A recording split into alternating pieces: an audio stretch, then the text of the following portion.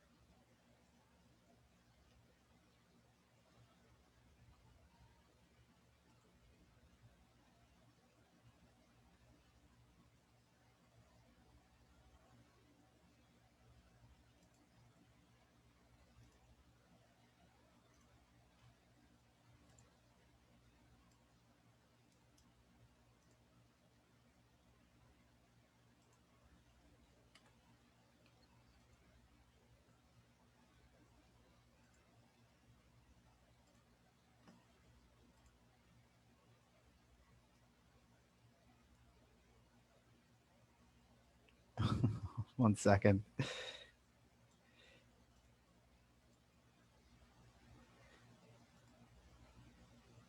Oh, Nikhil. Oh, shoot.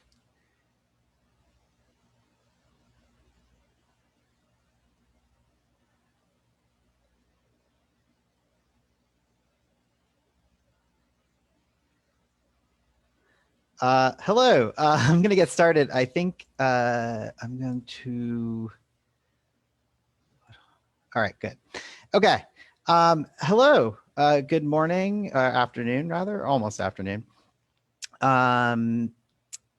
Thank you for signing in. Sorry, we're having some technical difficulties. This is why this is running a little bit strange. Oh dear.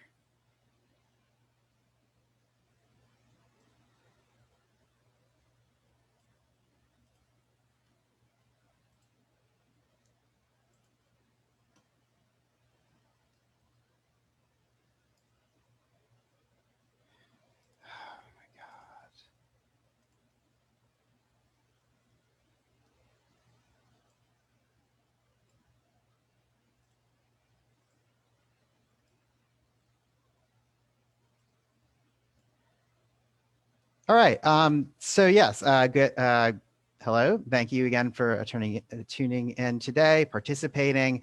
My name is Ajay Chaudhary. I'm the executive director of the Brooklyn Institute for Social Research, and I'm also a core faculty member here, specializing in social and political theory. And people keep jumping in here. I'm going to try to stop that. And welcome to Empire in Crisis, a teach-in and symposium on U.S. imperialism today, which will be taking place starting now.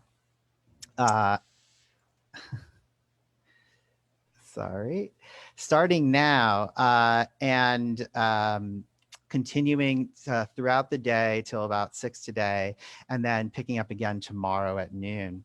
And I really want to, just before I even start this quick little intro, thank our co-presenters who are so vital to this event, at the Colombe Foundation, at Justices Global, at Verso Books and M+1, at Veterans for Peace, at the DSA International Committee, at the Quincy Institute for Responsible Statecraft, If Not Now, the National Lawyers Guild, and the Costs of War Project. And really, thank you all for watching, for participating, for people who signed up. And I've read the readings for the seminars, for people who are excited to learn with us today and ask questions with us today, and to listen and think about and comment and really sort of carry forward the conversations we're also going to have in our evening panels, or late afternoon panels, I suppose is more accurate. And really, that was one of the key principles for putting together this two-day event, is not only to sort of engage in analysis of what imperialism is today, what it means, but also how we might carry it forward as part of political practice, what anti-imperialism and internationalism mean today. I'll talk about that in a moment. So this is perhaps a particularly auspicious week for this event, and it's not that auspicious of times in general. Just 4 days ago, the fascist coup government in Bolivia was overwhelmingly defeated by the Bolivian people in national elections, the culmination of many months of sometimes bloody struggle, a struggle which continues on long after any election day has passed. The reconstitution of a Mas government is not only the restoration of substantive democracy and popular sovereignty for the Bolivian people, it is a blow against American imperialism. It is a lesson for all the world, including perhaps especially the global North, a rebuke to the power of the United States, and a refutation of, to quote Frantz Fanon, its sermonizers, counselors, and confusion mongers, those pundits and preachers who fill column lines and airtime on behalf of perpetual global plutocracy. And it would be pleasing to leave it there, right? I hope that sounded nice. And if these 2 days were devoted merely to a narrow band of strategy and messaging for the still nascent American or Anglo-American left, I honestly might leave it there. But the questions we're asking here about imperialism and militarism, and what the politics and practice of internationalism and anti-imperialism can be today go far beyond that. The ousted socialist government of Evo Morales, Bolivia's first indigenous president, oversaw tremendous achievements within the often unfathomable strictures of capital and empire. But they were far from perfect, helping to usher in the most substantive international climate agreement to date, the People's Agreement of Cochabamba, but deviating from much of that program in the face of developmental pressures, bringing in social movements, labor, and historically dominated peoples into government for the first time in Bolivian history, but then cutting off much of that mass base and navigating power. The point here is not to hand wring or bury political solidarity with so-called nuance. There is no easy, obvious, ready-made solution for a government in such waters. It is tempting for many to want off-the-shelf solutions, one principle from on high from which to adjudicate, one more just war theory, one more transcendental moral to absolve us of the messy world and the messy work of politics. The challenge of understanding imperialism today is what anti-imperialism might be. The challenge of understanding imperialism today and what anti-imperialism might be is to contend with the same world, the same binds of actually existing power, of actually existing capital, of actually existing empire, without losing sight of that solidarity, without which there is nothing. We find ourselves at an impasse. Proclamations in the face of globalization, of the end of imperialism that colored so much commentary at the beginning of the 21st century, turn out to have been woefully premature. At the same time, there has been a qualitative shift in the capitalist world system and its military might. We live in a world of global value change and private military corporations at the same time as the United States has some 800 military bases in 80 countries across the world. As the late Samir Amin, someone who hardly discounts the continuing relevance of states and especially the power of the imperial centers, put it in one of his final writings, for the last 30 years, the world system has undergone an extreme centralization of power in all its dimensions, local and international, economic and military, social and cultural. Some 1,000 giant corporations and some hundreds of financial institutions, which have formed cartels among themselves, have reduced national and globalized production systems to the status of subcontractors. At the same time, the colonization and imperialism that has always existed within the imperial centers is, as we will explore later today, spreading. In this changed 21st century landscape, a colonial relation is more and more a generalized social relation, perhaps more than any other. The militarism that was and is always so plain to colonized subjects, both at home and abroad, is ever more visible and ever more palpable than at any time, perhaps any time in recent history for ever more people. How can we account for this shift? What does imperialism look like today? How is this like and unlike imperialism in the past? What is the place of the United States in this? How has militarism changed over the past 40 years? How can we account for that? How can we understand the confluence of military power and policing power? What does endless war actually mean? How should we understand a critique of militarism? What is the present and future of American imperialism? And how can internationalism and anti-imperialism become central today to a broader politics of emancipation? These are the questions we will start addressing over these 2 days. Working with so many different scholars from our own faculty, guests from other places and from other orgs, activists, and so many more. We really do hope for this to be the start, not the end of a conversation. So just to go over the coming days schedule and tomorrow, after this, I'm going to hand over to my colleagues, Suzanne Schneider and Anthony Alessandrini, who are going to talk about empire, pandemic, and crisis, right? The conditions of the present moment, and we shouldn't lose sight of them.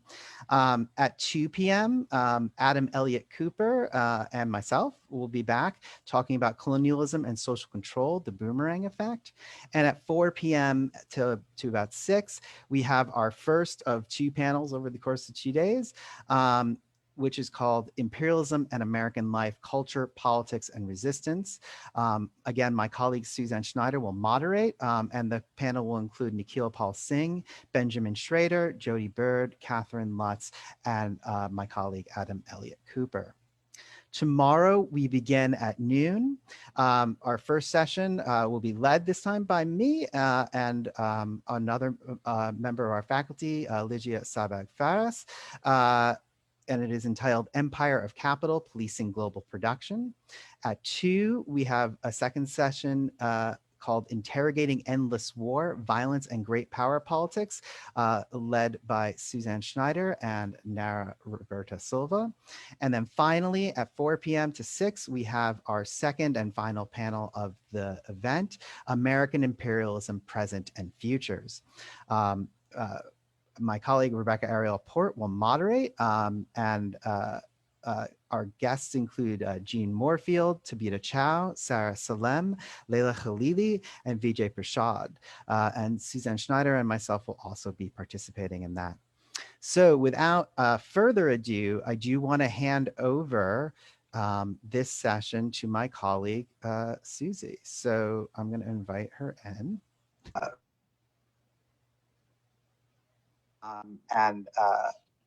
Our guests include Jean Moorfield, Tabitha Chow, Sarah Salem, Leila Khalili, and Vijay Prashad. And Suzanne Schneider and myself will also be participating in that. So without further ado, I do want to hand over. Sorry, Suze, you got to mute your. And I'm going to step out as soon as Mark and Susie have joined in.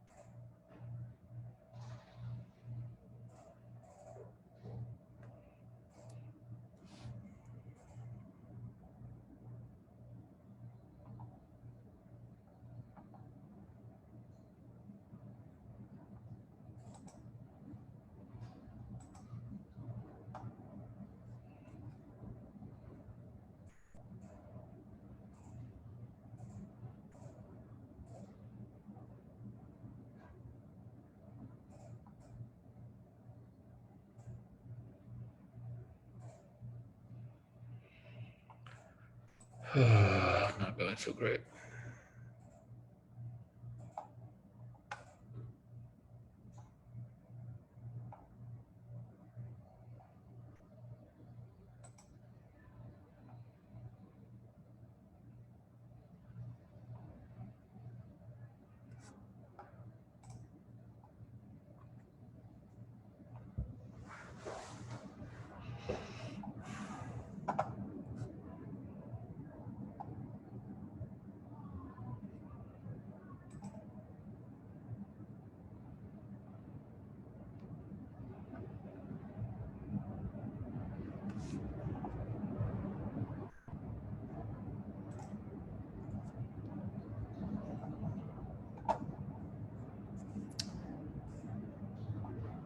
Still on mute.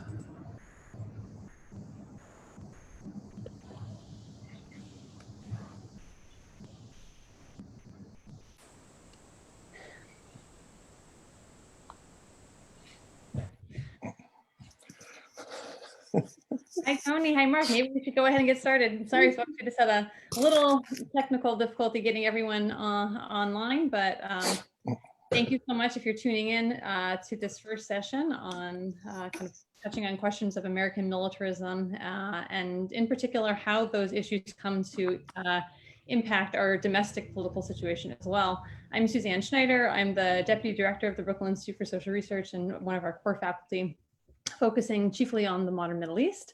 And with me is my colleague, Tony Alessandrini. Tony, you want to say hi? Hey, everybody. Pleasure to be here. You want me to say something about myself? Okay. In my day job, I teach at the City University of New York. I teach English and Middle Eastern Studies, and I'm proud to be a member of BISR's affiliate faculty, and really thrilled that we get to talk, Suzanne, you put it really well, about sort of breaking down this whole domestic international politics question today. Yeah, and I think, you know, that kind of gives us a nice, and maybe a nice place to start this. And just actually, before we dive in, I should say that if for any of you who are watching this on Facebook, I believe there is you have an ability to type in questions. Is that correct, Mark? Yes, that's correct. So we invite everyone who's watching to feel free to comment and ask questions, which we will do our best to address during the learning session. Yeah, and hi, Tony. How you doing? We will pause kind of at a few points to kind of review some of the questions that are coming in and seeing if we can speak to them. But yeah, let's get started. And I think probably the best way into this is trying to set the stage a bit theoretically. How do we trace the impact of American militarism and imperialism? What are the pathways that we have to follow in order to really pursue this goal? And I think that we're going to have to start not just this session, but I think this is something we'll carry through to every session that we're going to be doing. We're going to start with the premise that foreign policy and domestic affairs are fully entangled, despite the fact that we're not used to necessarily approaching them as such. And what do I mean by that? I mean, if you look around, you have all of these, you know, whether you're looking at policy journals like Foreign Affairs, Foreign Policy, you know, various think tanks that operate, many more or less kind of treat these issues in a rather like siloed fashion, even though I think most of the people who are working within them would kind of readily point to the places where, you know, the kind of the boundary between the foreign and the domestic is actually rather quite porous. But is going to be a kind of like our starting theoretical stance is that in order to think about American militarism and imperialism today, we have to start by kind of dissolving that kind of formidable analytic barrier to the greatest extent possible. And tracing these through lines of militarism then are going to going to bring us into conversation with a number of kind of discrete instances where we see this line being blurred. And I'm going to just throw out a few very quickly here, and then we're actually going to talk about one a little bit in depth, picking up on one of the readings that was available for those of you who looked at some of those readings in advance. So the most, one of the most obvious is American energy consumption. Access to oil kind of continues to undergird a number of alliances and positions toward oil producing countries, not only and obviously in the Middle East, but in regions like West Africa and Central Asia as well. One that I'm kind of, been working on myself recently is the kind of more on like an affect level, and a material level, how the kind of global war on terror has come to reshape and influence American gun culture. The ways in which we have the kind of the growth of the citizen soldier who emerges from a global war on terror posture of constant vigilance. If you just consider, for instance, that American gun sales have nearly quadrupled since 2001, I think that the notion of America under siege comes to inform everyday people's views on safety and security in these ways that are kind of really quite consequential, but we can't really even tell that story without also kind of turning our eyes at the nature of American military engagements abroad. And perhaps kind of most in our face over these last few months has been the kind of the militarization of American police forces. We'll be talking, I know my colleagues will be talking a little bit later, I'm sure, about the government's 1033 program that gives war arsenal a second go round on American streets, and the ways in which these cycles of violence from the kind of colony, the periphery back to the center, however, if you want to even use that framework, and we can dispense with it altogether, but that the way that there is this kind of circularity of violence and really like the tools and the know-how of violence. And maybe this is a nice time that we actually can pivot, Tony, to this article that we've shared with participants from Rachel Ida Buff that I think brings some of these connections to the forefront. Tony, do you want to say a little bit maybe about this article and why you thought? Yeah, sure. Do you want me to? I could also share the screen for people who want to look at it. I was thinking actually exactly as you were talking, this notion of the citizen soldier, which is one of the things that comes up here in this piece. So Rachel Ida Buff is actually quite brilliant scholar of immigration and has a book that's just come out called A is for Asylum, I believe. But the piece, for those who have read it, I mean, the headline sort of says it all. She teaches at the University of Wisconsin, Milwaukee, and at the beginning of the semester got a number of emails from students essentially saying in identical format, I'm a soldier and I've been called up for riot control. So what she tries to draw out in the piece, I mean, are a couple of things. One, and this is something, you know, that maybe we can talk about, you know, as we get sort of into the second half of our discussion, is this more general sense of what people like Ruth Wilson Gilmore are going to talk about as organized abandonment of communities, right? And the way that that has kind of spread into the public domain. But, you know, in some ways, I think sets out in a very compact and in some ways frightening way the situation in which I was thinking, Susie, when you mentioned, right, I forget the name of that particular law, but the sort of the recirculation of military hardware to police. The 1033 program. Yeah. Thanks, exactly. I mean, one of the big, one of the places where a lot of that hardware has gone is to campus police, right? Like massive, I mean, you know, campuses that have like Humvees and like armored vehicles and like absurd sort of, so this sort of sense of campuses is policed. But in the case of this article, you know, Buff looking out across our classroom and seeing students, some of whom have been participating in the protests in Kenosha, some of whom have been called up to, you know, do riot control as soldiers. So basically and this is another place where that, you know, foreign and domestic totally breaks down because they're in the National Guard and they're being called up essentially to do riot control in their backyard, potentially in their own communities. And as she notes, maybe some of them were in the protests. And the other thing that I really actually love about this article, and that kind of points us, I think, to some like productive, not just analytic spaces, but also like some productive places for engagement. It's that, you know, who are these students who are kind of serving the National Guard? Mm-hmm. Right? What are and, you know, that she's very clear that, you know, that the vast majority of these, you know, students are doing so because of some sort of financial incentive to basically to go to college, which is otherwise unaffordable and inaccessible for them. Mm-hmm. And so the connection here between what we choose to devote money to and what we choose to essentially underfund or defund with regard certainly to, you know, public education is very clear. And, you know, she has this really great kind of quote here where she says, collective financial investments in militarism diverts public monies away from education and social programs, resulting in soaring student debt, as well as diminished opportunities after graduation in a job market reeling from imposed austerity on everything but military spending. The financial impetus to enlist is itself created by militarism.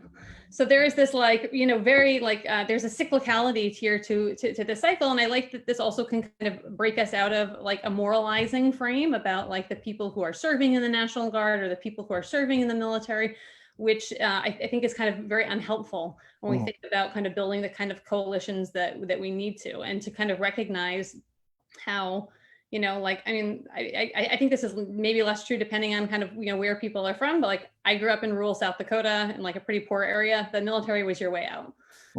And tons and tons of friends and my family members who took that road out because it was one of the only ones available to them. And so, you know, kind of thinking about this, the militarism piece here and the things that induce people to kind of go in that path, we have to do that alongside the things that we are not funding, like education.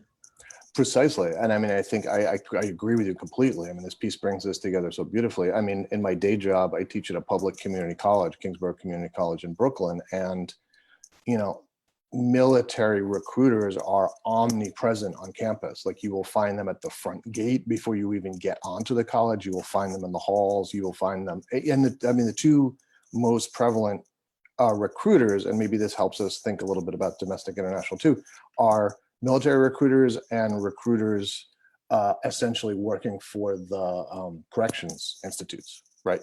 They are continually present on campus. And this is something, again, I think Buff brings this out really clearly. She essentially says, military service is how many of our students finance their higher education, how many first generation working class and or Black, Indigenous, or people of color students gain entrance into a public university system increasingly made inaccessible by soaring tuition. I mean, the dialectical, right, the sort of dialectical take there is what you were describing, right? The very thing that has fed militarism has in turn emptied the coffers of public education, which then feeds back into the militarism. Yeah. The other thing I think that's so striking that she brings out is, you know, one can do this in terms of Kenosha or in terms of Black Lives Matter and sort of say the same communities that are being policed are the ones being called upon to provide the soldiers. One can do it, I think, also in terms of you know, Middle Eastern, North African communities in the U.S., right? Which have, you know, where the notion of kind of terrorism policing. I mean, at CUNY, there was a case several years ago in which it was discovered that the NYPD was literally sending in agents to Muslim Student Association meetings, right? And those same students, and I know this from experience at Kingsborough, are the ones who are often targeted by military recruiters, targeted, you know, to be part of the correctional institutes. Yeah. And these are right. These are like good, solid paying jobs at a time where they are increasingly not available in other sectors. Absolutely. Right? Like there's some like great benefits involved, right? And it's kind of just important to kind of keep all of that in mind. I mean, I think that we'll, you know, kind of having said a little bit here on, you know, why we really need to think about these issues in this interrelated fashion, it is still helpful to do a little bit of accounting and speak and put some like real numbers here on the amount of money that we are talking about when we talk about American militarism and the kind of physical force that sustains American empire abroad. You know, America, you'll probably not be surprised to know, has the largest and most expensive military in the world. For the fiscal year 2021, there's a budget of $705 billion that has been requested according to the Department of Defense. But actually, that budget number is not inclusive of many other things that really do figure into kind of questions of defense and security, including an additional $105 billion allocation for the Department of Veterans Affairs, $50 billion for Homeland Security, $44 billion for the State Department, an additional $20 billion for the National Security Administration and Department of Energy, and the FBI and cybersecurity at $9.8 billion. So if you actually are going to look at the kind of the full pie of what we're spending on the military, the figure is something more like $934 billion. So nearly $1 trillion a year at this present point. And I'm going to share my screen so we can look at a few, you know, kind of charts and graphs in order to give this some sort of, right, to kind of to see how this actually kind of plays out in practice. So just hold on for one moment.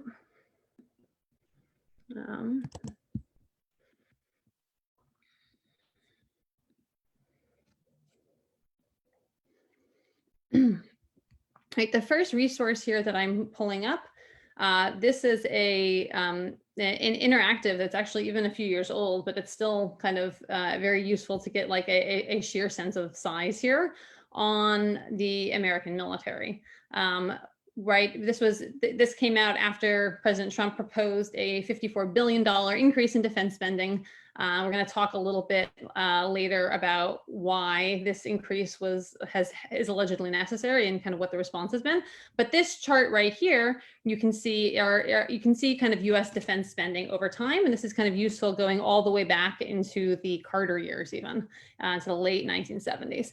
And if you're kind of tracking this, you'll see that there's this huge kind of uptick in 1984, 1985, kind of as the kind of Cold War reignites or is reignited truly by Ronald Reagan, a fairly significant dip in these kind of mid-90 years, but never really as low as a lot of people hoped and even expected that it would go based on the shifting security position after the Cold War. And we're going to talk about why that is, why this what is called kind of a peace dividends proved to be quite elusive and did not arrive in the way that we had hoped. And then you see the kind of huge ramp up again here after 2001. And in these latter years, the way that defense spending has been divided has been the kind of the dark gray, this like solid gray is the Department of Defense's base budget.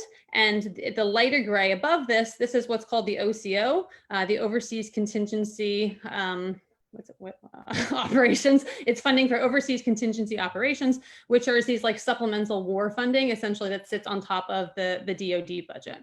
Okay, and there's another kind of, again, this is already from 2017, this is already out of date slightly because this $5 billion, like we would love to have a $196 billion budget when we're actually talking like the hundreds today. Like this is, but just kind of by comparison, you can look at the spending of all of these other countries, including ones like China and Russia that are increasingly identified by kind of foreign policy hawks as the new threats on the horizon. So this is one kind of, this I'm going to share, hold on. It just breaks this down a tiny bit more over time.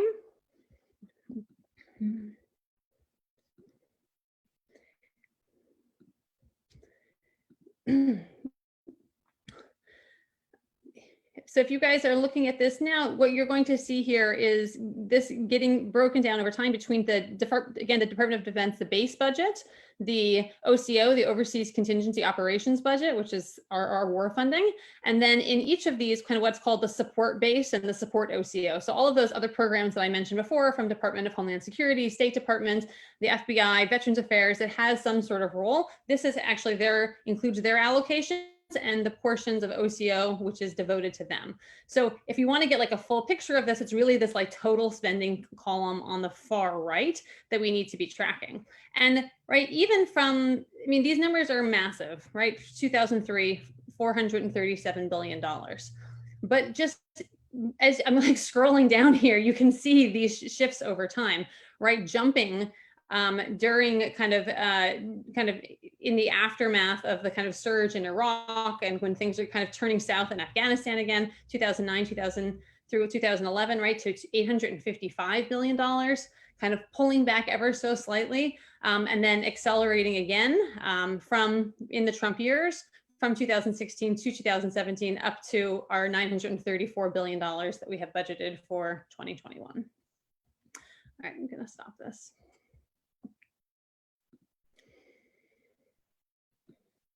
And maybe I'll just jump in to say, as you're doing that, I mean, I had read the article. I hadn't looked at the charts and the graphs, and they're even more striking. But I mean, it's interesting looking at that moment, sort of 2008, 2009, 2010, when the numbers are sky high, and again, sort of thinking international and domestic.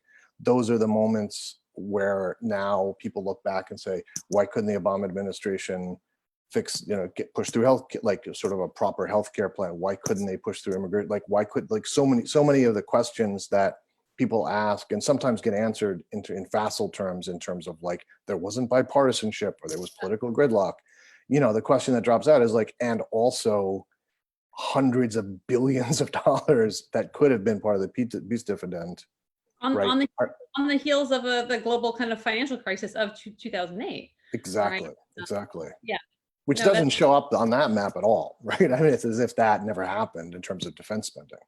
There is a bottomless pit, it seems. Which is something that we kind of have to interrogate. And we can speak to this, I think, a little bit later about what view of the state do we have in mind that when we assume that defense spending is kind of is the thing that is bottomless, whereas other things are not. Yeah. And much of this recent increase is attributed to the global war on terror, which we're going to be speaking about a lot more tomorrow. But it is useful also just to put some sort of figures on what that effort has looked like.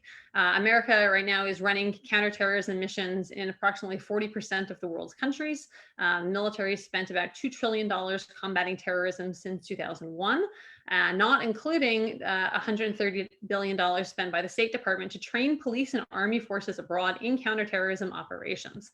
And this is something that I would kind of, I don't think it gets as much attention as it should, but we should be very suspicious about what types of training operations those are and how those are actually, what the nature of those interventions are for the countries in which they're occurring. So let me pull up kind of one final kind of infographic here that I think will be useful on this. This is a great little map that actually Brown's Cost of War Project put together that kind of illustrates the American military presence in terms of, I'll close my Home Depot ad, in terms of the American military bases, or these lily pads, which are the blue stars. These are all the countries that have some sort of American base. This little orange like crossfire thing is training assistance programs that are run for these countries' internal security or police forces. The kind of green arrows, these are US military exercises, which also overlaps a great deal with the training. The kind of orange circle with like the explosion in the middle, these are places where American forces have actually engaged in combat. And finally, the cross here at the bottom in red are the countries their air and drone strikes have occurred in the year since 2001. Now, there are, I mean, again, I think it's almost shocking to see the range of operations, like when it's presented to you on a map like this. But the thing that particularly interests me is somebody who does study the Middle East and studies kind of the kind of anti-statist actors and forces within the Middle East and their relationship to the state and views of kind of state authority and legitimacy, are that all of the money essentially that's given to propping up various forms of like autocratic and dictatorial regimes in the name of a kind of combating terrorism. And and we have, I think there has been quite a bit on this about the ways in which the kind of counterterrorism operations serve as this umbrella that can be used to target internal opposition leaders and movements, which really which kind of further erodes any sort of internal security situations, regional security in the long run. Nigeria, for instance, has received a great deal of American military aid and has benefited from training of thousands of its police and soldiers since 2001. And this is the same country, of course, whose soldiers were massacring civilians in the Delta region who were resisting Shell Oil's quite literal destruction of and their means of living in the 1990s and early aughts, and who are, of course, in the streets protesting what? Police brutality, and in particular, this special anti-robbery squad. So thinking about also kind of the global war on terror through this vector of the kind of American support for kind of state violence in other places, in addition to our own, I think is one kind of productive route. And this is just, again, this is just the case of Nigeria. We could play this game with Egypt. We could play this game with Jordan, with Saudi Arabia, with so many other places as well. Yeah, and again, I mean, I found that graphic to be incredibly eye-opening, especially the number of the little explosions that one doesn't ordinarily, sort of the combat, sort of the actual combat, but also, as you say, the military exercises. And I was thinking, as you were talking just now, it would be really interesting to map military exercises like co-police trainings, all those things against, say, for example, sites of the popular uprisings, right? The Arab uprisings, right? Of the sort of 2010, 2011, 2012. I mean, I saw Tunisia, you know, I mean, if you was, I mean, it would be interesting to sort of try to track that in terms of counterterrorism, right? Yeah. So even kind of all of this said, and again, we're not like this, we're not the first people to say it. This is kind of like much of this has kind of been broadly known, even within kind of policy circles, but that growing the military seemingly without end remains a kind of solid bipartisan position in Washington. And the only real question I would say within kind of these circles is how the money is spent, rather than whether or not it's allocated or whether or not it's spent at all. So just to give you, for instance, an example, the Brookings Institution, which kind of puts itself out as like fairly nonpartisan, kind of center of the road on things like you know, defense and foreign policy.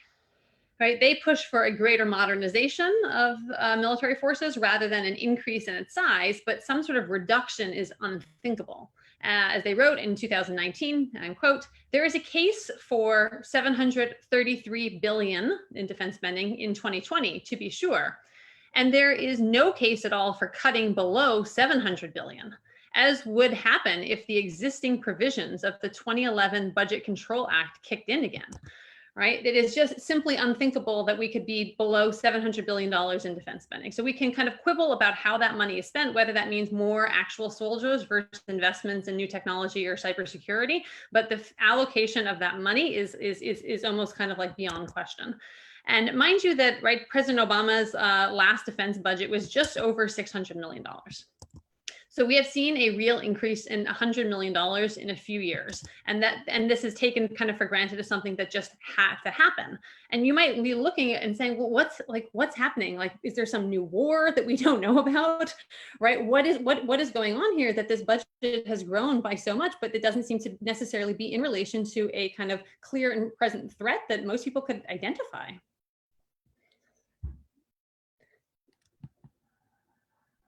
It was that was particularly striking in the Times piece that accompanied that, the first graphic you showed, you know, about the sort of the growth of defense budgets under Trump. And one of the things, I mean, I'm an English teacher, so like I'm a close reader. And one of the senses you got, my sense was that these were like defense reporters, that they literally didn't know, like they would describe some of Trump's, you know, proposals for raising the budget, and they literally were like, we don't know why he's doing this. They literally couldn't track it, which is, I just put that out as a kind of structure, that almost structure feeling that came out of reading those. There was a way in which it didn't fit the usual template. So I think we could look at a few different places to kind of explain this like seeming disconnect between strategic position on one hand and actual military spending on the other. One is that, of course, the idea of expanding the military, strengthening the military, all of this kind of rhetoric around kind of supporting our troops, et cetera, serves domestic policy goals. And this is kind of true, I think, largely across the board. Like, nobody wants to be accused of being soft on defense. That's like right. That is a kind of like a fatal blow on many a political campaign. But you know, Trump, of course, have campaigned on the supposed weakness of the American military, and for kind of would-be authoritarians who are interested in having tanks parade through the Capitol, increased military spending, of course, is it serves a particular kind of domestic political goal, even if it doesn't necessarily align with any sort of clear threat kind of in the outside world. And on that note, I'll just say that. So just a few more kind of comments here on some of the increases that we've seen under the Trump administration, is that right? The defense spending under Trump has increased from $606 billion. Again, that was 2017. That was the last year that Obama had done the defense budget, to $704 billion in 2020. So we're talking, and right, this kind of the new prospective number is at 733 for 2021. So we're talking about $100 million or even more, kind of over the course of about 4 years, and that people who have looked at this, and particularly a new strategy document that was released by the DoD in 2018 on kind of new defense strategy, have sometimes characterized it as a budget in search of a strategy. We might think of it as a budget in search of a war, and that again, there seems to be a total misalignment, at least ostensibly, between these things. Now we have to kind of figure out the ways in which maybe that's not the case. And I think some of our later panels today and tomorrow are going to talk about, why it is that this force, what the type of work that these forces are doing, and how that spending is, some would argue, absolutely necessary and maybe not even enough.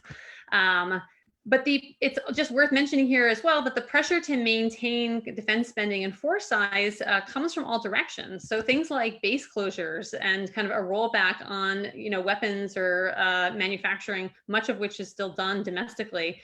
Weapons, parts, machinery, all of these things are incredibly unpopular among the congressmen whose districts those those plants and those jobs exist within, and that absent any sort of kind of more concerted attempts to convert the economy in ways which we'll talk about briefly, that the prospect of losing, say, a few thousand jobs in your congressional district, this is a non-starter for many people, again, across the aisle, and that these programs and the spending is maintained also in order to kind of prop up certain parts of the domestic economy. Tony, did you want to add anything here? And then maybe we'll pause, because I think Mark's mentioned that we have a few questions that have come in that we're going to speak to. Yeah, maybe let's just go to questions. And yeah, seems like a good moment. Sure, yeah, we have a couple. So Aruj, sort of is kind of more of a comment, but pointed one. Back when we were talking about the Rachel Ida Buff piece on military recruitment, she says, I would also like to add that once you join militaristic institutions like the police force, you become brainwashed to see your in-group members, that is fellow officers, as us and the civilians as them, which explains the readiness to carry out violence against one's racial group, to kind of create a kind of double consciousness effect. I think that's well stated and something observable. I will just add that my especially because I think my dad is actually watching this, which is great, because this is like his big complaint about the police that I've heard for many years. He says that I knew things were going south when I started hearing police officers talking about us as civilians, and that even that kind of migrating that language of the kind of civilians has been. I think she's absolutely right. And hi, Dad. Yeah, and I would maybe add. I mean, I was thinking, hearing that comment, and also hearing, Susie, what you were just saying, there's a great interview that Angela Davis did, which is in her book, whose name I can't think of right now. But essentially, it's talking about Ferguson, the protests in Ferguson in a global framework. And one of the things she talks about is a thing we often say, which is the militarization of the police, right? That in a way, Ferguson was one of the places where that became most visible, seeing police roll up in tanks and wearing, full, kind of tear gas gear and etc. But what she then, and I think the brilliance of the analysis is like, we then need to shift our analysis, because police, the job of the police is to be police. The job of a soldier is to shoot to kill. And, when we talk about the militarization of police, it's not just that they dress different or they have different guns, it's a different function, right? I mean, if we think of militarized police in that context, it is a totally different function. That's a great point. Absolutely. We have another set of comments. David, says, I would highly recommend that we stop calling it defense. It isn't. That is a euphemism that we use. Military and war spending is more accurate. Similarly, he wouldn't call it the Department of Defense, but rather that it should be referred to in its old name, which is the War Department, which reflects maybe a different sense of public relations, prior to, I don't know, mass culture, back when they used to call things maybe a little less by their names or more by their names. Always interesting. Jonathan asks, is there any data on the comparison between an increase in purchasing amounts of military product compared to an increase in price for the products? I don't know if military is the things we spend money on outstrip inflation. I don't know. That's an interesting question.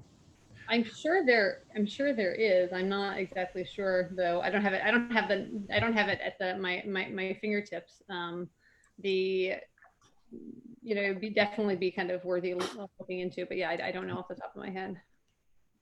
Yeah, no, I could see given the incestuous relationships that get fostered in the kind of complex, military-industrial complex that we talk about, if there was some kind of premium that gets paid based on the kind of insularity or hermetic environment of kind of defense contracting. So it stands to reason.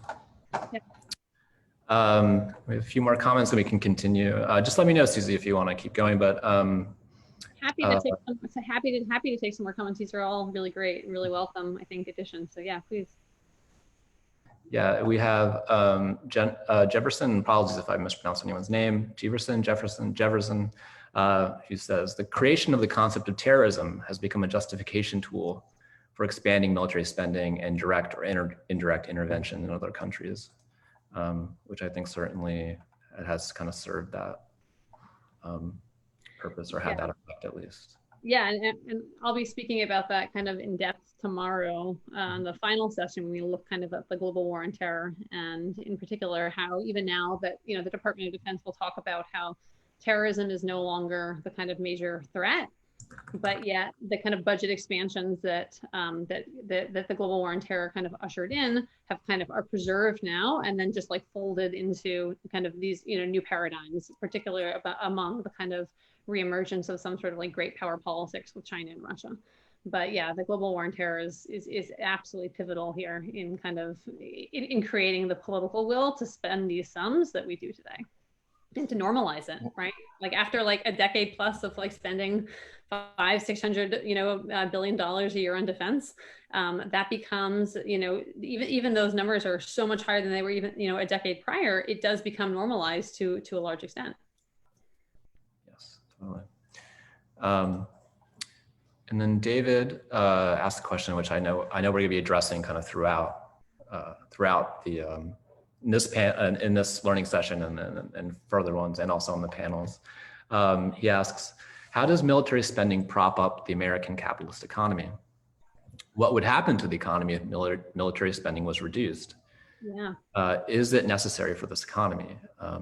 So I think actually that's a great place to pivot to this article that I included by kind of urban planner and policy expert Anne Marcuson. This is an old article. This is from 1992, but I'm assigning it almost as a primary source so that we can read through somebody who is thinking about these questions just as the Cold War is and the kind of prospect of a massive reduction in American military spending is on the horizon, and thinking precisely through this question of the impact on the economy. And I think it will help us not only speak to that kind of particular issue, but also this one I mentioned prior, which is why is this elusive peace dividend? Why does this never arrive? Why are we never able to kind of reallocate those massive sums that are going to kind of prop up Cold War militarism to things like housing or education? So thinking about military spending, again, vis-a-vis these other potential categories, healthcare, education, right, infrastructure, environment, just to really name a few, right, means recognizing that, at the most basic level, that we're dealing with like a guns versus butter paradigm, which is this kind of, very old kind of framework for thinking about how states choose to prioritize their spending. This was given new life, actually, by President Eisenhower, I think, in this very fascinating speech from 1953. That's after Stalin's death. And this was right many years before the kind of famous one he gives on his way out of office about the dangers of the military industrial complex. But I'm going to just read a little bit here so we can just see how, even both kind of at the real, but also at the like rhetorical level, how this plays out. So I'm quoting President Eisenhower here. Every gun that is made, every warship launched, every rocket fired signifies, in the final sense, a theft from those who are hungry and who are not fed, those who are cold and are not clothed. The world in arms is not spending money alone. It is spending the sweat of its laborers, the genius of its scientists, the hopes of its children. The cost of one modern heavy bomber is this: a modern brick school in more than 30 cities. It is 2 electric power plants, each serving a town of 60,000 people. It is 2 fine, fully equipped hospitals. It is some 50 miles of concrete pavement. We pay for a single fighter plane with 500,000 bushels of wheat. We pay for a single destroyer with new homes that could have housed more than 8,000 people. This, I repeat, the best way of life to be found on the road. Sorry, this is like a little bit of a typo at the end here, but just also stop there on the kind of question of on housing 8,000 people. Now, right, ironically, this speech is delivered in 1953, and it comes in this kind of section that I'm quoting from comes in. The framework is a larger speech in which Eisenhower is insisting that America has no interest in kind of meddling with the internal affairs or the economic arrangements of foreign countries, and kind of inviting the Soviet Union and its post-Stalin days to kind of follow suit. Now, right, 1953 is also the year that the CIA is deposing the democratically elected government of Iran after it tries to nationalize that country's oil resources. So we need to take all of this with quite a significant grain of salt, given these kind of covert operations that very much were happening at the same time. But I do still think it's noteworthy that Eisenhower, kind of Republican president, takes for granted that the government could and should be supporting things like food and housing and education, and that we are far from a consensus position on that today, that those would even be appropriate sites of government intervention. Tony, did you want to speak into anything to this? No, I'm nodding vigorously because this is what I've been thinking about trying to talk about a little bit coming up. Maybe if it's okay, I'm just going to share screen and show the Markinson piece for a second. I mean, I was really grateful to have the chance to read this going back to like 92. And I mean, just one paragraph from like right at the beginning, right? In the United States, priorities that have been placed on the back burner year after year, such as infrastructural repair, alternative energy, environmental protection, housing and inner city reconstruction, mass transit, and education would benefit greatly from the release of resources now devoted to military preparedness. Similarly, in the former Soviet Union, where as much as 1/3 of the economy was organized around the military, a rapid resource transfer could boost productivity and go far toward meeting demands for consumer goods and civilian technologies. And, it's like LOL cry, right? It's like one of those, like that is the, and I'm grateful for that, for the sort of historical memory of that. I mean, of that moment when one could talk about a peace dividend, even as that's not even a word that sort of exists now. It's circulating. Yeah. But it reminds me, I think, and I mean the text that I had sort of added to the mix, and it could have been one of a number of texts. It was this one is the work of Ruth Wilson Gilmore. It reminds me a little bit of the way she talks about the sort of a very similar period, which is sort of the 80s and 90s, as this moment when the prison industrial complex comes into its own. And part of the work, it feels like part of the reason for the importance of like remembering that Markinson moment is, it could have been otherwise. Because especially when you get the Brookings Institute saying like, well, less than $700 billion for a military budget is just unthinkable. Yeah. I mean, it becomes unthinkable, right? It becomes unthinkable, and peace, working back to peace, that process back together, I think is, so I was really grateful for that, even though it was really painful also of course, that also was all pre 9/11, right? And I mean, I know we're going to talk more about this tomorrow in the sessions. Yeah, I mean, I think that it is, when we mentioned a little bit before that there's this, even you could call like a misalignment, say, between what America's actual like threats are in terms of kind of foreign policy that you would require some sort of, I'm just going to call it the War Department, resources for on the one hand, and what the spending is like for that, right? How we have had this $100 million increase under Trump, and we're looking around and saying, well, what is this? Again, it's like a budget in search of a war, a budget in search of a strategy, if you want to be slightly more like euphemistic about it. And so I think it's interesting to return to this point in the early 90s, where you had a kind of similar kind of moment where, you know, spending did fall slightly, but not nearly as much as people had hoped or thought it could. And to ask the question, okay, well, why was it then that kind of that kind of like misalignment carried through, where we ended up spending so much more than kind of our, again, like strategic position would imply was necessary. And, you know, I think that, like, I'm going to just said you know, in that Marcuson piece, and I'm sorry, I'm a paper person, like calling it up here, that there's this interesting, we said, where is this that she has? Oh, you know, I'm actually, let me share this. Let me share, actually see if we can do or Tony, you have it handy? I have it, yeah, I could just share it. Well, could you pull up the, yeah, that onto page 392? Got it.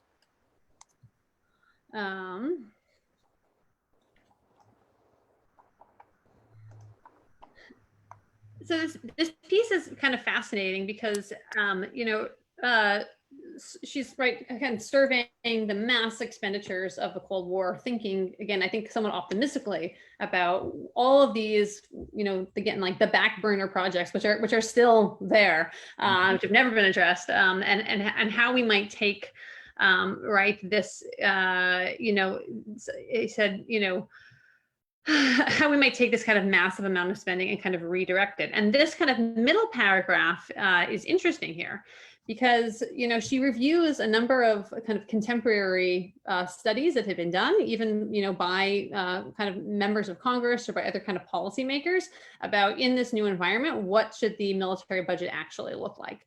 And they range from kind of a low of $67 billion. Like, you guys, $67 billion is a lot less than like $934 billion to $67 billion to, you know, $244 billion. That these are kind of all like, these are the numbers that are kind of, you know, that are being tossed around. And then she'll go on to talk about, you know, part of the reason why this never happens. And this kind of gets into, on the bottom of this page, the kind of domestic opposition to these cuts, particularly for congressmen who have manufacturing jobs located within their districts. So, right, as she gives this example, that in the spring of 1992, a Democratic House restored the budget to one more Seawolf submarine, funding for 15 more B-2 bombers, and 4.3 billion for Star Wars. And the reason is why, she says, why it's proving so difficult is because the short-term adverse effects of these cuts would have on communities, workers, and firms that rely on military spending. So in the debate about the Seawolf submarine, for instance, nobody's talking about whether or not this thing is actually vital to the nation's security. Instead, the debate in Congress focuses around the 10,000 workers in southeastern Connecticut whose livelihoods depend on Seawolf, and without it. And so too for the kind of B-2 bomber. And so Marcuson, they said this piece is kind of interesting for kind of pointing almost in like real time as these deliberations are happening, kind of at the end of the Cold War. What are the kind of entrenchments that are making reduction impossible? And she kind of, you know, will continue to talk about this piece on the need to create a much more robust government program to migrate the economy. So kind of what's called kind of like to create a conversion economy. Where you're migrating economies that have been built and organized to a substantial extent around warfare to something else. And that whether that's new industrial or service industry, infrastructure, or public sector jobs, but this requires very careful government management in an organized, centralized way. But so I think this will kind of maybe help us also see why this doesn't happen. Because the end of the Cold War, of course, 1992, she's writing this also corresponds with the ideological apex of neoliberalism, particularly in Washington, and the sense of capitalism triumphant and free market vindication with this, and central to this bundle of ideas, of course, is the thought that government was less needed than ever, that it should cede more and more arenas of public life to the private sector. So in other words, the type of coordination that would have been required to answer those congressional questions about base closures or factory shutdowns and how they are going to impact the economic outlook for their districts, that type of governmental kind of coordination was simply never attempted. And ongoing militarism is a way of providing economic support and stimulus absent any broader vision about the role of government. And I think that this kind of also gets us into how certain areas of government spending are always deemed to be legitimate, while others seem to be kind of under attack. So when government is redefined largely around the entity that's able to use force, and all other kind of possible avenues and other definitions kind of disappear, then that's what we left. This is kind of what we're left with. But right, we could have spent this money on like developing like solar panels or like building like playgrounds or something. Like it did not have to be on building B-2 bombers. And so there's really nothing magic, I'd argue, about military spending other than the fact that it occurs in this realm of violence, which within the kind of framework offered by neoliberalism is the only place that the state is really supposed to exist. Yeah, I was exactly so. And I mean, as I was thinking about this panel, and also, I mean, as the first panel of this much larger conversation that's going to go on for 2 days, I sort of just wrote a note to myself, which was like, how to think imperialism and neoliberalism together, right? How to think imperialism and neoliberalism together, right, in this particular era that we're talking about here. And yeah, I mean, going back to that earlier passage, like all these things, I mean, one thing I think that changes at the ideological as well as at the material level since the time that this piece is written, right? Infrastructural repair, alternative energy, environmental protection, housing, intercity reconstruction, mass transit, education. Even the liberal consensus today would be like, well, the market can take care of those things. Like, why can't the private sector take care of those things? Like that, I mean, that's a shift, right? And I mean, if we're gonna talk about, stop sharing, sorry. If we're gonna talk about how we got here and how to get out. I can't stop sharing now, so I'll figure it out when I stop talking. How we got to this point, it does seem to be, I mean, maybe in a little while when we start to shift gears a little bit, because Woodwills and Gilmore tells a story about this same period of time, right, in terms of surplus and various sort of things around that. But I think precisely what you were saying, like the needing to tell the story of neoliberalism here, right? Yeah. I'll mention too, just, that we're obviously touching a little bit on the kind of questions of kind of political economic arrangements, and then first session tomorrow, my colleagues are going to be taking up that kind of particular issue also in a lot more detail. So if that's something that really speaks to you, make sure you kind of come back and join us for that piece. But yeah, I found this article to be incredibly useful. Again, yeah, as like as a primary source, as a kind of a time capsule sort of thing from this period of hope, and then also as a as testament to why that never, again, why that hope never actually comes to fruition, why this peace dividend never arrives, and how that relates to the real refusal, frankly, of the federal government to play this type of concerted role in migrating the economy in the way that would have been required. She has a recommendation for the creation of a new government agency called what did she call it? Hold on, I have it. An Office of Economic Conversion that would close up shop at the end of the decade. That would be heavily kind of focused to working with local communities on kind of local economic development, job training, assistance, and that, of course, none of this ever happens, even at a less ambitious scale. And I think she has this great Where is this? Oh my gosh, this is so bad, you guys. But it's like really, it's really useful to know that, you know, that there was a measly amount of money that Congress allocated for this sort of kind of retraining and migration of workers out of defense sectors into into others. Oh, here we go. Like $200 million, I think. Yeah. So 90, right? This is on page 394 of the document. If anyone has it, it says the conversion record to date in the United States is abysmal. In 1990, Congress appropriated $200 million for adjustment, $150 million for workers, and $50 million for community economic development, to be funneled through the Pentagon and the Department of Labor and Commerce, respectively. Almost 2 years later, only half of it has left the Department of Defense, and only that in early 1992. So just, you know, if you're thinking about a military budget at this time, which is like $250 billion, putting aside, like spending $100 million on this sort of, you know, economic adjustment this is nothing. This is really, really small change.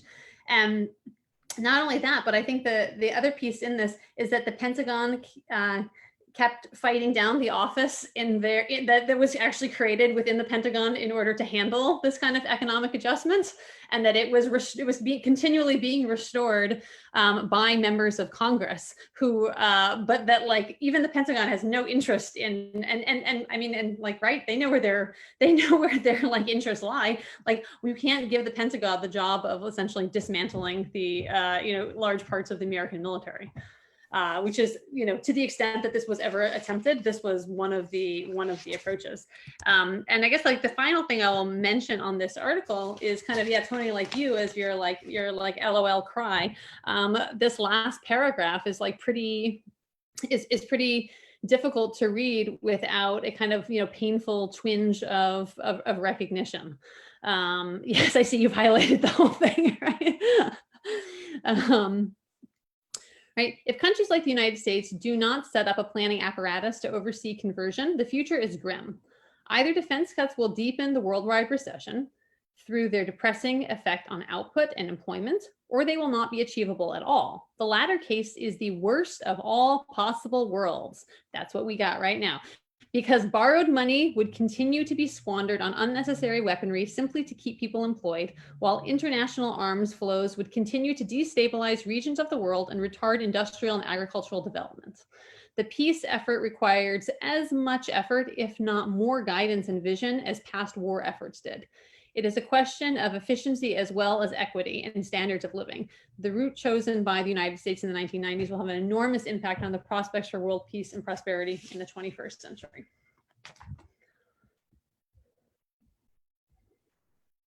I mean, that's so striking, and as you say, so difficult to read now. I mean, two thoughts that came into my head. One was, you know, the way she puts it, right, which was this sort of shifting, which again is we could almost call like an ideological or political shift from sort of preparing for war to sort of preparing for peace.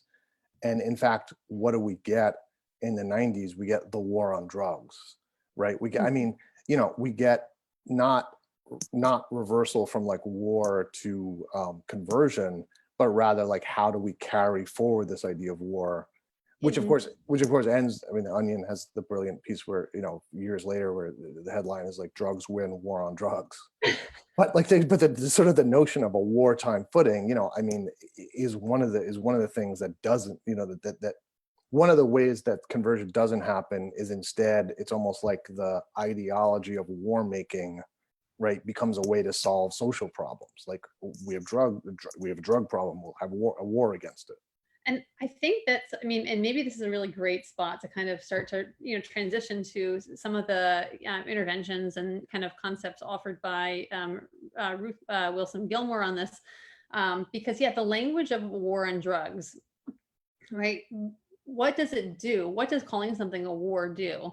Kind of, right? It legitimizes a certain sort of state intervention that is focused around violence at a time when other activities of the state are kind of under, are being attacked, right? That the state isn't supposed to provide housing. The state isn't supposed to provide healthcare. The state is only supposed to kind of preserve a certain sort of kind of stability and internal status quo. and that violence is, of course, like the chosen way to do that. And it kind of, I think this like leads naturally to the type of kind of criminalization that we've seen, to the kind of issues of mass incarceration that are kind of all too present, and I think our kind of next session will speak to as well. But yeah, so calling something a war, it really it enables you to kind of mobilize that very narrow view of what the state is supposed to do in terms of the provision of security, where the provision of security is only viewed as being attainable through the acts of violence, and it redeploys that then domestically. Mm-hmm. Maybe though we should pause, I think, for a few more questions. Mark, do we have other questions or comments that have come in that you want to share? Yeah, we have quite a few. And I'm sorry again if we can't address everything. Thanks for everyone's very active in the thread, and that's great. Brian makes a kind of pointed question. And again, it's one that I think will be addressed and readdressed throughout this entire symposium and teach-in. But he asks, I'm curious about the relationship between militarism and imperialism. Thus far in the discussion, they've been treated as identical, more or less, and they're certainly closely related in theory and practice. But I'd like to hear Susie's and Tony's thoughts on the relationship between the concepts of militarism and imperialism and the practices of war and global capitalism. And he acknowledges that maybe this is going to be addressed in future sessions, so no worries if that's the case. I know it's a huge theoretical question. If you guys want to offer some thoughts on that. I could offer a swing or two, but I will say that this is kind of the question of like militarism, imperialism, kind of in particular like the global capital flows. That is really the subject of our first session tomorrow. In addition, I do think that, again, I don't think I have like an airtight answer on this kind of this distinction between militarism and imperialism, which I guess obviously intertwined, but not necessarily identical. So I don't know. I said I think maybe instead of even trying to offer something here, I'm going to punt this to my colleagues, Ajay and Lucia, tomorrow morning, who are going to be kind of taking up this question, I think, in more detail. Yeah, it's a brilliant question. And I am also curious about the relationship between militarism and imperialism, which is why I'll be tuning in tomorrow. Yeah, maybe that's all I'll say for now, isn't it? It'll be at 12 p.m. tomorrow, folks. Yeah. 12 p.m. Friday. Okay. Aruj asked a question that's sort of pertinent and something for activists and organizers to think about. How can we begin to convince those who strongly believe that a strong military is crucial to America's existence? So basically, there's a lot of buy-in into the idea that this is defense spending. It's necessary, and that without it, we'll be subjected by our enemies or something. Well, sorry, do you want to go first? Go ahead. No, just, I mean, the thing I was gonna say, and then punt it to tomorrow, maybe can come in here as well, which was, I mean, even in the last set of questions, we sort of ended on a question about terrorism and a question about kind of budgetary, like literal material questions about budgets. And I wonder if part of what part of what Aruj and others are getting at in this conversation is the working on these two levels. How do we work on, thinking about terrorism and how terrorism has functioned is to think, among other things, at the discursive or cultural level, right? How has terrorism been brought to bear in certain kinds of ways, which always has material effects, and vice versa, right? I mean, the way we've been talking about kind of budgetary issues. So, I mean, it's not a way of answering the question, but it sort of sounds like, trying to convince people via stats and figures, et cetera, maybe one of the things they don't reach is what we might call the ideological, the discursive, whatever level. But I think our challenge as analysts and as activists is to sort of think how we're constantly able to try to do those things together. So I think you could speak to this on two levels. One, I mean, some people really like numbers and facts. You can say, well, our military budget is like, is almost twice as great as it was in the years immediately after 9/11. While we were actually engaged in two active kind of war combat situations in Iraq and in Afghanistan. Look around. Please tell me, what is it that justifies this level of spending today? And not only that, we could cut our military spending in half and still have the largest force in the world by far. that they're like we so far outstrip other countries that it's that they're I think that on like for someone who's like attracted to kind of like a purely kind of pragmatic argument, that might be those numbers might be swaying. But actually, I think that the issue here is bigger, and that we have to shift our thinking in a way that actually has clear parallels with kind of the way that we're talking about, say, kind of policing in America today, and kind of these arguments around defunding the police. We have to shift our thinking around about the military. We have to shift our thinking around about what exactly it is that helps us attain security. How is it that we are secure? What are the things that are needed in order to be secure? And what is the role of force versus things that are not kind of lethal force in actually in achieving that? And I kind of think about this very much in parallel here with something that Ruth Wilson Gilmore shares in the piece that we included, which she says, right, kind of abolition isn't just absence. And that is something I think that we can apply, again, both like to things like police spending, but also to military spending.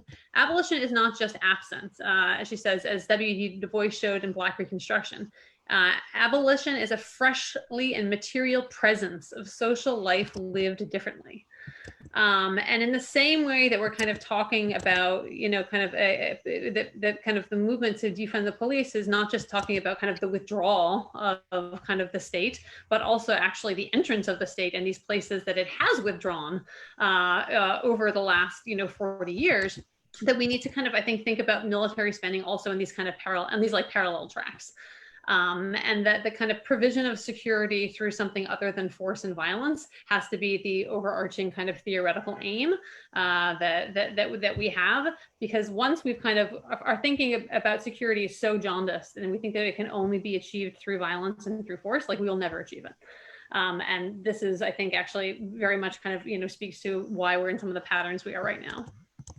And I will add in one sentence, and it's gesturing towards where one of the places I hope we'll sort of finish in the conversation is towards a notion of internationalism. And if one is thinking as an internationalist, one can't think about things like security or well-being or whatever solely in national terms, which is another way of breaking down, those terms or ideas that you were talking about. Yeah, Mark, do you want to share a few more, and then we'll pivot actually and talk maybe a little bit more about Ruth Wilson Gilmore? Yeah, sure. Actually, we have one that's very kind of pointed, I think will lead us there.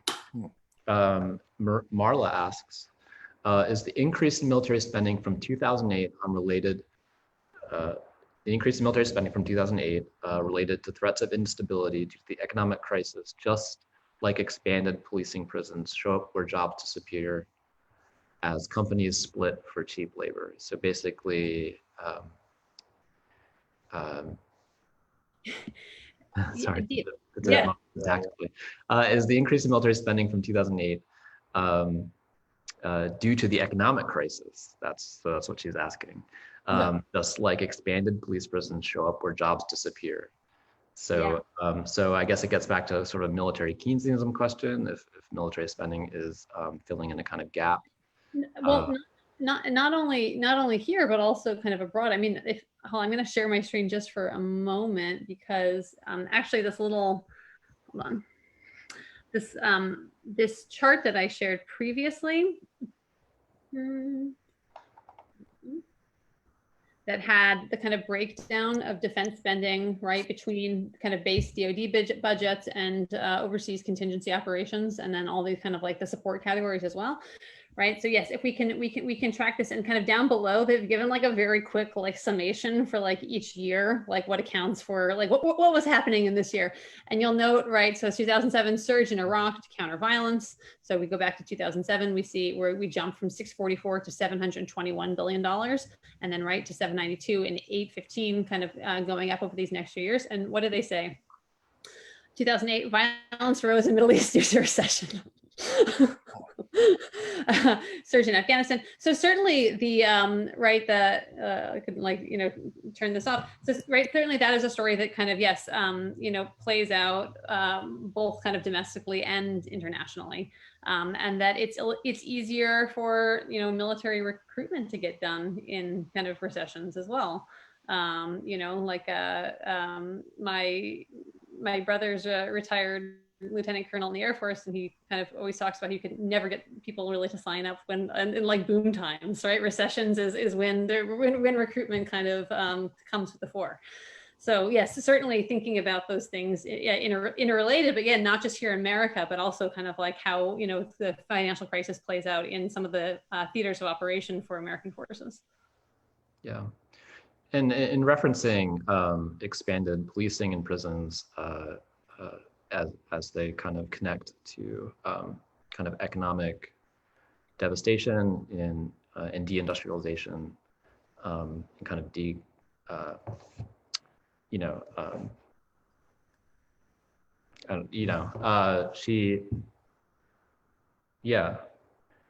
sorry, that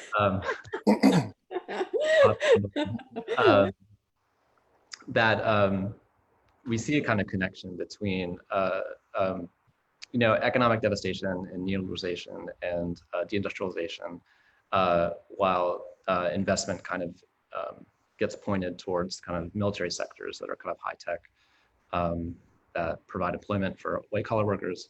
And what we see to fill in the gaps of deindustrialization and devastation is a kind of expansion of internal policing and prison systems and stuff, which I think is where we'll kind of go with the Ruth Wilson Gilmore section.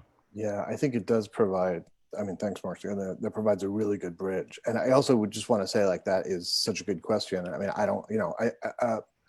One of the things I think that I appreciate in the work of people like Gilmore and Angela Davis, and for that matter, people like Mike Davis and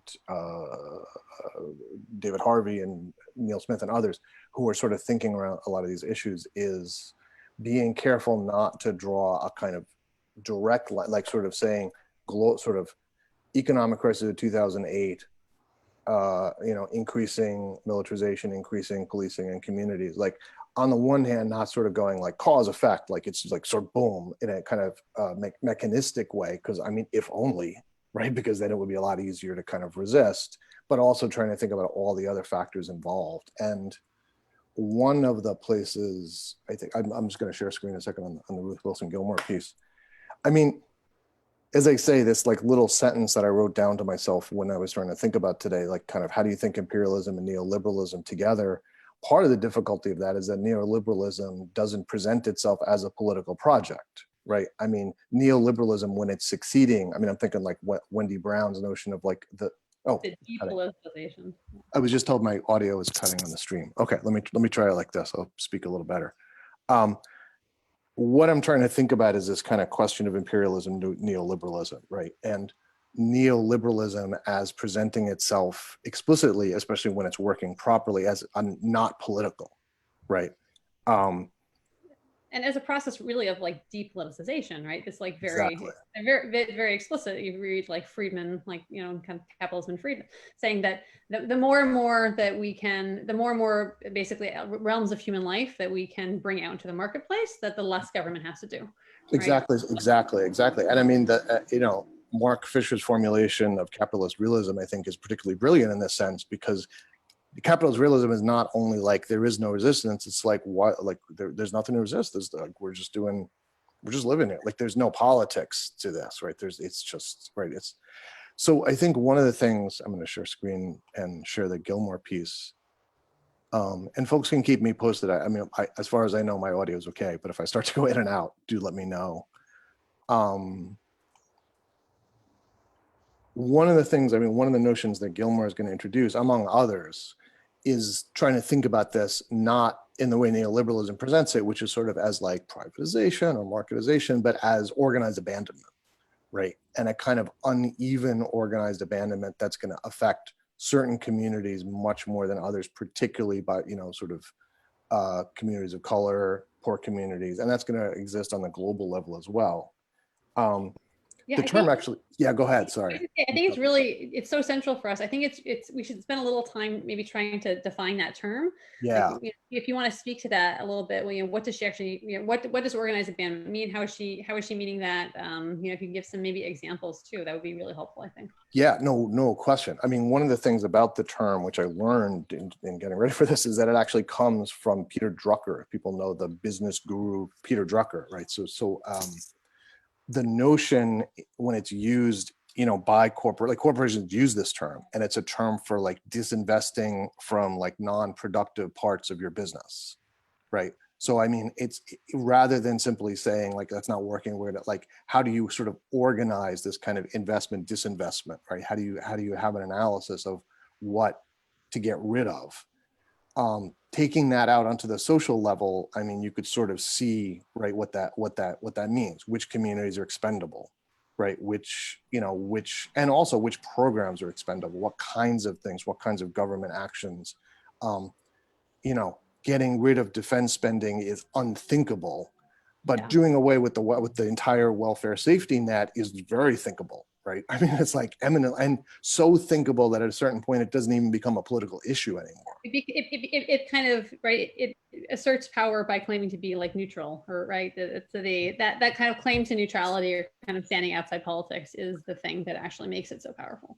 Absolutely. And I mean, the bipartisanship that Susie, you mentioned in terms of like the consensus about defense spending has also been the bipartisanship in terms of the destruction of the social safety net until like very, very recently, right? So, I mean, I think they're two sides of the same coin. And again, I mean, I think one of the work that this term organized abandonment does in Gilmore's work and the work of others is like making that visible, right? And also making what might otherwise look like dynamics that are internal to communities actually sort of pulling back to show us the structural level of those. And the thing that I find so useful about this framework is I think it's like an important kind of corrective to the way that sometimes we think about neoliberalism as this like hollowing out of the state, and it is that, but that hollowing out is very selective. Right, that hollowing out is precisely on the kind of like social welfare fronts. That hollowing out is never for kind of the apparatus of state violence. I think again, getting back to the way the state is defined and the way that we think security is secured. Security is secured, that's awful. Security is achieved. And that and organized abandonment, you see that because right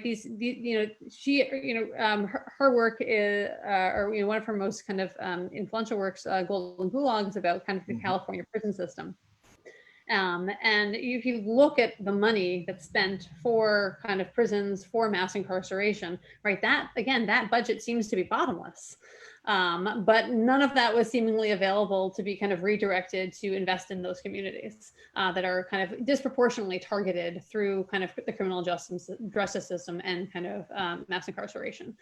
And that one of the things that's interesting in this interview, I think that she brings up, is how even how the different kind of capacities and agencies of the state that had developed in order to provide a kind of modicum of social services get redeployed and redirected, in this period of the 1970s and the 1980s, speaking particularly of California here. And so she has this quote that she says, in California, for example, people who had come up through the civil service working in the welfare department, do you see what that is? Yeah. Yeah. It's a great, I think, I'll just wait so we can pull it up here.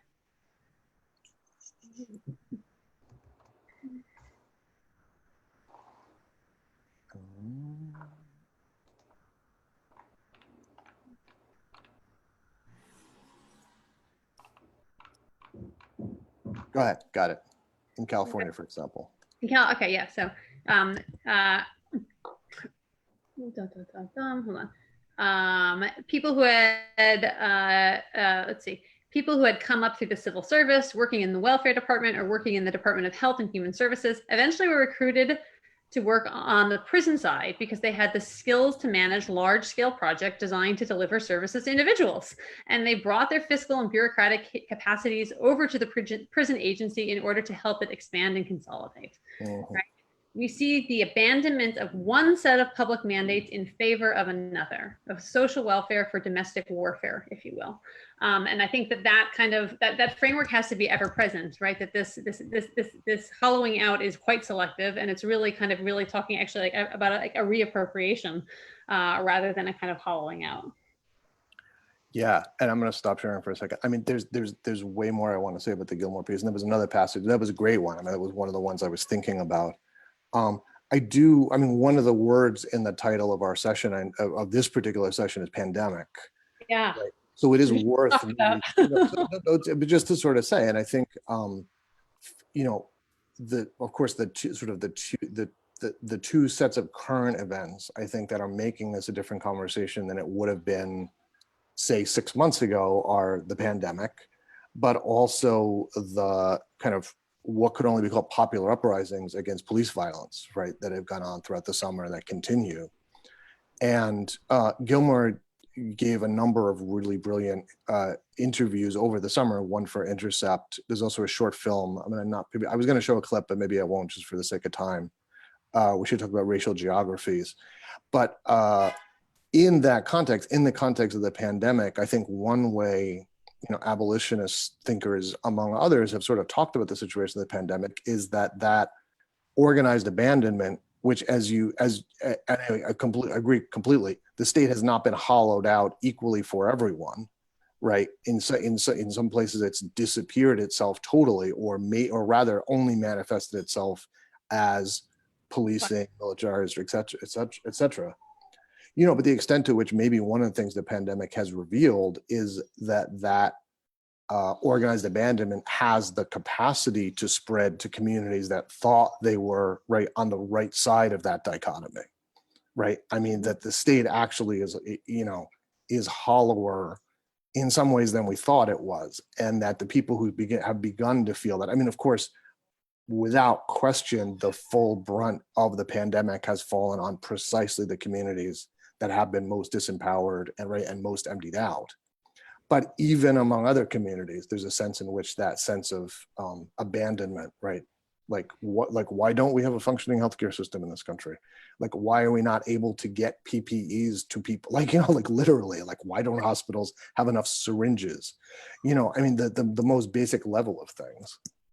I think it's a really important it's really important kind of like to kind of stress this point and to kind of almost like drill down on it a little bit, because right, and you have had kind of reports about how the division within the CDC that's like supposed to handle global pandemics has been closed down, right? Another instance of kind of shrinking federal government, but certainly lacking any sort of kind of national health system that makes a coordinated response more difficult. But I will even say that on the pandemic, you hear a lot of people talking about, which is like, right, I just like saw on my pop up on my news alerts that we're like, and we're on now the 1,000 people dying a day. That's like our new forecast just in the United States for these coming weeks as we kind of go into this like the fall surge. That we hear a lot of kind of talk about the Trump administration's kind of response as like mishandling. Or kind of failed to address this, and there's like certain part of me is like, well, yeah, I mean, you could certainly, this was a mishandling. I can imagine maybe an Obama administration would have been more likely to use the kind of the powers of the federal government earlier on for something like the Defense Procurement Act, for example, to like start manufacturing PPE rather than pitting states against one another on the open market to buy masks at $5 a pop, which is actually what happens in last spring.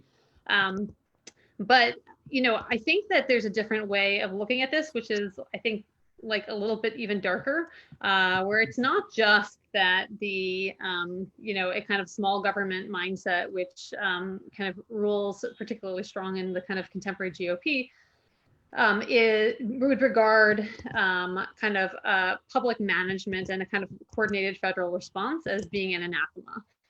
Because in theory, these things should be handled at the kind of state and local levels, and that market solutions will present themselves, right? There'll be a kind of like volunteerism element here, that we don't actually need some sort of coordinated federal response. But I think there's a different way of looking at this, which is that this quote unquote mishandling is actually a really effective exercise in undermining public faith in government. as a means of solving collective problems, as a means of providing any sort of kind of security or prosperity. I mean, who in their right mind like walks away from this last 6 months with more faith in the government and more faith in the state? And I don't think that we should view that as just like a strange effect of this mishandling, but actually as kind of part of this project that, yes, as Wendy Brown describes, of kind of attacking, kind of democratic politics, like small d democratic politics here, and kind of like the political process in general, as something that we can be used to achieve any sort of social justice and equity. That kind of attack on the political, I see that very much in the way that this administration has responded to that pandemic. Yeah, and I mean, I think so. I mean, like I'm going to try to think that point dialectically because I couldn't agree more. Let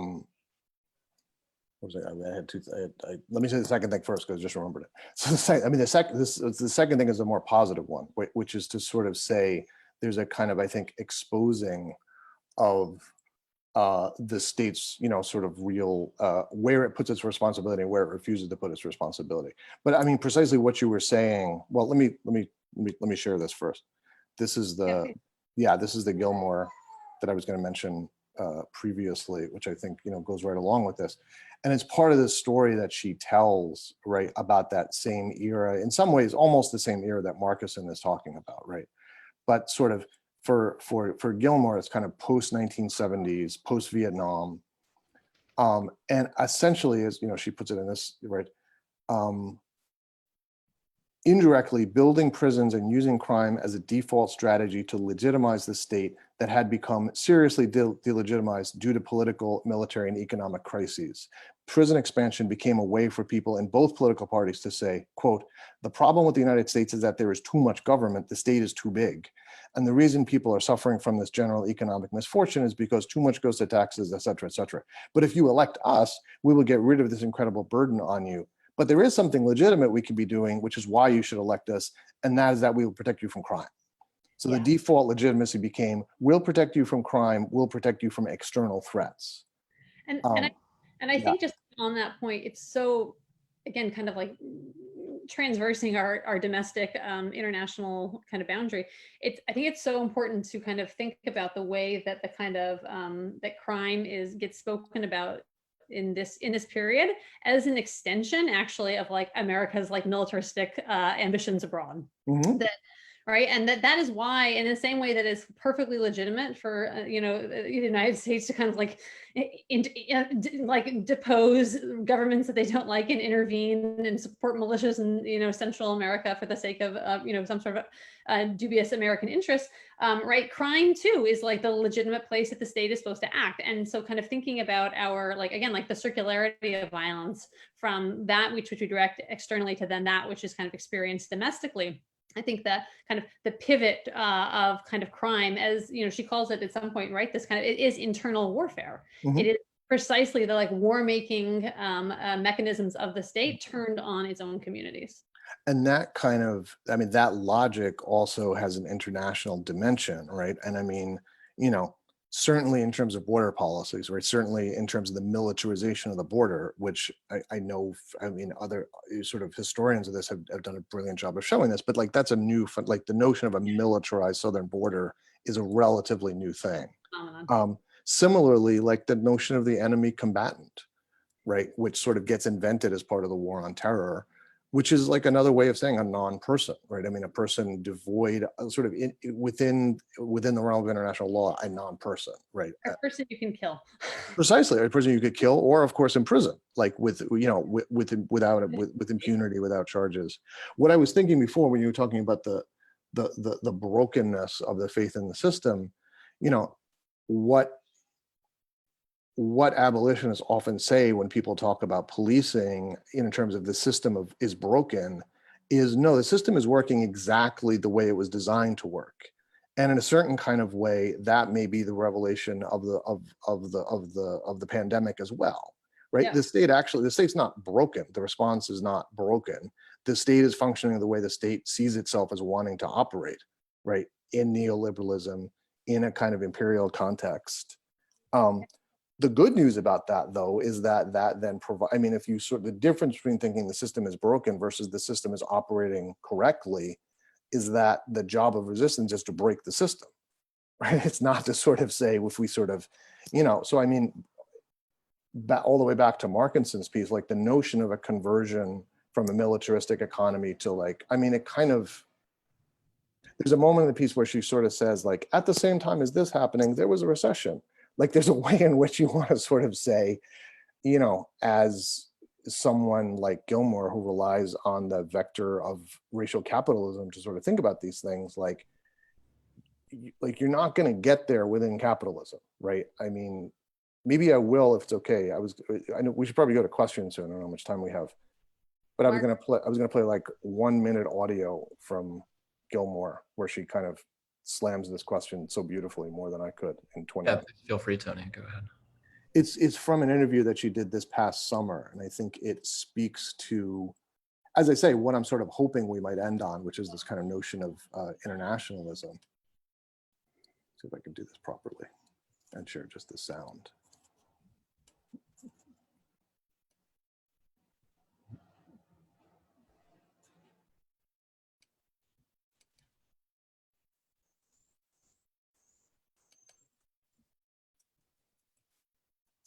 That is to say, abolition has to be green. It has to take seriously the problem of environmental harm, environmental racism, and environmental degradation. To be green, it has to be red. It has to figure out ways to generalize the resources needed for well-being for the most vulnerable people in our community, which then will extend to all people. And to do that, to be green and red, it has to be international. It has to stretch across borders so that we can consolidate our strength, our experience, and our vision for a better world. So that's what I came to say to you about abolition today.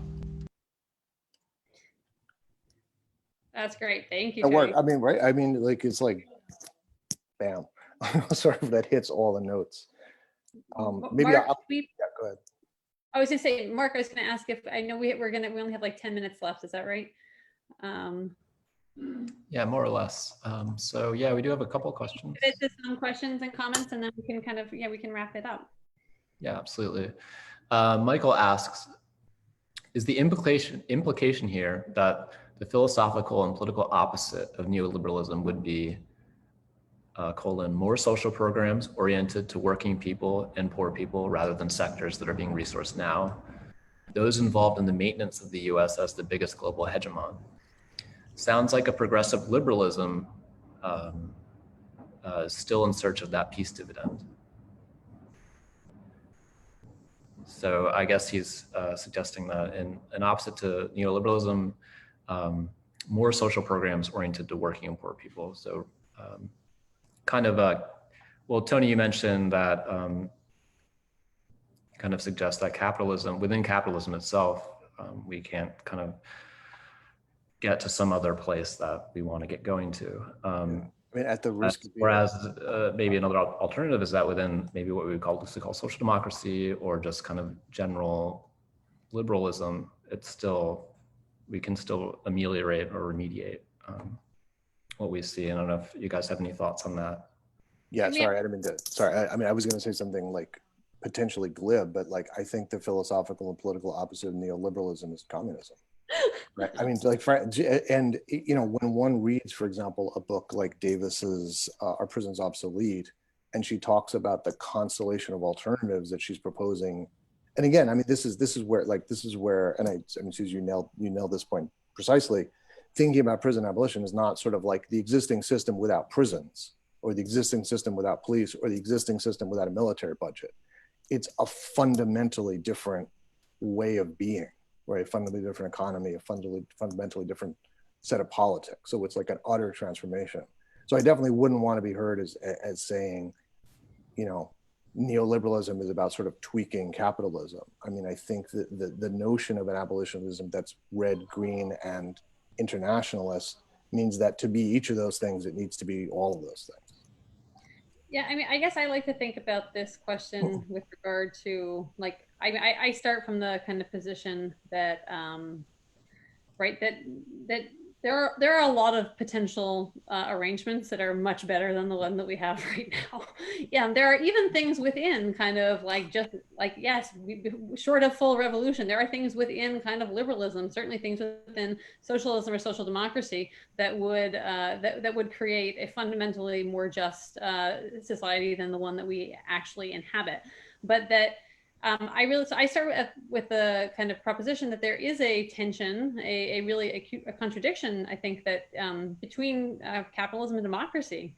And that was recognized like from very early on by, you know, kind of the champions of capital and of neoliberalism themselves, that the kind of accumulation of economic and political power that would result from this type of kind of arrangement between the state and the market that we currently inhabit would fundamentally undermine kind of democratic processes.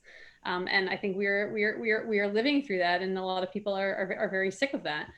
So I think that, you know, any sort of solution, and again, any sort of like alternative to neoliberalism, there are many, but at least for me, it has to start with that sort of kind of that recognition of that kind of inherent tension, or really the way in which capitalism does undermine democracy, or at least the way that actually existing capitalism undermines democracy.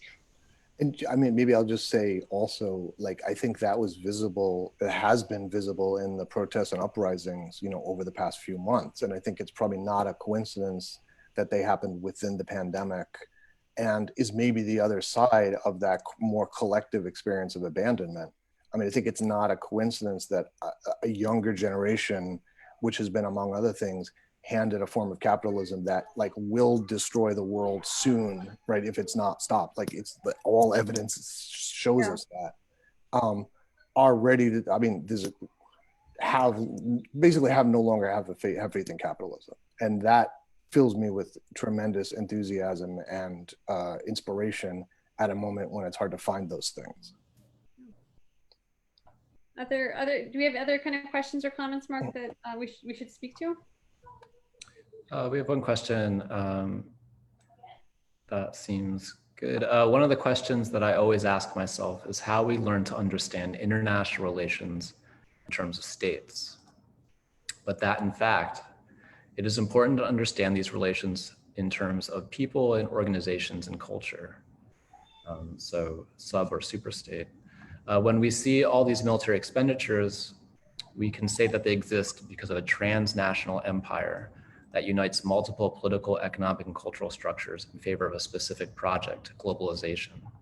So a kind of an empire that imperialism may be understood in a kind of transnational sense, trans-state sense, but as something more collective among other sort of power sources or power centers. And to what extent these diverse structures of the empire also fight among themselves for hegemony within this project. Yeah. So it's kind of that, yeah, go ahead. I think that this is, you know, this is something that is like, that I actually do kind of think about a good deal, right? I just taught our class on Michel Foucault, and one of his kind of critiques is that in political theory, we have yet to kind of cut off the king's head.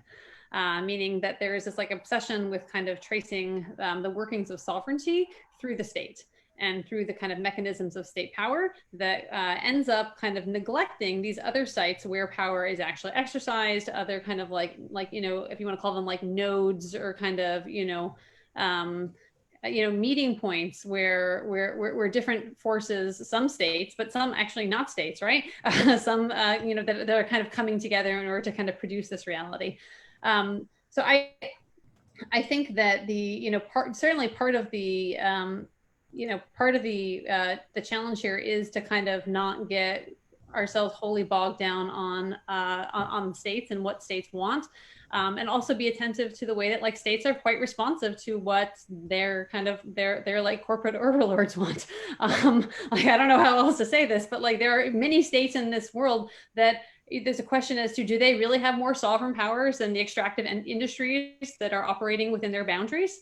You know, when you have kind of oil companies facing off at the negotiating table with kind of the presidents of like various countries kind of putting their demands forth, who's really like sovereign in that arrangement? And I think that for IR, for political theory more broadly, we need to be thinking about kind of not only these kind of like, traditional sovereign powers, and that kind of like that Foucauldian critique that would take us into other kind of forms of power, but also the way in which these technically non-sovereign entities come to exercise power that looks quite a bit like that of the state. And again, like Ajay always likes to point out that this is not like a new thing, right? Through the East India Company, is a corporate body that got for at the kind of outset of British imperialism in South Asia. So kind of thinking about this kind of question of states and non-state actors, or kind of sovereign agents or non-sovereign agents, I think we have to kind of put them all together rather than kind of trying to fixate on one. I hope that was somewhat coherent. Yeah, no, and I mean that excellent question, and also like the points you were raising makes me want to inject like two words which we haven't really used in the conversation yet. One is decolonization, and the other is solidarity, right? And again, I think these are important. I mean, we could all, in sort of saying communism is the antithesis of neoliberalism, so is decolonization, I think, right? In the sense that it implies already the notion of decolonization. I mean, what's interesting about trying to think it in terms of decolonization, in terms of the state, is that it allows you to go in both directions, right? I mean, geographers like to talk about like the notion of sort of scale, right? I mean, on the one hand, communities of color, indigenous communities, thinking in terms of decolonization, from states and also across lines, right? But then, of course, decolonization is a kind of global, right, in a kind of global sense. And solidarity, I think, is a term that allows us to think. I mean, Susie, some of the things you were just saying. My friend and comrade Aita Chibukchu has this piece on the notion of international solidarity in the wake of kind of Iraq and Syria, and the way in which the position it seems to have sort of come together on the left in terms of internationalism is a kind of anti-interventionist position. Mm-hmm. And I don't mean to go like that, because being against intervention when it comes to invading Iraq is, of course, necessary.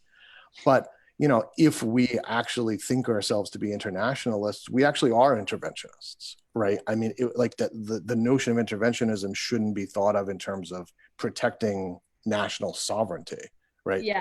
So how do we think beyond that, as political actors, right, beyond the state? Yeah, no, I think that's absolutely that's right. And maybe that's even like a great point to end on, is that there, what is to kind of the need to kind of think about, absent some sort of, massive American military footprint, for example, and absent the kind of typical kind of military alliances that, there's a kind of bipartisan, I think, consensus around, supporting, right? This is how America maintains the world order.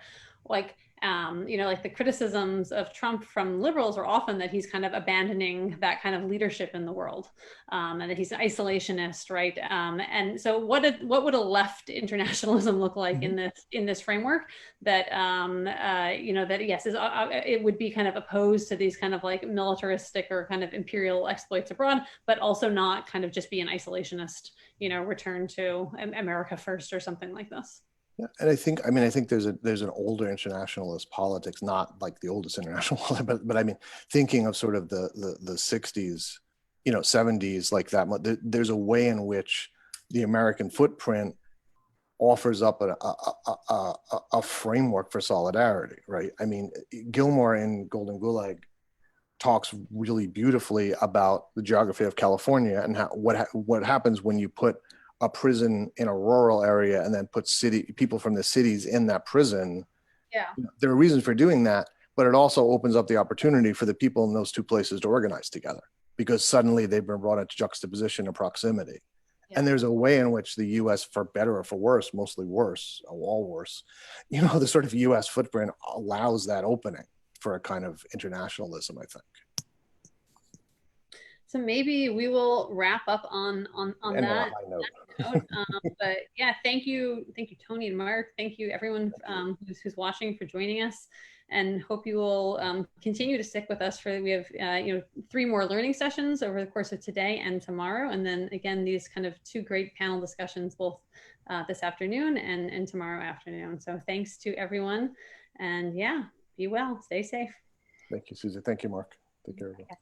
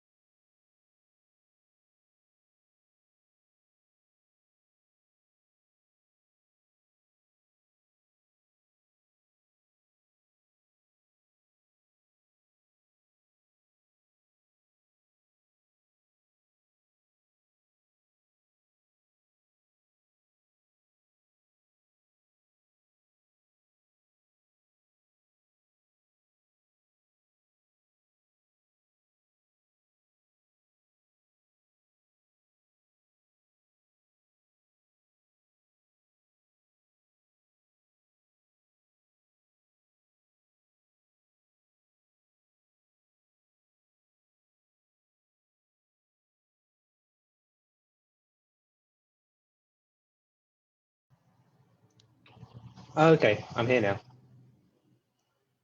I appear to be working. How's it going, guys? Hope you're good. Hi, everyone. And I assume. Okay, I'm here now. I'm just going to check that I can share my screen as well, because I'm going to need to do that at one point to show a bit of the text, and then if we have time, a little video as well. No worries. I'm going to. Do you want me to stop the share screen then? Yes, please. Yeah, just so I can test if that's all. Thank you.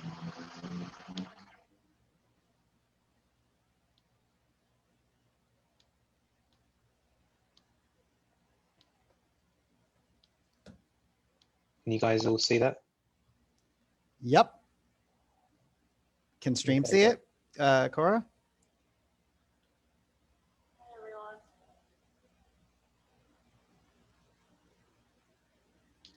All right. Adam, did you get the sound as well? Sorry. Oh, sorry. Did you get the sound as well when I shared my screen, or only the visuals? Cora?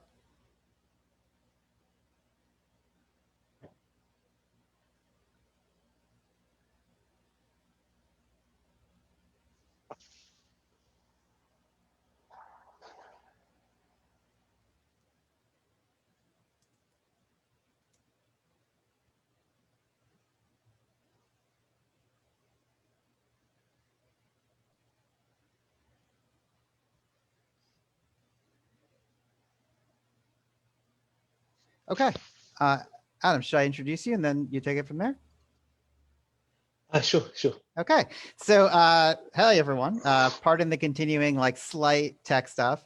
Let me just close this up and welcome you back to our second session. So thanks so much to Suzanne Schneider and to Tony Alessandrini for the first session, which was really fantastic. And I am like thinking a lot about like, there's so much they were leaving on there that I think we're going to be picking up in this panel, and that also tomorrow in the opening panel on sort of the political economy of empire today, and also the intertwining of militarism and all aspects of sort of production and political coercion and all kinds of good stuff. I'm just going to briefly introduce my colleague from our London branch, Adam Elliott-Cooper. Adam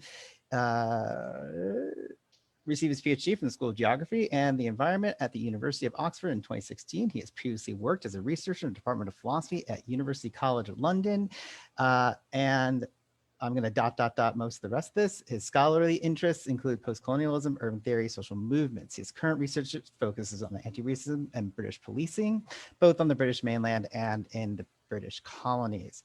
And Adam is going to be leading today's session, and I'm just sort of going to be backing up and doing a little bit of theory in the corner. So Adam, if you don't mind, take it away.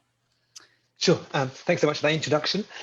So hi, everyone. My name's Adam, and I'm going to be talking a little bit today about why I think counterinsurgency policing, the policing of empire, imperial policing, is really fundamental for us to understand domestic policing and other forms of racial governance.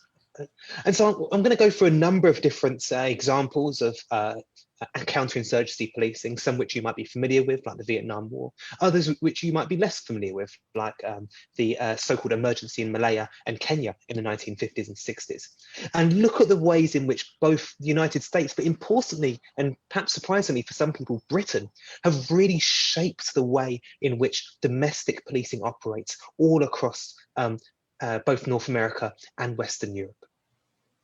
So a few of the things I want to work through today is the way in which militarism and policing is constructed as a dichotomy. So what I want to argue is that, in fact, rather than understanding the police and the military as two separate institutions, the way in which we should instead understand the police and military is in fact as a continuum. They're both institutions for which their primary function is to maintain the security of the state and the government, and often of property and of capital.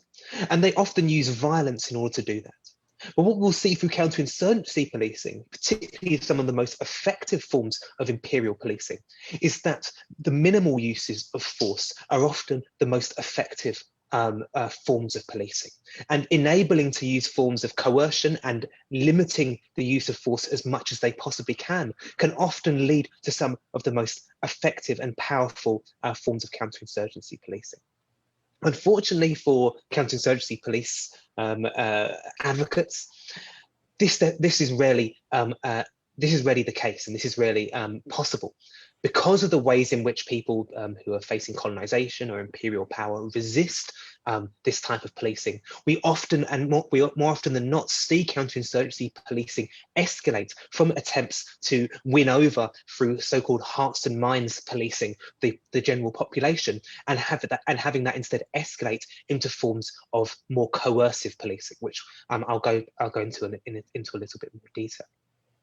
One of the reasons I think that policing should, or it's beneficial for liberal democracies to portray policing and militarism as being legitimate, and following the rules of engagement abroad, or the rule of law at home, and other kind of fundamental kind of democratic and liberal values, is so that it can maintain not only legitimacy for the citizens at home, but also vitally as well attempt to gain the popular support, and as much popular support as possible from the country being invaded or being occupied by that imperial power. So today I'm going to talk a little bit about how we often, I guess, consider the United States to be the model global power, to which lesser powers like Britain generally aspire. And we don't often think about British policing as being a model for the United States. Right? We think about US policing as being something almost quite unique, or certainly something very, very different from British policing.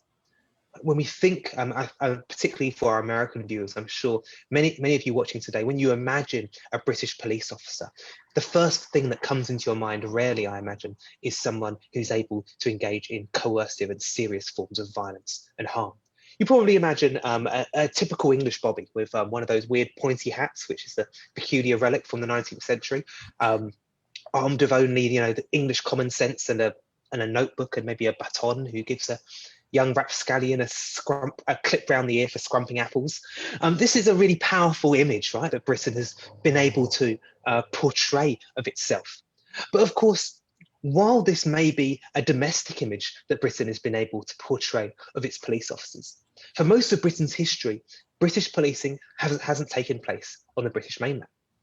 For most of Britain's history, particularly in the 18th and 19th centuries, most British policing took place in Britain's colonies up until the middle of the 20th century, in fact.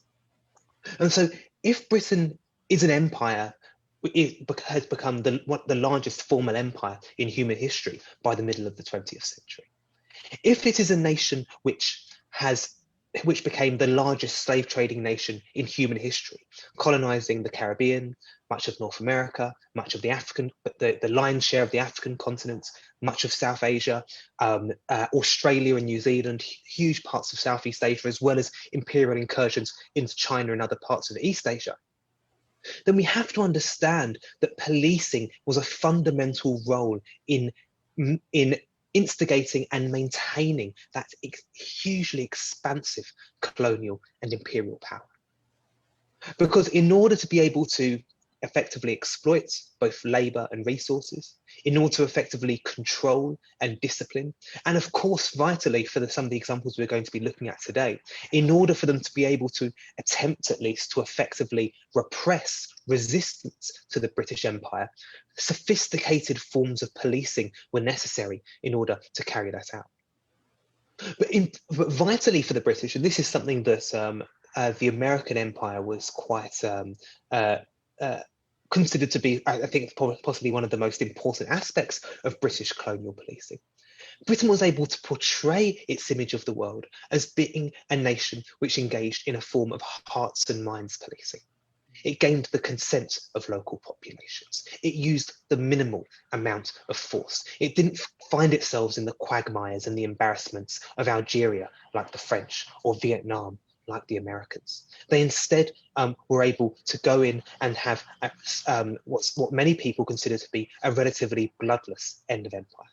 And what I think we're going to be talking about today is the way in which that is a profound myth, and that the end of empire was as bloody and as brutal for the British as it was for the French, and certainly in America's later imperial ambitions. And so we're going to think about, therefore, some of the ways in which Britain was able to reframe itself as a enlightened, peaceful, less violent empire, and certainly I guess a gentlemanly and honourable and polite negotiator of the end of British colonial rule. And I think it's those fundamental tactics of policing which I think have been some of the most influential ways in which domestic policing has been shaped in recent decades. The fact that policing, a huge amount of policing, of course, is violent control and coercion, but a massive amount of policing is public relations and the day-to-day influence and control of wider populations who may not necessarily be identified as criminal or politically deviant or as dissidents. So before we go into all of that rich empiricism, and I tell you lots of gory stories about the middle and the end of the British Empire and how it came to shape the problems of racist policing in our contemporary moment, Ajay is going to talk to us a little bit about the ways in which we can conceptualize the effects of the so-called boomerang effect of how imperialism comes to shape the mother countries.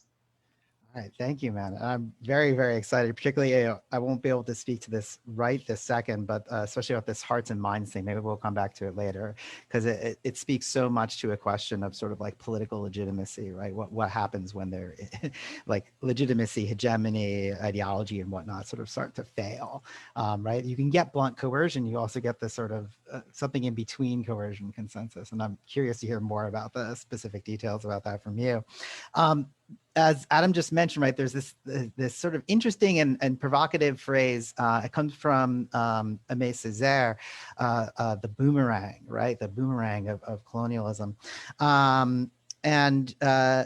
know, and I don't know how many people, for people watching now and listening and participating in the chat, I don't know how many of you got a chance to look at the just very short readings that I added to this, but just a couple of pages from Fanon, just a couple of pages from Mbembe, and then actually I grabbed a few other things since then. It's okay, like, if you have them, pull them up, but we're not gonna like do deep textual analysis right now. Like, we're mostly just gonna use these as jumping off points. And sort of the classic argument here, you can find on if you have a copy of Fanon or the PDF that I sent out, and you turn to sort of page, let's see, like 69 in Black Skin, White Mask, this is where you find Fanon sort of talking about Césaire's idea. And he says something like this. He actually, it's really funny because in this section he talks about, he says, anti-Semitism cuts me to the quick, I get upset. It's very, very, very funny. He, at a different point, I don't think it's actually in this section, says that he initially heard this kind of talk from Césaire, who was a teacher of his, and he thought it was like this sort of like really like awesome solidarity message of like universal brotherhood and all this kind of stuff. And then he realized that all it actually meant was that a lot of anti-Semites are also racists, are also racist, anti-Black racists, they are white supremacists. And he was like, oh, this was like a literal warning to me. And it's very funny because it does play both directions. So he says, I can still hear Césaire saying, when I switch on my radio and hear that Black men are being lynched in America, I say that they have lied to us. Hitler isn't dead. When I switch on my radio and hear that Jews are being insulted, persecuted, and massacred, I say that they have lied to us. Hitler isn't dead. And finally, when I switch on my radio and hear that in Africa forced labor has been introduced and legalized, I say that truly they have lied to us. Hitler isn't dead. Yes, European civilization, that's from Césaire, and then this is Fanon. Yes, European civilization and its agents of the highest caliber are responsible for colonial racism. And once again, we resort to Césaire, and then he quotes this next session. And then one fine day, the bourgeoisie is awakened by a terrific boomerang effect. The Gestapos are busy, the prisons fill up, the torturers standing around the racks invent, refine, discuss. People are surprised, they become indignant. They say, how strange, but never mind, it's Nazism, it will pass. And they wait and they hope, and they hide the truth from themselves, that it is barbarism, the supreme barbarism. The supreme barbarism, the crowning barbarism that sums up all the daily barbarism, that it is Nazism, yes, but that before they were its victims, they were its accomplices. That they tolerated the Nazism before it was inflicted on them, that they absolved it, shut their eyes to it, legitimized it, because until then it had been applied only to non-European peoples, that they have cultivated that Nazism, that they are responsible for it, and that before engulfing the whole edifice of Western Christian civilization in its reddened waters, its oozes, seeps, and trickles from every crack. And I'll just stop here because like sort of in here is one of the classic arguments that gets made about the sort of relationship, particularly of sort of technologies of coercion and techniques of military power and techniques of policing and techniques of attitudes even that one has in colonization and in the empire. That then, that sort of come back, right, to the metropole, to the center. And I think one might trouble this a little bit by saying something slightly different, which is that it's not only the boomerang, it's like, it is in fact, yes, these boomerang of technologies, but it's also in a way, an enhancement of the already existing colonization, the already existing empire that is at home. And what's really fascinating to me about all of these texts, and I'll get to a few other bits in a moment, is that they also, I'll just quote really quick from the other bit of Fanon that I assigned. If you go to like 57, right? He says, not so long ago, Nazism transformed the whole of Europe into a genuine colony. This is in Wretched of the Earth. He says on the very next page, Europe is literally the creation of the third world. And then finally, we get on 60, and I think this is really key for the conversations we're having today, especially throughout this whole day, from the beginning to the end. In fact, Western financiers are wary of any form of risk-taking. I love this. This is totally fucking true. Their demands, therefore, are for political stability and a peaceful social climate, which are impossible to achieve given the appalling situation of the population as a whole in the aftermath of independence. In their search for a guarantee which the former colony cannot vouch for, they demand that certain military bases be kept on and the young nation enter into military and economic agreements. The private companies put pressure on their own government to ensure that the troops stationed in these countries are assigned to protecting their interests. And so what we have here is the sort of foundations. So in addition to this like idea of the boomerang, which I want to come back to in one moment, we also have this idea, and you can find this in many other authors. Kwame Nkrumah is probably the most famous theorist of this, of the way in which sort of decolonization gets stopped at a moment, right? By this, I mean the formal political process of decolonization gets stopped and a form of neo-colonialism is imposed, in part through economic binds, and that's something maybe we'll talk about more tomorrow, and also through the presence of certain kinds of military application of force, military presence of bases.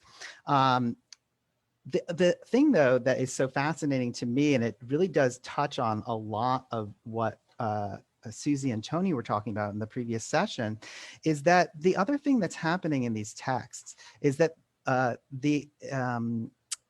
is that it's not only just the techniques of coercion that are being talked about, but is also how an idea or how a subjectivity, how an idea of who someone is, right, or a consciousness of who we are is produced, right? And for Fanon, that's the idea of the native, right? Natives are produced. If you think about the arguments about racialization, for example, in racial capitalism theories and things like that, right? Race is produced. People are racialized, right? It doesn't like spring out of the earth, like mushrooms or something, right? People are created into races. And one of the things that's so interesting here is in thinking about this boomerang effect is in thinking about the spread of kinds of modes of colonization, modes of domination that were particular to the colonies or to colonized peoples within the metropole to more and more people.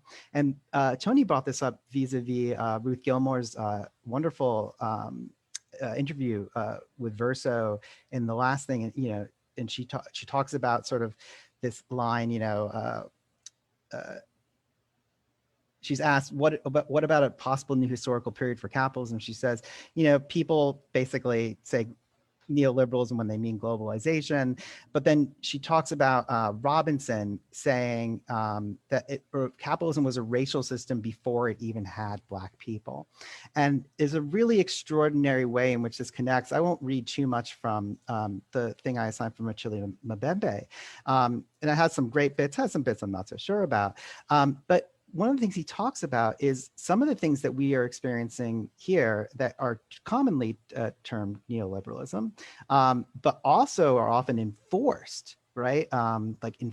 Through increasing measures of coercive police violence, is a kind of colonization, right? So Mbembe really does he actually makes this argument so strong, it's almost like hard for me to even repeat it. But right, he says, there are three critical moments in the biography of vertiginous assemblage that is Blackness and race. This is page 2 of the thing I assigned. And the third of these, right, is when he talks about the third moment, the early 21st century is one marked by the globalization of markets, the privatization of the world under the aegis of neoliberalism, and the increasing imbrication of the financial markets, the post-imperial military complex, and electronic and digital technologies. I.e., what we have at stake here is a couple of things. One, we get the idea of the sort of spread of the colony as a sort of concept to other parts of the world, which I really think helps us understand and frame, right? A lot of what we might be talking about, and Adam, you can object to any of these things if you want. What we might be talking about with militarized policing and all this kind of stuff. And you find this actually in shockingly large number of places. I was almost just playing a connecting game in my brain just as I was listening to the previous session. And there's a moment in Adorno where he's like, oh, if you look at Vietnam, you can see that Auschwitz is still alive today, right? These particular moments of torture as being part of a sort of general portrait. And that this is increasing in the world. And that finally, he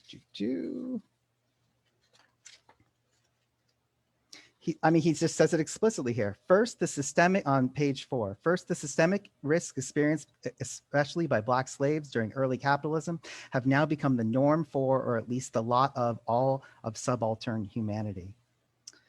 The emergence of new imperial practices is then tied to the tendency to universalize the Black condition.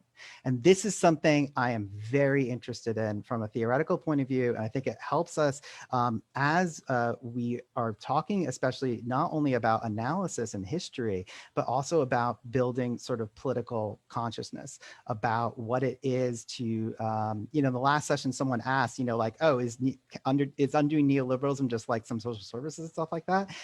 Through these lens, undoing something like neoliberalism, in addition to challenging capitalism itself, is of course also a form of decolonization.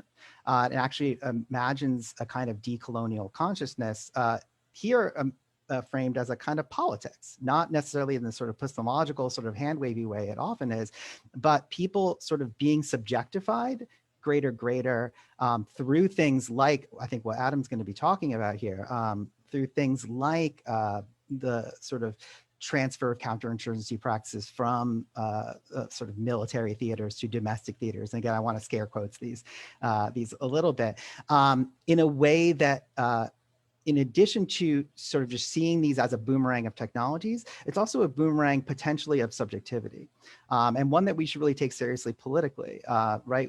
As a very, very central idea for political organization.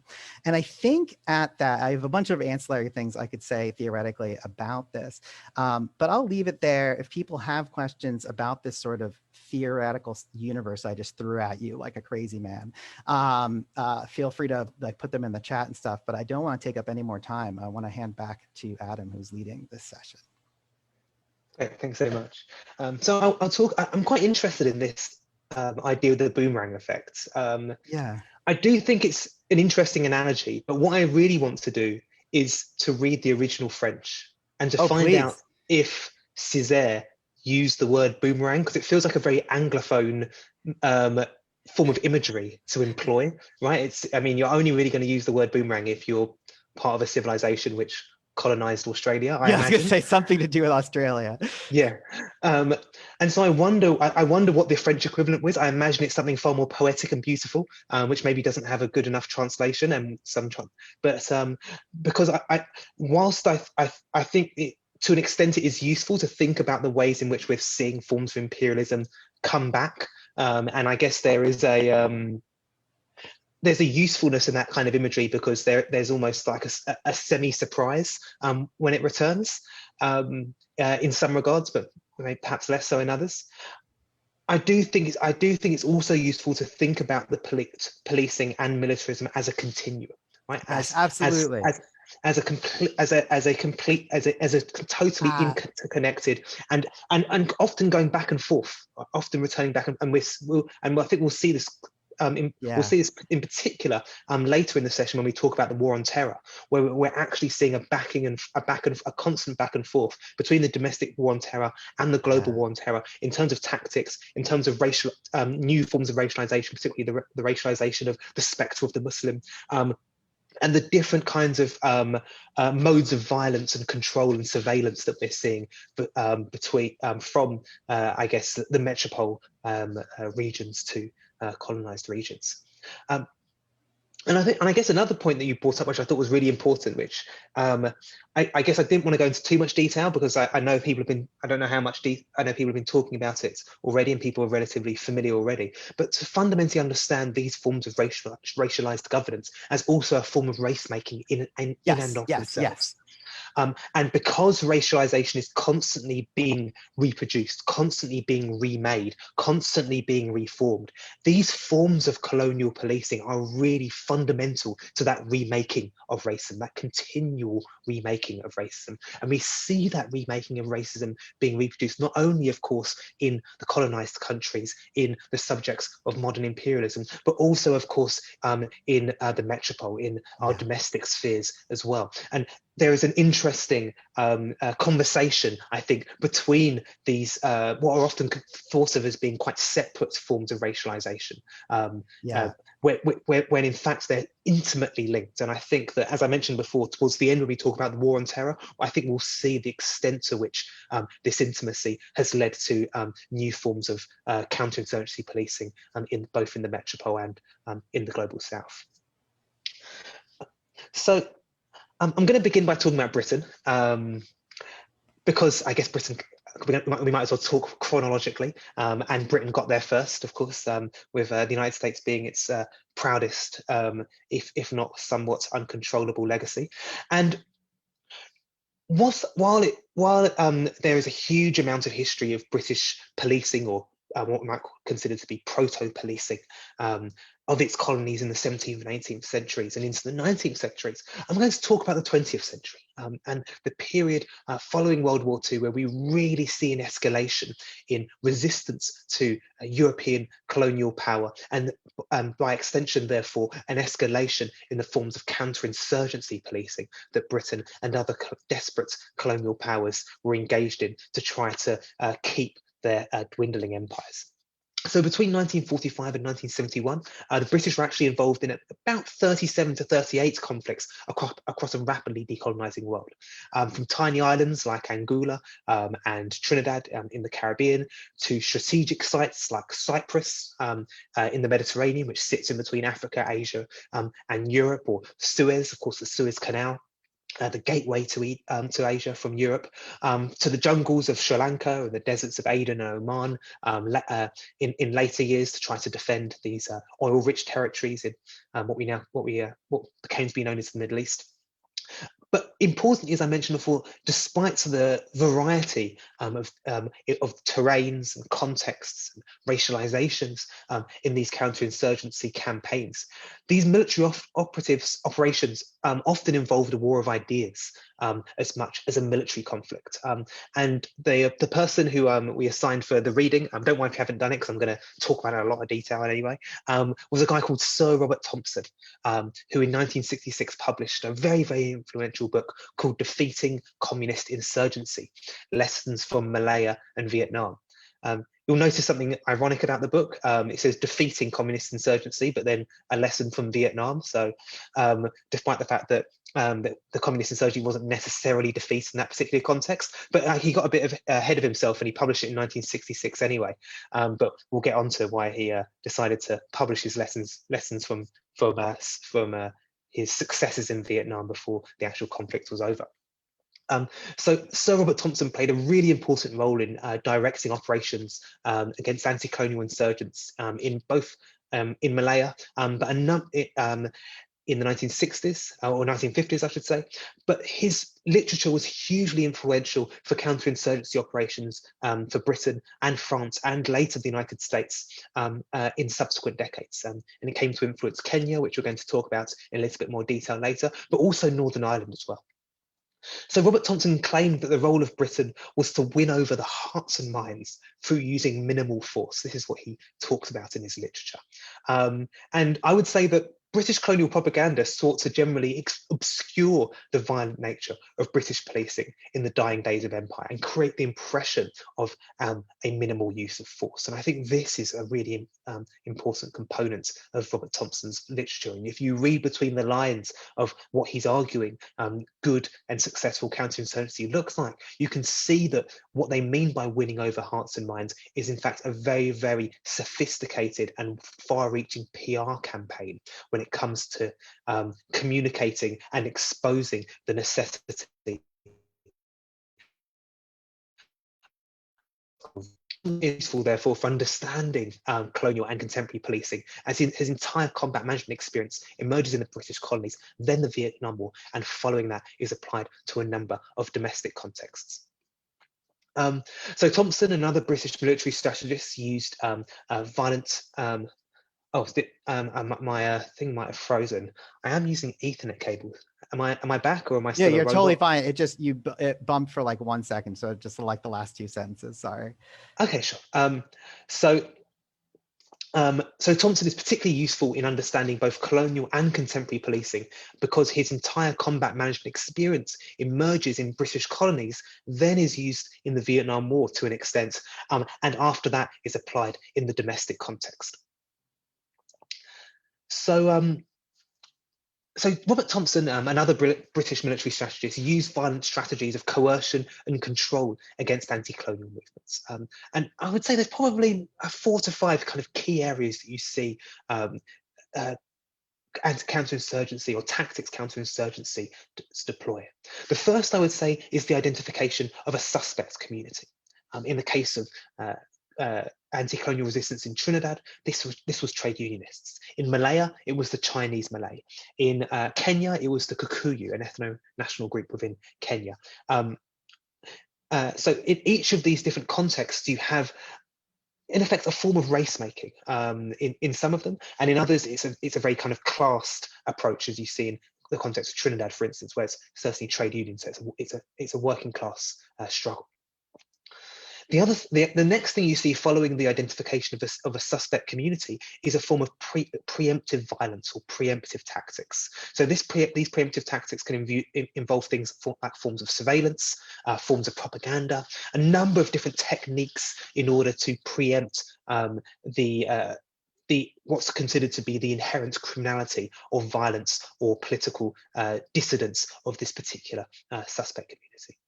The third thing you generally see is a form of collective punishment.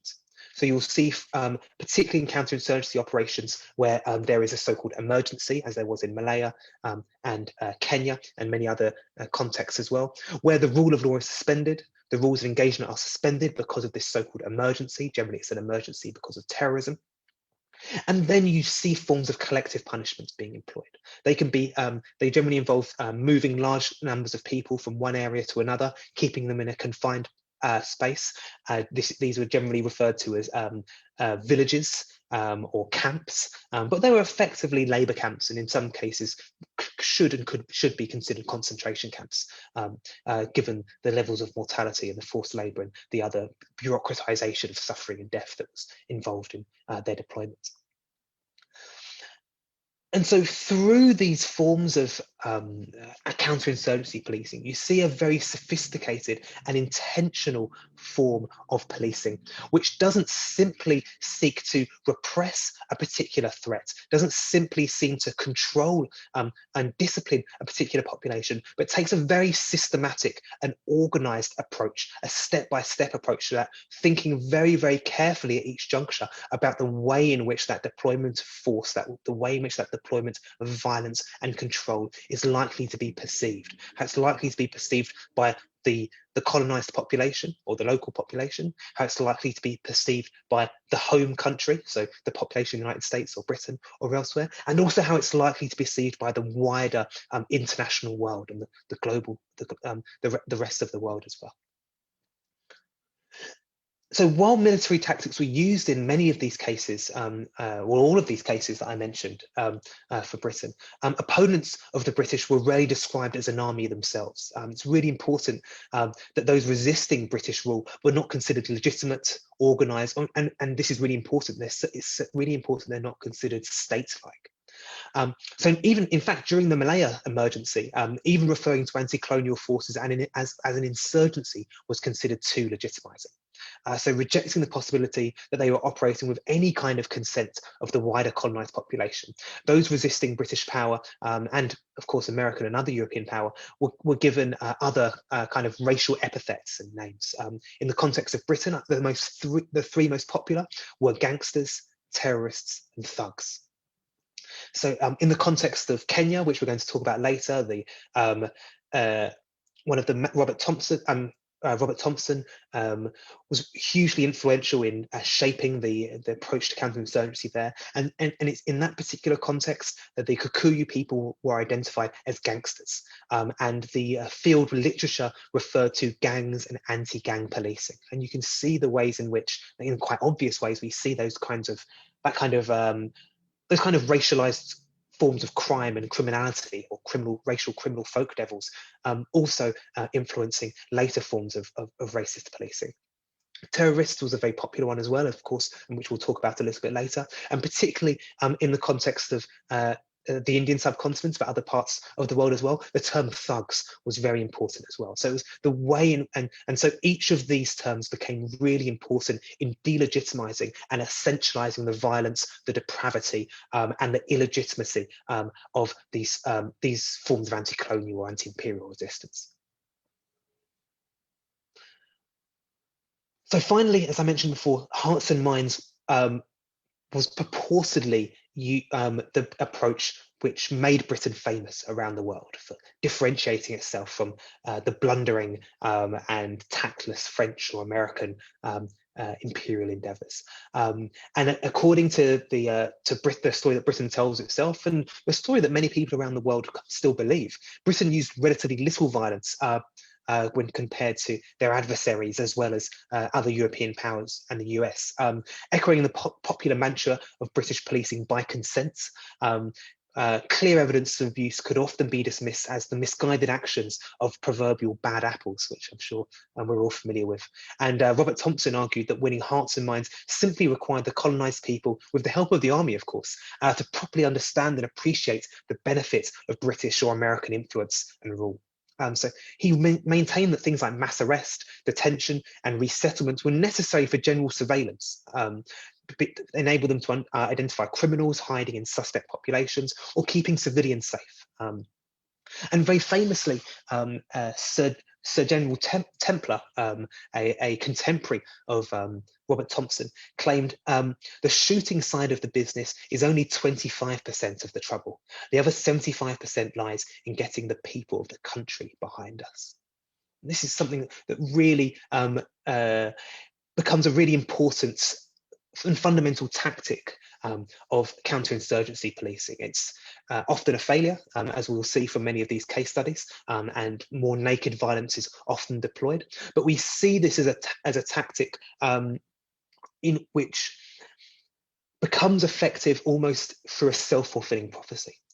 Britain portrays itself as a country for whom its colonial policing only employs 25% violence and 75% is winning hearts and minds. And it's through that propaganda campaign, it's through the Hearts and Minds project, which is far more interested in winning the hearts and minds of the domestic populations back home than it is of the colonized populations, that we see this become almost a commonly believed truism. Right? And I think this goes back to what Ajay was saying before about the power, and in some ways you'd be surprised that Robert Thompson wasn't reading Gramsci, right? Because he seems to understand hegemony phenomenally well, right? The way in which enabling and reproducing and producing hegemony requires both forms of coercion and forms of consent. But vitally for Gramsci, the way in which a lot of hegemonic powers, a lot of powers become hegemonic is through a use of coercion which is considered to be legitimate, a use of violence which is considered to be and not against the law, or not unwieldy, or has certain kind of limitations, which therefore make it legitimate. And so through understanding this relationship between control and coercion as not being in either or, but two necessary components of power, and for that more violent aspect of that power to be considered legitimate because of the gangsters, the terrorists, and the thugs that this legitimate imperial state is up against, protecting the colonized people from these gangsters or terrorists or what have you. We see the way in which hegemony is really fundamental, plays a really fundamental role in the establishment of counterinsurgency policing, and then of course shapes the way in which policing becomes reproduced in the metropolis. It's probably worth noting about Robert Thompson that, as I mentioned, he published his book Counterinsurgency, Lessons from Counterinsurgency in 1966, which kind of indicates that he got out in Vietnam and published his reflections before or as the war was turning into the embarrassments that it's now known to be, which is maybe testament to Robert Thompson's sharp eye for PR opportunities and threats, but who knows. So in September 1961, the British Prime Minister, Harold Macmillan, appointed Robert Thompson as head of the newly established British advisory mission to South Vietnam, and therefore by extension to Washington. Kennedy was actually quite receptive to Thompson's ideas at first, but the American military establishment was extremely reluctant to implement his ideas of attempting to garner the support of the local population as much as possible. So he warned the Americans not to bomb villages because it's not really good for PR, and this was completely ignored by the United States, as of course we know. And he told President Kennedy the war will be won by brains and on foot, not through air power. But yeah, as I'm sure we're all aware, competing interests in Washington and Saigon marginalized Thompson. And as you probably may have noticed if you've had a look at the field manual already, he's quite disparaging about the counterinsurgency in Vietnam. I'm not sure if we should stop for questions at this point, or that. I actually realized I forgot to, so we should probably proceed, but I'm just going to interject here there because I forgot in the little introduction, with both between your bio and then the little theoretical framework, to actually tell people if you have, so Cora is here, and if you have, she's monitoring the chat channel on Facebook. So if you have questions, comments, things you want us to talk about from anything that's been mentioned so far or that's coming, feel free to put those in the chat there, and we are more than happy to take them up when they are there. Super. So one of Robert Thompson's kind of disparaging remarks about the Vietnam War is when he thinks about his first principle of counterinsurgency. The first principle of counterinsurgency is to have a clear political strategy. And I think this is really important for how it influences policing in the metropole, because we also therefore begin to see policing having a very clear political strategy, particularly in the 1950s and 60s, and a very overt political strategy. So we begin to see politicians really talk about crime and criminality. In the 1970s, it's Margaret Thatcher in Britain who, for the first time, is the first British politician to really start challenging the judiciary and saying that we need tougher sentences. I disagree with this particular sentence. This person should be in jail for longer. And also in the 1970s in the United States and into the 1980s, we also see this escalation of politicians using policing and criminality as a way of, on the one hand, delegitimizing and controlling and deploying violence and legitimizing the form of violence which is imposed upon particular communities and sections of the population, but also fundamentally re-legitimizing themselves and creating the impression that there is a crisis which they can deal with, which they can resolve, which they can handle. And it's through the creation, almost the creation of a crisis, and then the dealing with that crisis, that we see the ability of governments to be able to reproduce their legitimacy, their hegemonic power. So I think this is page 53 of the text, where Robert Thompson says an example of a failure in Vietnam was the establishment of a multitude of forces to meet specific counterinsurgency tasks, resulting in an indiscriminate issue of arms. When asked towards the end of 1962 what the total distribution of American weapons to the Vietnamese, an American general informed me that it was equivalent to 51 divisions. When I then asked what were the plans for recovering these after victory, he shrewdly replied, "That is a problem which will worry neither you nor me!" Exclamation mark. But you can imagine Robert Thompson kind of saying it in like, imagine a really posh English guy saying something in like a faux American accent. This could maybe, if you can imagine such a thing, this could probably exemplify, I won't do it.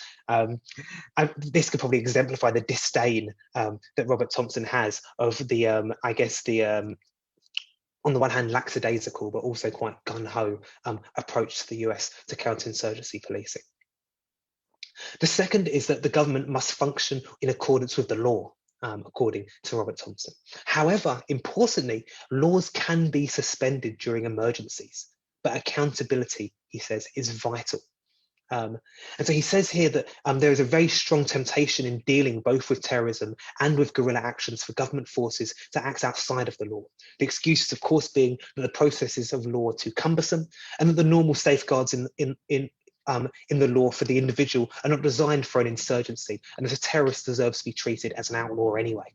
Not only is this morally wrong, Robert Thompson apparently says, despite many of his actual practices, but importantly, over a period, it will create more practical difficulties for a government than it solves. A government which does not act in accordance with the law forfeits the rights to be called a government and cannot then expect its people to obey the law. Functioning in accordance with the law is a very small price to pay for the return advantage of being the government. So here again, we see Robert Thompson understand Gramsci inside out, right? He really understands why hegemonic power is so fundamentally important. in order for you to be able to use violence legitimacy, there has to be the perception, at least, of accountability, of the fundamental tenets of democracy and the rule of law. And so even if you are going to use these forms of violence, of control, of coercion, of mass imprisonment, of mass detention, of what often effectively ethnic cleansing, you have to be able to say that this particular section of society, the Chinese Malaya, the Kikuyu of Kenya, these people are a suspect community and need to be monitored for their own safety because there are people hiding within them. And so in order to do that, you have to be able to effectively delegitimize that particular suspect community and then create, and at the very least, create the impression of accountability. And as Robert Thompson consistently said, the bombing campaigns of Vietnam threw out any practical application of this perception of legitimacy. So he goes on to say on page 52 to 53 that the main point about emergency laws is that they're seen by the population to be effective and were seen to be applied equally to all. The population must knew what the law was, and because the government itself functioned in accordance with the law, could be held responsible in the courts for its actions. And the population could be required to fulfill its own obligations to obey the laws. And so what I'm going to do now is we're going to watch a short film from some of Britain's brilliant colonial propaganda footage. This is from the so-called emergency in Kenya in the 1950s, in which people are not that familiar with the colonization of Kenya. Kenya isn't often considered to be a settler colony like South Africa or Rhodesia, and now Zimbabwe, Zambia was. But in fact it was. You had hundreds of thousands of white settlers living in Kenya throughout the 19th and early 20th centuries. Living in the best land, you had systems of apartheid where Black people were not allowed to access specific jobs or areas of recreation or certain parts of the city and what have you. And unsurprisingly, in its context of settler colonialism, you have an armed resistance against this particular settler colony really gaining traction and influence in the 1950s. And so following on from that, you have the British set up a series of what are effectively concentration camps across Kenya, where hundreds of thousands of people are put into these camps, principally the Kikuyu, an ethno-national group called the Kikuyu, who are considered to be the main group of people engaged in this form of anti-colonial resistance. So hopefully this is going to work for you all and you're going to be able to see some delightful footage. Let's give this a go. Okay.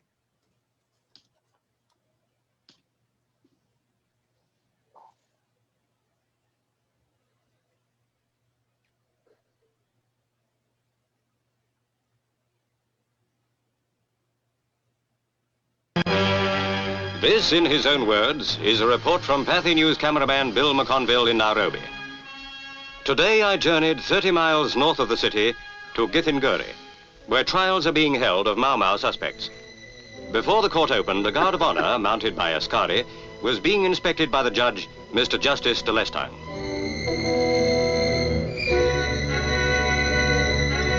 The defense and prosecuting counsels chatted outside. Among them is K.P. Hurst, the first practicing woman barrister in Kenya who is representing the accused. Inside the courtroom, the evidence was being sifted. The trial was for the Lari massacre, in which about 100 loyal Kikuyu were brutally done to death in a single night. Identity numbers were issued to the accused men. They sat in their wire compound, sullen and very quiet.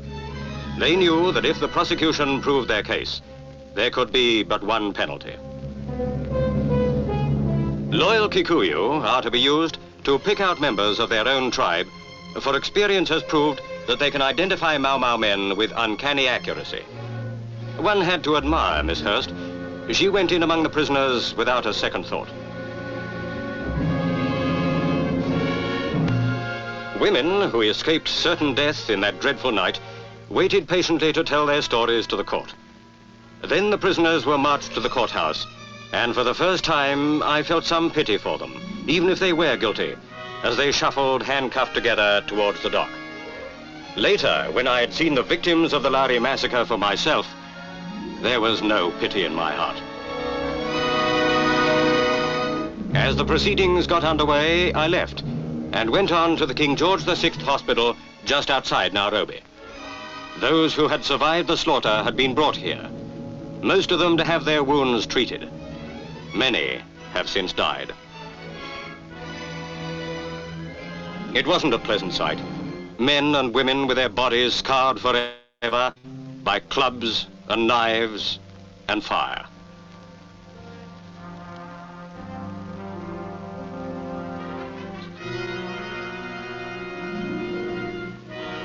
Officers were checking details of the massacre while I was there.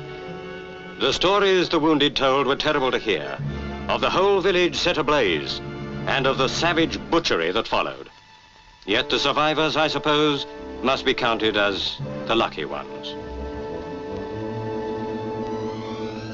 Each day at King George's Hospital, many Kikuyu come to give their blood to aid the wounded. And they do this with the knowledge that the Mau Mau have vowed to kill all who help the white people in any way.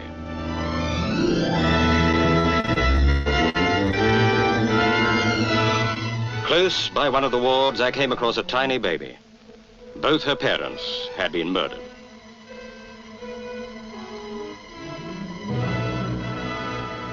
Nurses told me that for one old lady, there was little hope of recovery. Upon the children, too, the Mau Mau had laid its evil mark. The lucky ones, I wonder.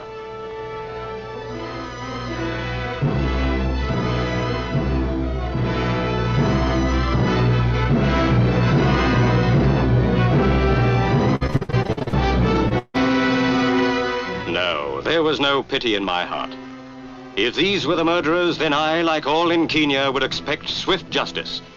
Too long has this proud and faithful land suffered from the Mau Mau's crusade of evil. Justice must and will be done.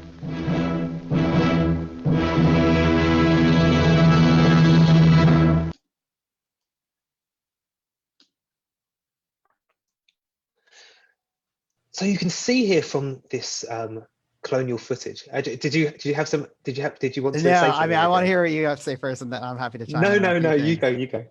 I mean, it's just, the resonance with contemporary, it's not that different. I mean, to be honest, especially for those of us who are at least old enough to like remember, especially the lead up to, let's say, the Iraq War, for example. And I was thinking a lot during our earlier conversation in the more theoretical tip about sort of connections between racialization and, of course, Orientalism, which is also not right. It's not just like bad, what is it called, like bad ideas or mean ideas about like peoples of the East, right? It's like a way of creating the idea of who someone is, right? It's the power to create that culture, the idea of that culture. And it is so fascinating that this film goes so far out of its way. Like it's like, obviously the Mau Mau are portrayed as sort of absolutely horrendous. The Mau Mau example always sticks in my mind as well, because it is one that, of course, that Fanon turns to so much in Wretched of the Earth. I was actually just grabbed a section that he writes here, because he says, in Kenya during the years, this is page 81, during the years preceding the Mau Mau revolt, the British colonial authorities increased their intimidation tactics against the lumpen proletariat. This is preceding the revolt. The police and missionaries coordinated their efforts in the years 1950 to 51 to respond appropriately to the enormous influx of young Kenyans from the countryside and the forests who, unable to find jobs, right? So we have the introduction of a limited market-based economy. This is the classic definition of imperialism, people, by the way. We'll do a couple of these definitions tomorrow, but this is the classic definition, right? So unable to find jobs, took to stealing, debauchery, and alcoholism. Juvenile delinquency in the colonized country stems directly from this lumpen proletariat, yada, yada, yada. Similarly, drastic measures were taken in the Congo from 57 onwards to send back to the interior the young hooligans who were disturbing the peace. And it's just this is such an extraordinary thing that this film is really, really trying to get me to believe. And I actually find it like amusing in this very dark way. I hope people don't take that the wrong way, like, on the stream. Like, it's trying, like the ways in which it says like, oh, I sympathize with them until their dark terror. Like, right, they're not the loyal Kenyans, the good loyal Kenyans who are loyal to us, right? This is repeated over and over again. There's even a moment, this is, because it's funny, because this is from, give me the date on this again, So this will be from the mid-1950s, late 1950s. It's just like 1950s. They even have that moment where like the first woman barrister is paraded across, and somehow like her like professionalism and whatnot, like it helps me realize the civil is like, this is the good civilized side, and the Mau Maus are crazy pants people who certainly did not experience what Fanon told me here is the background of their story, which is that they're basically being harassed the fuck off of their native lands and put into conditions of extreme economic deprivation and what's the word? It's another D word, deprivation and desperation. So yeah, so much of that sort of sticks out, but I don't know, that's just my initial reaction. Also, these news films always just get me. They're very fun in this very weird way. Yeah, I mean, I guess the art of subtlety has maybe developed a little bit since, or maybe it hasn't, who knows? But they were certainly troweling on a great deal, and it's particularly, as you mentioned, where there's a woman barrister who says, oh, you have to commend her for not even hesitating and stepping into the cell with all of these savages. And a lot of the kind of propaganda around the so-called Mau Mau emergency was related to the violence of African men, Kikuyu men towards white women settlers, right? Whether it be sexual violence or otherwise. This was hugely important, both in the imagery. In fact, an entire film was made about it called The Mark of the Mau Mau. But you also saw it a great deal in the actual political rhetoric that was used around that time as well. Okay, let me just find where I'm at. Okay, here we go.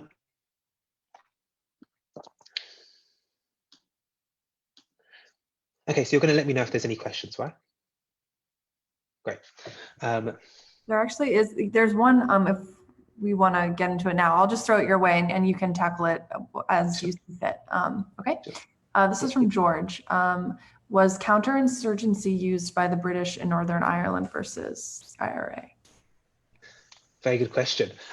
In fact, we're literally just coming on to Northern Ireland. Northern Ireland is so important. It's fundamentally important for understanding the routes that the boomerang takes, if I'm not going to completely slaughter this metaphor, the route that the boomerang takes comes via Northern Ireland, because Northern Ireland has a really, I guess, grey and quite ambiguous position in relation to the metropole, because of course, on the one hand, is Britain's oldest colonial legacy, right?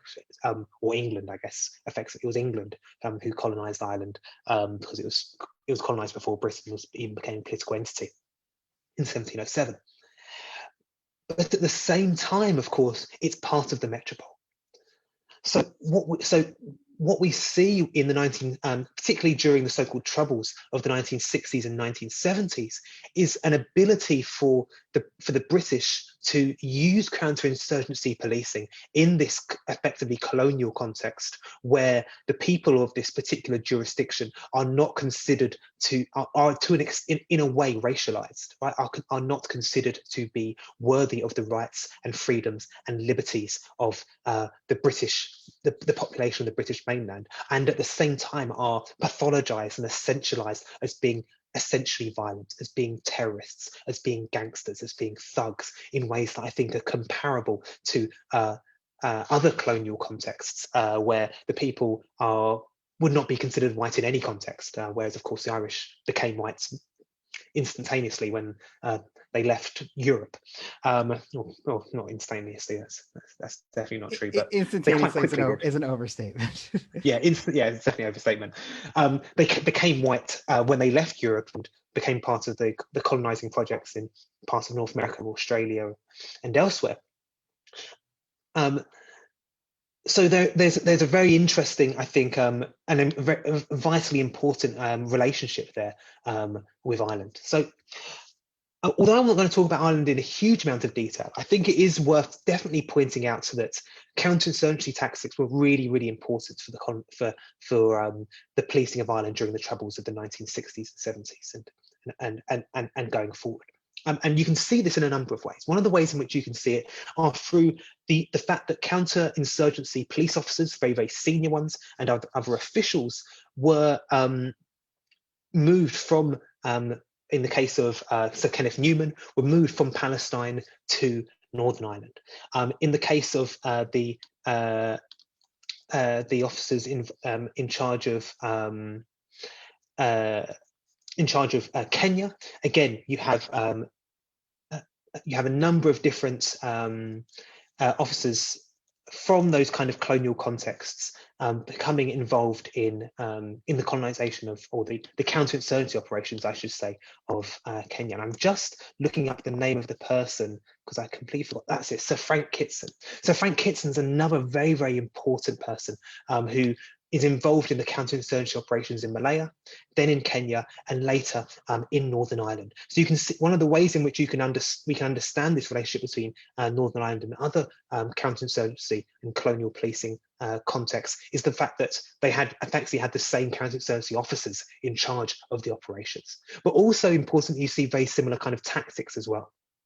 So we see the deployment of things like chemical weapons, which before had never been used on the British mainland, but were being used in Northern Ireland throughout the 20th century. We see the use of forms of the identification, of course, a suspect community, not like the Kikuyu in Kenya or the Chinese Malay in Malaya. Of course, you have the Catholic Republicans in Northern Ireland.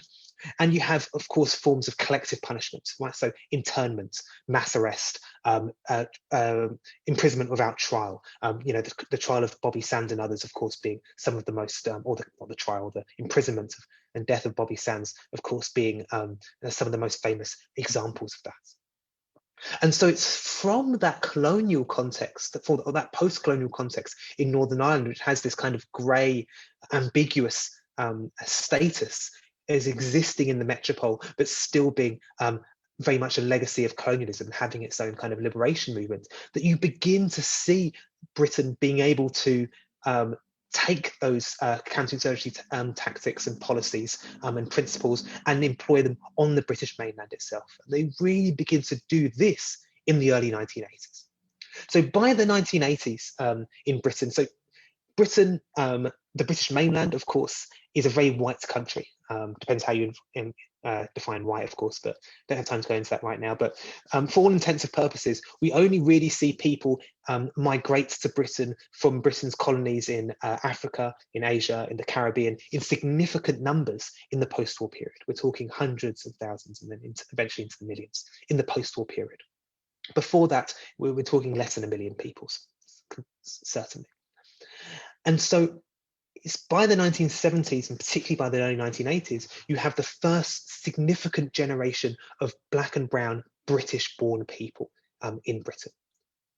And it's in this moment of the 1970s, and people like Stuart Hall have talked about this in a lot of detail, that you begin to see these kinds of forms of colonial policing and racial logics really being cemented into forms of policing. And so what happens in the 1970s is the British police and the government and the press begin to borrow from the United States. And they borrow an idea called the mugger, which I'm sure you're all familiar with. And the mugger is really important, both in the United States context and in the United Kingdom. And the reason that the term mugger is really important in the US and the United States is because mugging isn't actually a crime. You can't really, there's nothing on the statute books about mugging. You can't be imprisoned for mugging. Mugging is a category of crime. So as a category of crime, what a category of crime does is it kind of vacuums up a number of existing crimes into this often new category of crime to create the impression that there is a new problem, that there is a different problem. And if there is a new and a different problem, then that problem must be attributed to new and different people. In the case of the United States, of course, it wasn't new and different people as much as it was the kind of relative liberalization of the civil right, the effects of this and the victories of the civil rights movement. But in the United Kingdom, it was certainly the influence of this new generation of Black and brown people who were born in Britain and demanding something different. And so through this, then you see, of course, the identification of the identification of a suspect community and forms of preemptive policing to police that suspect community in comparable ways that we've seen in the colonial context. And in the 1980s, importantly, the new head of the Metropolitan Police in the 1980s is a man called Sir Kenneth Newman.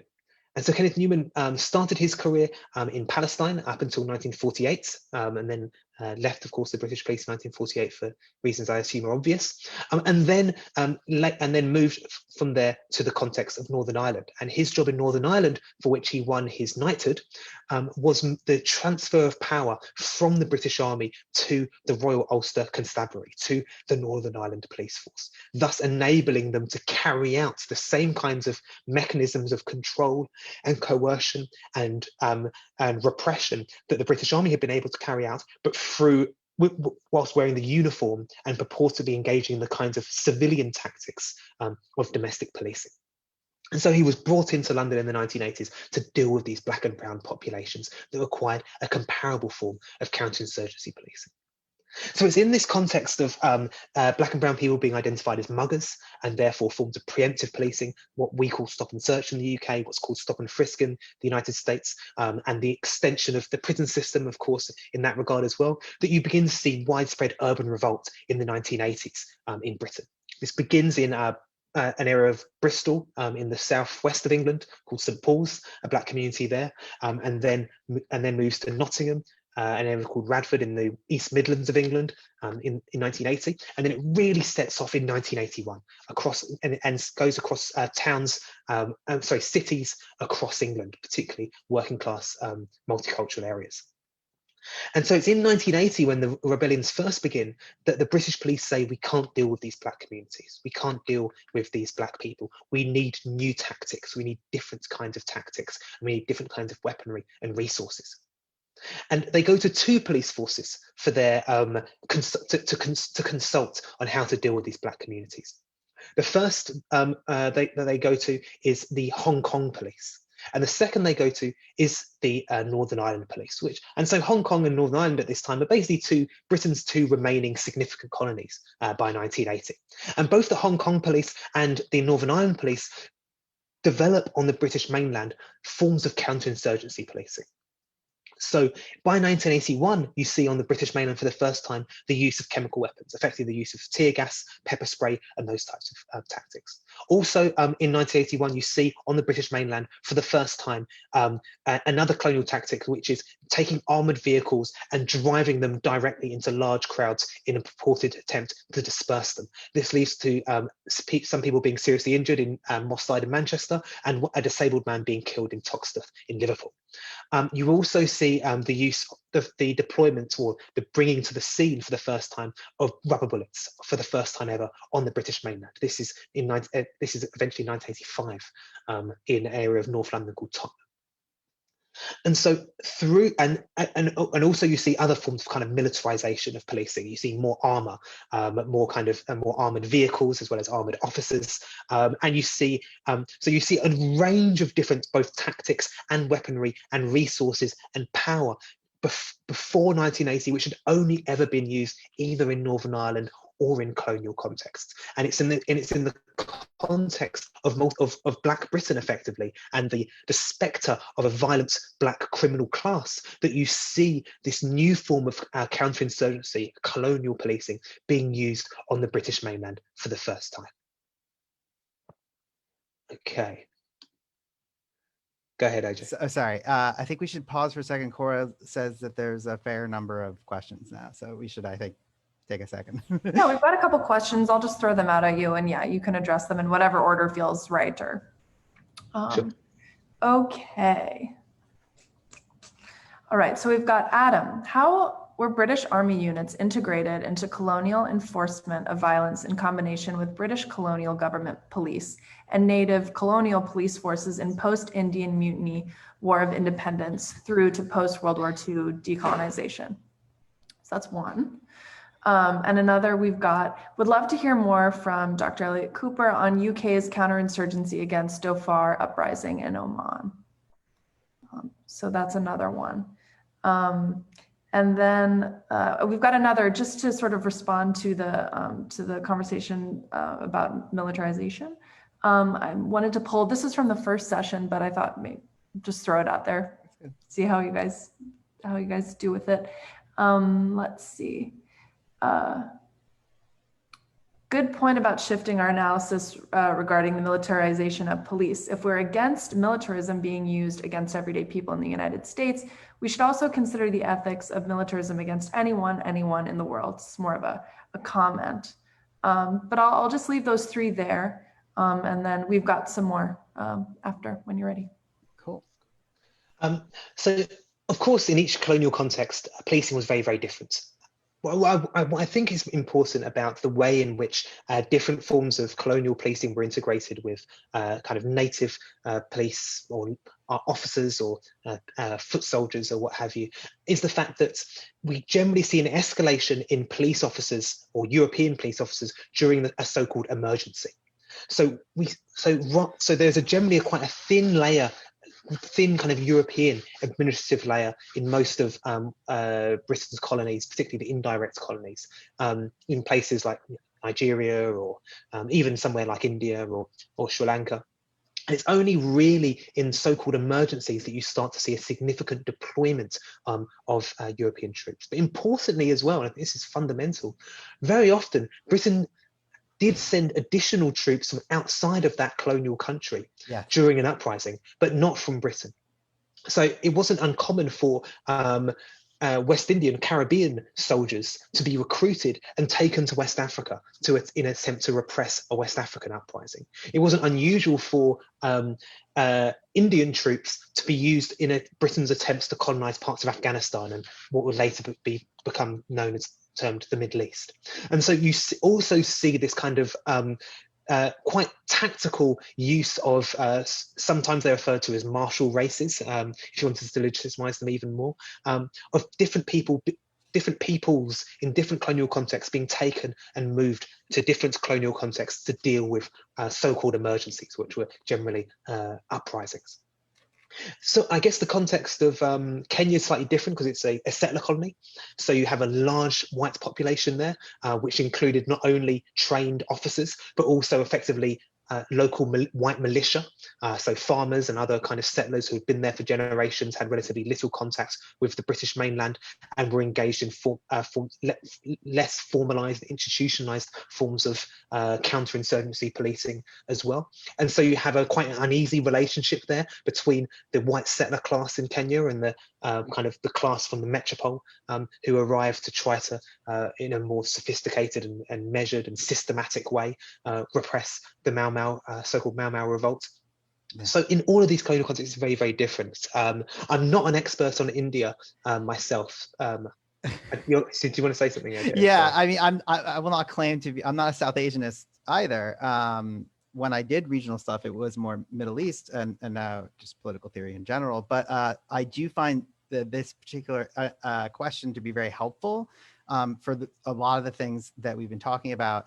Because if you do trace, and it's very much sort of just an expansion on what Adam just said, but if you look at the history of the British military presence in India, right? Of course, the first organization of this is not under the crown, right? It's under the East India Company, which Susie referenced in the first session, and it is, of course, actually in response largely to a popular revolt, but also a popular revolt of large factions of the military that the crown is invited in, right? Basically the company can no longer rule through company rule, and it invites the crown in. There's a continuous presence of Indian troops or let's say South Asian, I should say, troops within what are then British forces. But a really interesting thing happens sociologically that I think is actually something super vital, and something actually Adam and I tangentially talked about before this, which is that, like, from this point on, and it sounds like a very similar thing. I don't know all the other parts of the British Empire you were just talking about, but from this point on, the officer corps, basically, like, and all this stuff, they're all now Brits. And there had been this sort of like very famous project, you can read about it in all kinds of sources, of like making, so quote unquote, like Indians who are white somehow, right? But then really you get, especially within the military, and I find this to be very fascinating, this real suppression of, this real imposition of a colonial leadership class. Why do I find this so fascinating beyond the sort of intricacies of Indian history or of South Asian history more broadly, is you often find, and this is true in the United States, and I'm not, and you mentioned it maybe it's true in the United Kingdom or not, often the populations that are drawn on for military forces, and this is very true in the US, so I'll just speak to the US, are some of the most, to use a word that came up earlier in both the Mbembe and I believe in the Gilmore, are drawn from some of the most subaltern populations that exist. Often, right, one of the ones that happens in the US is even non-citizens, right? People who are aspiring to become a part of the American polity will join the military hoping, it's not always even carried through, that they will be granted citizenship. And this is a place where sort of the military and police are ever so slightly different, I guess. Whereas police, if you look in this specific period, for example, the pandemic period, police are more and more, and the whole sort of Trump period, honestly, but like police are, and going all the way back to the 90s, who am I kidding? Are more and more bound to, and even the 70s, but like are more and more bound to like the most reactionary right-wing projects. And it is a sort of aspirationally middle class sort of position. Whereas you get a lot more wild cards in military formations, both because of where people are being drawn from, and also because like this function is not as directly tied to this kind of like, we enforce the normalcy of the nation state, yada, yada, yada. And this came up in the first session as well, right? This sort of like how people get inculcated. And the US government actually, after Vietnam, banned political organizing amongst military personnel, not amongst police. Why? Because it worked. And that's the last thing I'll say about that is just, if you look at the sort of history of world political transformations, particularly radical ones, often it is a segment of the military that sort of breaks off to support that. And that is like a really sort of dicey thing that you can see playing out in these kinds of colonial contexts that Adam is talking about, or that I forget who asked the question, but the person who asked that question, you can see that playing out over the course of the 19th and early 20th century in India. So the other question was about Oman, which is a really, really important question as well, because it's not until the 1970s that you really see Britain strongly take hold of Oman in, I think, a way that's really interesting for understanding counterinsurgency. And there's a really fantastic book, if anyone's interested, called Keeny Meeny, by a good friend of mine called Phil Miller, worth checking out. The British mercenaries who got away with war crimes. And the first chapter is called The White Sultan of Oman. And what effectively talks about is the ways in which British military personnel were stationed in Oman in order to maintain the power of effectively the ruling class within Oman itself. So Oman was effectively a client state of Britain. It's still Britain's largest. I think Britain is, if I remember correctly, I think Britain takes more oil from Oman than any other nation, or purchases more oil from Oman than any other nation. You don't often hear, Oman also has the longest running dictatorship in the world. You don't really hear it talked about very much because, they're the allies of the West. Right. And journalists are banned from Oman, which is also probably why you don't hear about them very often. But Prince Charles loves going on holiday there, and he's very good friends with the royal family there, as royals get on across the globe very often.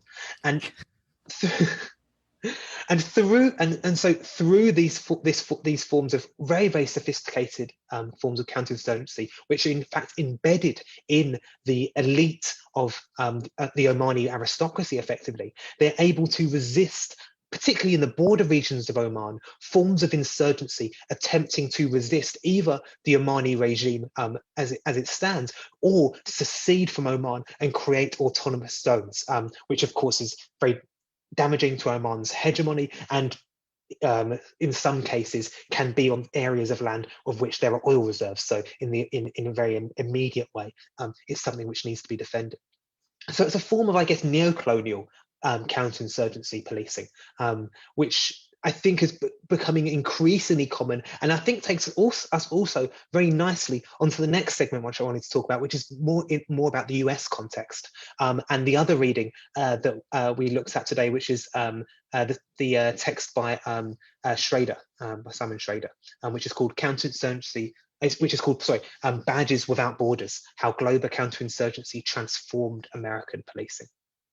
So Simon Schrader begins his analysis in an analysis that was kind of popularized by the Black Panther Party, I think, in the 1960s, which basically argues that Black and other racialized minorities in America are subject to a form of internal colonization. And of course, this was a very powerful rhetorical tool, and it came out of the idea that, of course, the police are an occupying army in Black communities and other working class communities of color in the United States. And this analysis emerged, of course, out of experience of policing initially. But of course, theorists like Huey Newton redeveloped this into a very sophisticated global analysis of both in what I guess today we call racial capitalism, and of course, global imperialism as well. So central to this observation was that insurgents and criminals are considered one and the same. Then there is in the same way as, or a comparable way, or a similar way to how people in these colonial contexts were considered to be gangsters or terrorists, right?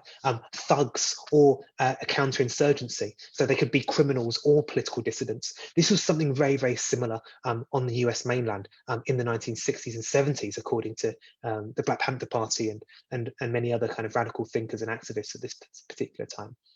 But importantly here, these insurgents or criminals, or insurgents/criminals, were not the only people who must be pacified. It's entire populations or suspect communities who require pacification, who require to be made in one way or another complicit to state power and to the power of policing. And so the institution that Schrader is particularly interested in is principally I think Robert Thompson would love the name of this institution. It's called the Office of Public Safety. And it's quite a small outfit, but it had a very large impact. And for the purpose of counterinsurgency, it assisted police forces in at least 52 countries, and officers from over 77 countries actually attended its training academy in, I think, somewhere in the south of the United States. And this was funded by US aid, or the countries themselves, or very often by everyone's favorite people, the CIA. So generally the goal of this police assistance effort was to prevent both, and this is really important, both communist resistance or communist revolution and crime. They considered communist revolution and crime to be not one and the same, but two intimately linked problems for which a singular policing tactic could help to repress and resolve. So public safety advisors, or OPS technicians as they were called, like Robert Thompson, reckoned that they were never distinct from one another at all. And the OPS could create the first line of defense against subversion, its advocates often remarked. So therefore, I guess one of the most obvious points is that we should never be unsurprised that domestic policing never treated organisations like the Black Panther Party as distinct from the policing of organised crime. Right? They considered, or that within their framework, political dissidents, political radicals were part of a continuum with organised crime, and they would police these two categories of criminality, or these two categories of deviance in a continuous way. One of the main protagonists of the book is a guy called Byron Engel, who was head of the OPS, and he was involved in operations which included sending Los Angeles Police Department officials to Venezuela in the 1960s to train the local police officers there, and assist them supporting repression against the AFNL, the Armed Forces for National Liberation. So Engel recommended the use. He was quite explicit, I think, Engel. He's important because he was quite explicit in his use of the use at home of lessons learned overseas. In fact, this is a quote from Engel, the communists have had a long experience in utilizing disturbances, riots, terrorism as political action tools. As a consequence, we have put a lot of emphasis on non-lethal riot control. We have found there are many principles and concepts which apply, whether it is in Asia, Africa, or South America. Perhaps those same principles would apply to the United States. So Engel was one example of a movement within professionalized policing, which saw a clear relationship with threats to US power globally and threats to state power domestically. And the Black urban uprisings of the 1960s were therefore connected in quite explicit ways to the anti-colonial insurgencies and other anti-imperialist movements taking place in the Third World during that decade as well. And the proliferation of weapons and other resources to armed insurgents was seen as tandem with criminalized forms of work proliferating in poor urban areas of the United States during the 1960s and 70s as well. Schrader, this is a really important quote, I think, from Schrader. He says that by the 1960s, professional policing did not possess two repertoires, one for deployment at home and one for deployment abroad. Rather, he argues, it possessed a single repertoire, which experts vigorously attempted to institute wherever they could. So, while I guess we talked about Vietnam a little bit before, while the Vietnam War, I guess, is a far better known military conflict, counterinsurgency policing across the world focused a great deal on urban conflicts, or focused on control in urban areas across the global south. So again, really creating the necessary infrastructure for its application in urban areas in North America and Western Europe, but particularly for this case in the United States. Counterinsurgency was more carefully orchestrated and deployed violence with often more caution and restraint, or certainly in a more systematic way, in an attempt to develop legitimacy over the monopolization of legitimate violence, as consultants like Robert Thompson argued, and we saw that in those British contexts as well. So if we think back to Thompson's advice on counterinsurgency policing, of having clear political aims and always operating the law, even if, of course, you're bending the law during so-called emergencies, we can see how the power of legitimacy and legitimate violence is considered far more effective than the naked and often indiscriminate violence of bombing and other more overtly militaristic campaigns. I don't know if there's any more questions while I quickly breathe. Yeah, I've got two more for you that maybe will carry us through the rest of the session. Okay, great. Okay, so this actually is great in reference to the global south you just mentioned. Can you talk about imperialism in Latin America? Is there a prospect of militarization of life and an escalation of use of power against the peoples of Latin America? That's the first one. And then the second one, this is from Anthony. At some point, will anyone be discussing the role of the Pentagon in policing future climate migrations, in considering the shape of militarism and imperialism in coming decades? We need to anticipate the military's idea of its mission as shaped by the climate crisis. So Ajay, I don't know if you want to talk about that. I've literally written about that, but I'll let Adam handle the other one first. Okay, I'm just going to get up the question so I can have a quick look at it as well. Oh yes, it's about Latin America. So obviously Latin America is not a monolith, and policing in Latin America is very different in different contexts. But I think what we're seeing now in the ways in which forms of imperial policing is coming to influence policing in the metropole are the ways in which forms of American consultancy effectively for policing. So joint exercises, other forms of training, and of course the sale of certain types of militarized weaponry, which is used by a domestic police force to police and control its citizens, provides a useful petri dish effectively, a useful so that the US police and other police forces and governments in the metropole can identify and look at the ways in which certain forms of control and coercion appear effective. And importantly as well, they can therefore plan for so-called emergencies, mass uprisings, civil unrest, strikes, all of these types of things, and look at the ways in which certain forms of militarized policing can be better effectively deployed. And I think this is now the relationship between the United States and particularly countries in Latin America, where I think it probably has the probably the longest, apart from maybe the Philippines and a few other places, the longest running kind of colonial relationship.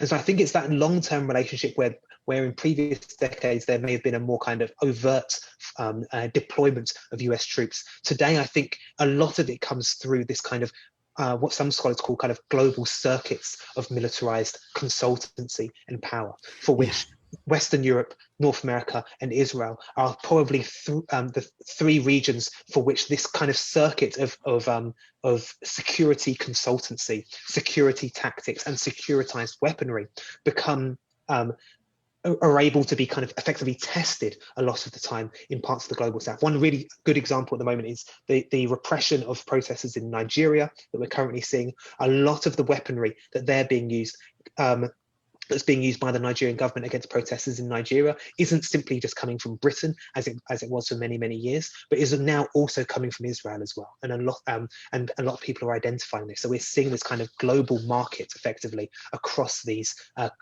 imperial and post-imperial nations, continually affecting, of course, Latin America, but other parts of the global south as well. If I could just add to that, because one thing that's totally wild that I learned from one of my colleagues here at Brooklyn Institute, Shimrit Lee, is that the Israeli security and weapons manufacturers will actually use the fact that they have tested, or the story at least, the image that they have tested equipment on the sort of unstoppable Palestinian insurgent, right? The unstoppable Palestinian, whatever you want to say, national liberation fighter, terrorist, choose your particular definition, as like a selling point when they are providing these weapons across to other places or trying to sell them. And I also love the way in which we've kind of shifted the boomerang a little bit from a boomerang way, as imperialism has changed over the years, and so has militarism. And there actually are good definitions from like 100 years ago, though. Like I was thinking of while I was preparing for this, but this whole like day, like this day and tomorrow, the whole event, I pulled out like the classics from Luxembourg, and we can get into them if we want to, but we'll also deal with those tomorrow. But as Adam was just pointing out, right, we're getting a sort of circulation of these technologies, of techniques. So like one of the classic examples of the boomerang, you can also read about this in like Sved Lindqvist's History of Bombing, for example, right? It's like all these things associated with like aerial bombing in the Second World War, like and like carpet bombing, right, had actually been done already in sub-Saharan Africa. So like that sometimes this is very literal, but in the moment we are living in, it becomes much more, dicey. Let's put it that way. And it's globalized in the same way that almost all production is globalized. And Susie touched on this earlier today, but in a lot of these theaters of war, you get a huge amount, in fact, often more private military contractors than actual quote unquote soldiers, right? Some formal soldiers. And of course, you also have in the sort of like stymieing of the decolonization project, the imposition of what we'll look at tomorrow as like sort of auxilia, right? Like nominally non-American troops, right? Nominally in sovereign countries that are really only nominally sovereign, sort of doing what Fanon described there before as the sort of the bidding, if you will, or imposing necessary conditions for especially economic extraction and production and securing markets to dump goods. So this is all like really vital stuff. On the climate question, I have actually written a thing on this. I like this question a lot. So if you want to check it out, what I call the piece is called "We're Not All in This Together." But in there, I do think it's really, really important. I want to make sure I get the exact question right, so I'm going to pull it back up. Like it's not just future climate migrations that the Pentagon is preparing for. The Pentagon is actually quite realistic about climate change, and this is part of some, I call this right-wing climate realism. They're very, very, very open about it, and they're like, this is going to provide a threat multiplier, so we must protect our ships and our bases. We've got to like have X amount ready for the wars that are going to come from climate change. We got to have Y amount ready for migration crossings. But when you think about the U.S. having the world's largest system of, this is true, by the way, this is not like, I'm not just making this up, a system of migrant detention, right, is the largest in the world. I believe we beat the Chinese. Congratulations. This is actually not future, right? If we really understand the way in which climate and society are like intertwined, right, and really like are co-producing, right, especially capitalism and climate are really co-producing each other at this point. And you look at a phenomenon like border policing, or the militarization of borders, or the heavy policing of borders, both to hold up production, but also to keep down migration. This is a climate policy. We don't see it as a climate policy because it's not like talking about like carbon emissions or about like exposed populations or about temperatures or wildfires or whatever. But in fact, it is dealing with a condition that comes out of climate crisis. And so like, yeah, I don't, it's not even so much we need to anticipate it. Actually, I mean, if this person who asked the question wants to like email me, you can actually read military documents where they have already planned it out and are already executing quite a lot of this. Again, not without friction. Like not the military is not a monolith. But this idea of a sort of right-wing climate realism, I think, is very, very, very crucial, and points me also to maybe one other thing that I was thinking about as the last circle of questions was going, which is it can be and this maybe something that's really nice for the whole day as well. Like it can be really easy just to want to go peacenik on this, right? And want to, right, and say like a pox on all your houses, or like, let's be against this violence, let's be against and I think part of what the Mau Mau example, as an extreme example, but a good one, brings up, or God, almost any of, or the Black Panther example in the US, right? Like what we start to see is that we only see violence at certain moments. And bringing us back to the sort of theoretical frame stuff that I was trying to introduce at the beginning, one of the grander points that I think someone like Fanon is trying to make is like, there's also like a regular grinding violence in the colony. He also thinks in the metropole, frankly, as well. And they're sort of different, and we can talk about that. Maybe that's a question for a different session. I don't know, but like, and I think they're becoming more blended as people like Mbembe suggest. But nonetheless, like there is a everyday violence, and like to react to that violently is merely to be enacting a kind of political realism. So I do think that that's like a really tough one that we have to sort of wrestle with, that you can't just sort of like throw it away. Similarly, and I think this is one of the diciest ones for imperialism, is like if you have a decolonization project, if you have an indigenous sovereignty, a popular sovereignty project, if you have any sort of democratic sovereignty project, let's call it a democratic project, right? Then this question becomes, and doesn't have to just even be democratic in the narrow sense of the liberal democratic. This question also becomes like, where then is legitimate violence, right? Like, so you achieve your state, does it have legitimate use of violence? So I don't think like a general critique of all violence or of all militarism like gets us out of that hole. So I hope that addresses those two things. We have two more questions if we want to squeeze them in before end of session.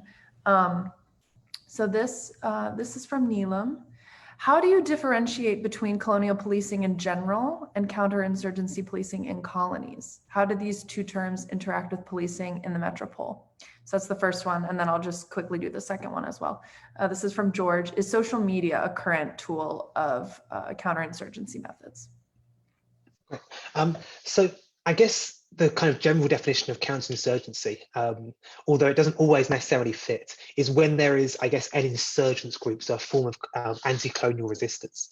But, and this is also very important, Simon Schrader actually says that the term counterinsurgency is kind of a misnomer, because he says that the insurgency to be countered is often not one that has yet actually occurred. And the use of preemptive tactics and sometimes violence is actually quite central to counterinsurgency. So as Robert Thompson, as we mentioned before, instructed both Britain and the US, this should include some forms of economic development, actually, socio-political freedom, maybe in small amounts, to try to develop the legitimacy of the colonial power over the anti-colonial movement. And I think you saw that in the video of the Mau Mau as well, right? Britain set up this hospital, we've got all of these doctors here, we're providing you with medical equipment, you know, we're providing you with development. We can provide you with far more things than these terrible Mau Mau people can ever promise you. So in a lot of ways, counterinsurgency policing and colonial policing aren't two separate or totally or fundamentally distinct forms of policing. And instead, I think what we see are when a threat or a perceived threat emerges in a colonial and imperial context, we begin to see the language of counterinsurgency being deployed so that, as I mentioned before, we can see these common tactics being deployed, right? The identification of a suspect community, preemptive tactics and violence imposed upon them, forms of collective punishment, coercion and control. In relation to social media, I think the thing with social media, I don't know if I wouldn't say necessarily social media, but I think what social media is effectively used for, and that is, of course, mass surveillance. Surveillance is something which was hugely perfected to a great extent in the colonial context. Even if we think about fingerprints, the person well, in the West anyway, the first person in the West to identify that all human beings have a unique fingerprint was a man called Sir Francis Galton, who was a colonial administrator in India. He was also, the story for another time, the person who coined the term eugenics, and was a terrible human being for multiple reasons, for reasons that should be obvious. But the reason, the process or the function, therefore, of identifying that everyone has a unique fingerprint was that it meant that people, therefore, in the colony of India were better able to be monitored, to be better. They were easier to monitor and control and surveil them. During the Criminal Tribes Acts in India as well, we saw the tattooing of foreheads being used against specific what were considered to be so-called criminal tribes, again, in order to better surveil and control and identify them. In all of the situations in which we've seen large numbers of suspect communities being put into camps in the context of Malaya or Kenya and others, again, this was the function of this was to be able to better surveil these people. I think the monitoring of social media today is just a far more sophisticated version of that. You don't have to shunt people into large camps in order to know where they are all the time, like you used to have to do in the 1950s and 60s during an anti-colonial uprising. You can know where they are all the time because they carry a computer in their pocket they take with them everywhere they go. You don't have to line them all up and have loyal Kikuyu identify which ones are the Mau Mau through their amazing mythical skills of detection that no white man could ever understand. You can just look at what their political views are by going through their personal digital communications. And so I do think that social media is something fundamentally important, but I think that what it's done isn't change what the tactic is, it just changes what the method of that tactic is, if that makes sense. And I think it's surveillance and monitoring, which is probably the most fundamental to that. There's one last thing that I just wanted to say very quickly, which goes back to this two really important quotes from General Templar. One of them, which I don't have in front of me, but I can kind of remember it because I've read it so many times, which he's saying in Vietnam. And when he goes to Vietnam, he says to the head of the US operation, when a Vietnamese farmer I find out that a Vietnamese farmer has had one of his cows killed by a US soldier, and he has been able to take the US Army to court and win compensation for that, I will know we are winning the war. And what he's effectively saying is that it's not enough to use violence. Your violence has to be considered to be legitimate, and it has to be considered you have to be considered such a legitimate institution of violence that a farmer can have his cow killed by you, and he can be like, I'm going to sue these guys and get some money for my cow, because there's a justice system. Hello, like there's a democracy. And so this idea of legitimate violence is fundamentally important for gaining the consent of the population. Right? So when General Templar says the shooting side of the business is only 25%, the trouble is the other 75% of getting the rest of the country behind us. This is very similar to domestic policing. Domestic policing is principally spent engaged in social regulation.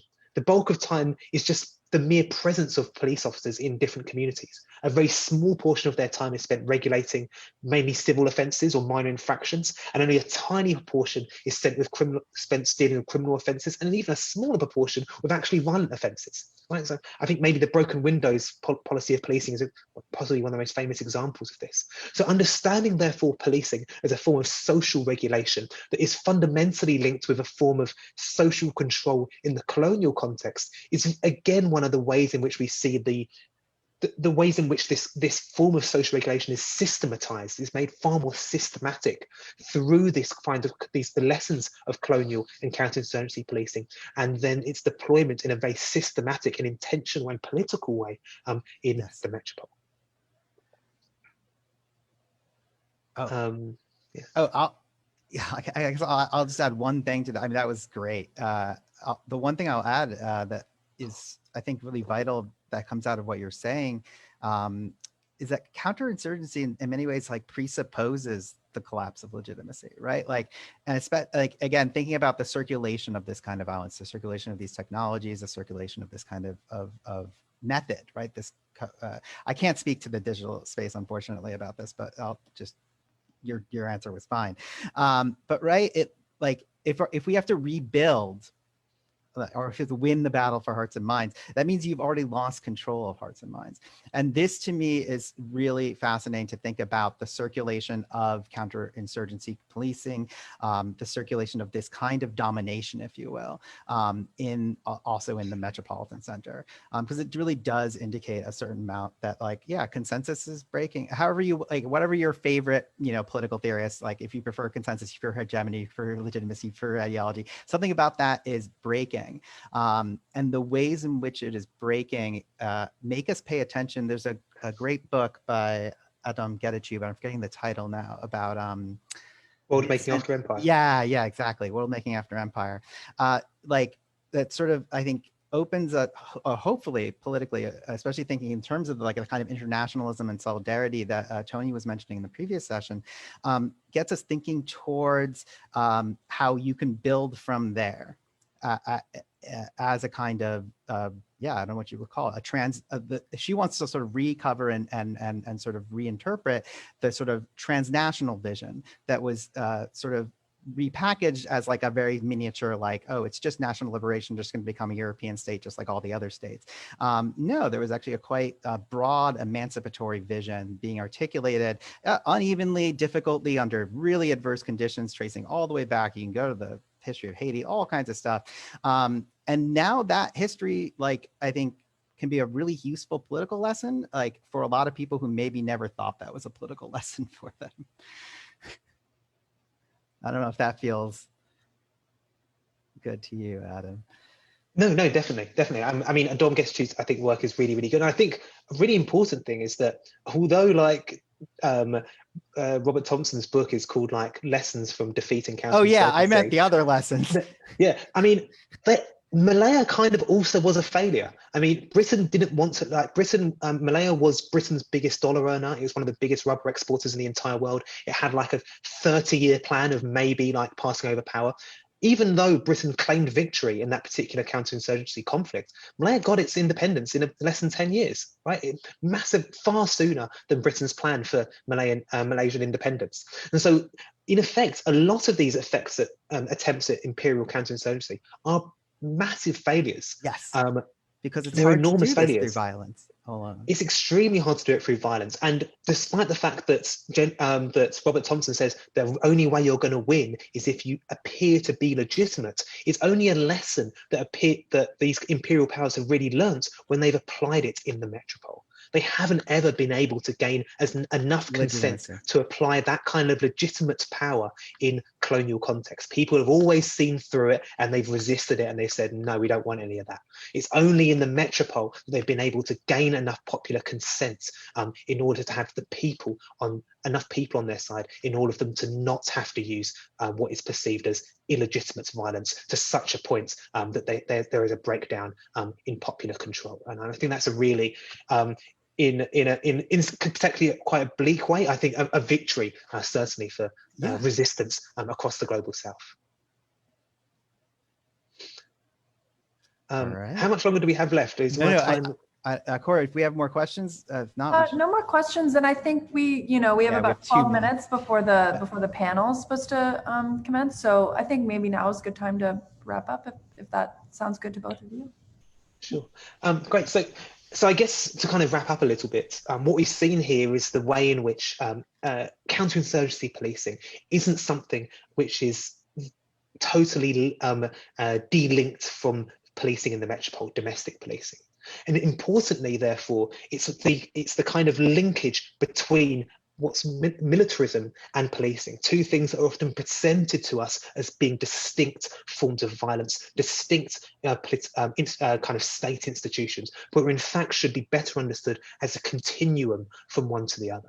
And I think, therefore, as we kind of mentioned towards the end, it also helps us to better understand resistance. And I think one of the ways I think it can help us to better understand resistance is because if we understand the anti-war movements that are very, very popular across the world as being an important component of a popular resistance against state violence and state control, and arguments that instead people need freedom, they need to live in, they need freedom, and they need livelihoods, and they need liberties, right? They don't need bombs, they don't need military occupations.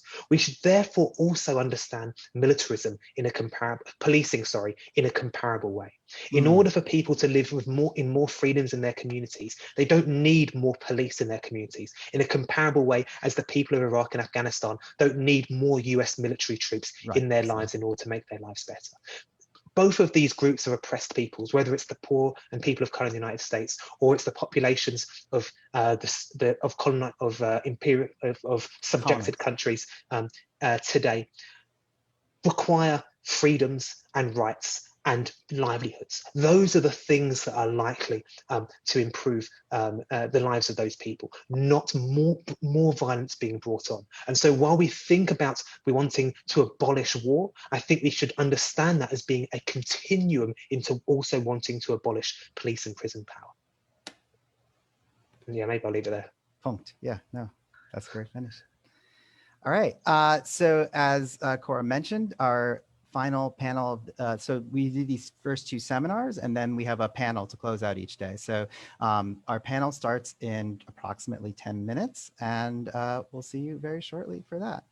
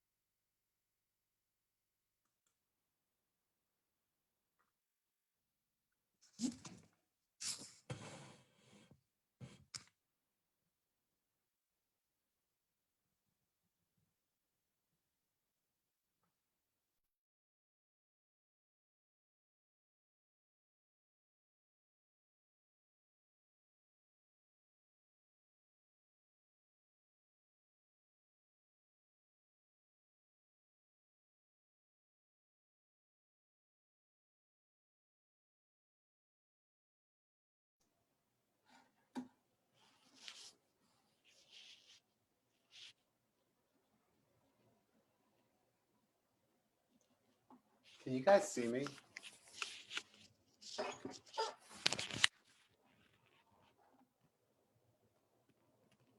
No.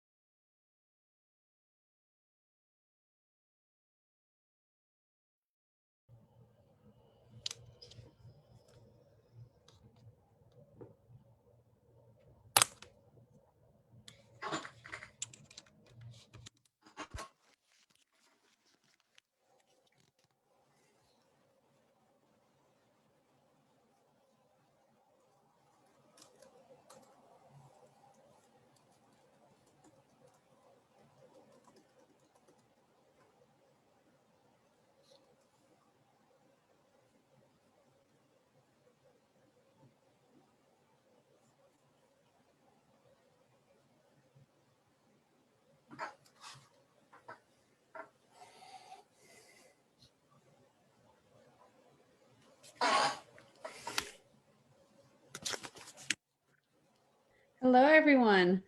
I think we should have everyone on now, so let's go ahead and get started. Thank you all so much for joining us. Thank you to our incredible panel that we have assembled here, in addition to those of you who are watching at home. I am Suzanne Schneider. I'm the Deputy Director and Core Faculty at the Brooklyn Institute for Social Research, and I'm really just delighted to be moderating this panel today, featuring a number of thinkers who I think can really speak to the questions that we've raised in our two learning sessions today about the way that militarism and imperialism are experienced on the home front, and the kind of cycles of violence between, say, the colony and the center and the metropole or sorry, the center and the metro, you know what I mean, the center and the periphery, if we want to use that, you know, that framework, that continue to influence everything from our response to climate crises, to police violence, and so on. So thank you all so much for joining us.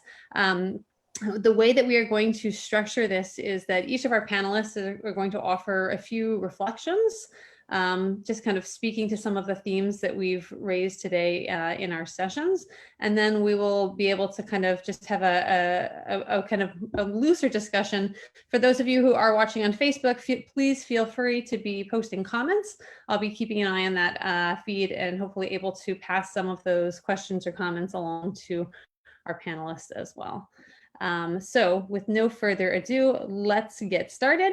I'll just offer a kind of a very brief introduction to our guests before I turn it over to each of them.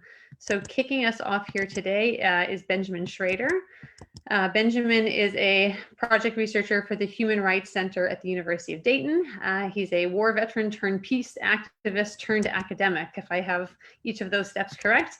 And his work is at the intersection of political theory, international relations, American politics, critical and military studies, social movements, and identity politics.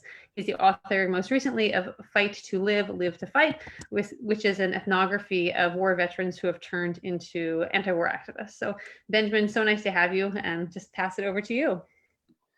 Great, thanks for inviting me. And I feel especially honored and privileged to be on such a great panel with so many great academics. As said, I'm a war veteran. I served in the US Army from 2001 to 2005 as a cavalry scout. And I was in Iraq from 2004 to 2005 on the Quick Reaction Force. So if anything happened, we were always the first ones called. We also, you know, were involved in doing a lot of this training that was taking place, this militarized policing that was taking place in Iraq. But while we were there, I became very disillusioned with the war and realized, you know, we weren't looking for weapons of mass destruction. We weren't helping people, right? This was an act of empire. We were America's thugs. And so I got out and I joined Iraq Veterans Against the War. And I'm still a member. It's now About Face Veterans Against the War. And I'm also a member of Veterans for Peace. And, you know, one of the things that I was doing, you know, I've seen the height of the anti-war movement, you know, during the Bush administration. And, you know, I've seen it drastically fall once Obama became elected, right? And, you know, so hopefully we will take some of these lessons that we learned by keeping pressure, even after, or if, you know, if the political spectrum shifts, we need to keep pressure on whoever is president. So, you know, the other thing I did was I went back to school. And so, you know, while activism was a way to channel a lot of my anger of what I had experienced, school was a way to understand it and better see what was going on, why I was deployed. And so I studied political science to understand the gears of war, and I studied sociology to understand the human impacts of war. And this kept going until I ended up getting a PhD in Hawaii, where I focused on veteran activism. I focused on vets who got out and not just became anti-war activists, but social justice activists. So veterans who were part of the environmental movement, a part of gender activism, a part of immigration policy. And so, you know, one of the concepts that I came up with was this idea of the soldier's contract, right? So similar to Charles Mills's racial contract or Carol Pateman's sexual contract, veterans and soldiers have a different relationship to this idea of the social contract, whereas they're the ones who are upholding and defending and fighting for this idea of the social contract. And so it creates a different relationship to citizenry as well. Now, the thing is when veterans become activists, they are thus saying that there's something wrong with the social contract when they're fighting back. And so that's what my focus was primarily on social justice activists, right? Saying that there's something wrong with this social contract. Now, where I want to go with my work in the future is looking at conservative veteran activism, because it still is also holding that same claim that they're saying there's something wrong with this social contract.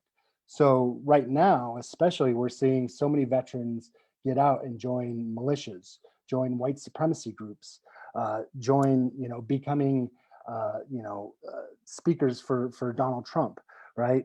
So this conservative activism is also a pushback against this idea of the norm. This conservative activism, this rise of militias isn't just happening in the US, it's happening around the globe. As we're seeing these rise in militias and more pushback against the state. And so to tie into this idea of the boomerang that was talked about, we're seeing these veterans come home and be active in these groups, but they're bringing back the tools and techniques that they learned in the military, not just the tools of oppression, but also the ways in which to fight against the state, the way to create insurgencies. And so, you're seeing this in veterans who are part of white supremacy movements, this whole Boogaloo movement, right? All trying to disrupt the kind of norm. We're also seeing, especially with this upcoming election, this push to disrupt the election. This is where there's also a pushback again amongst these social justice activists, right? While they both make claims that there's something wrong with the social contract with the state, I think that the social justice activists are still trying to ensure that it doesn't push over into fascism. So the organizations I'm a part of, About Face and Veterans for Peace, have been heavily involved in working to ensure that there's still democratic processes, right? We're partnering with a number of organizations doing this election defenders, right? To ensure that people are able to go to the polls, feel safe, and have their voices heard. Another aspect that I would like to say about the peace movement is that there has been a shift. And this is jumping off one of the last comments by Adam in that last session, but these veteran movements are moving more than away from just this idea of anti-war activism, right? They're starting to recognize and realize the importance of intersectionality. They're getting involved with Black Lives Matter. They're getting involved with colonization issues, indigeneity, right? They're trying to be more involved in an intersectional way to create more peace, because you can't have one without the other. So thank you. And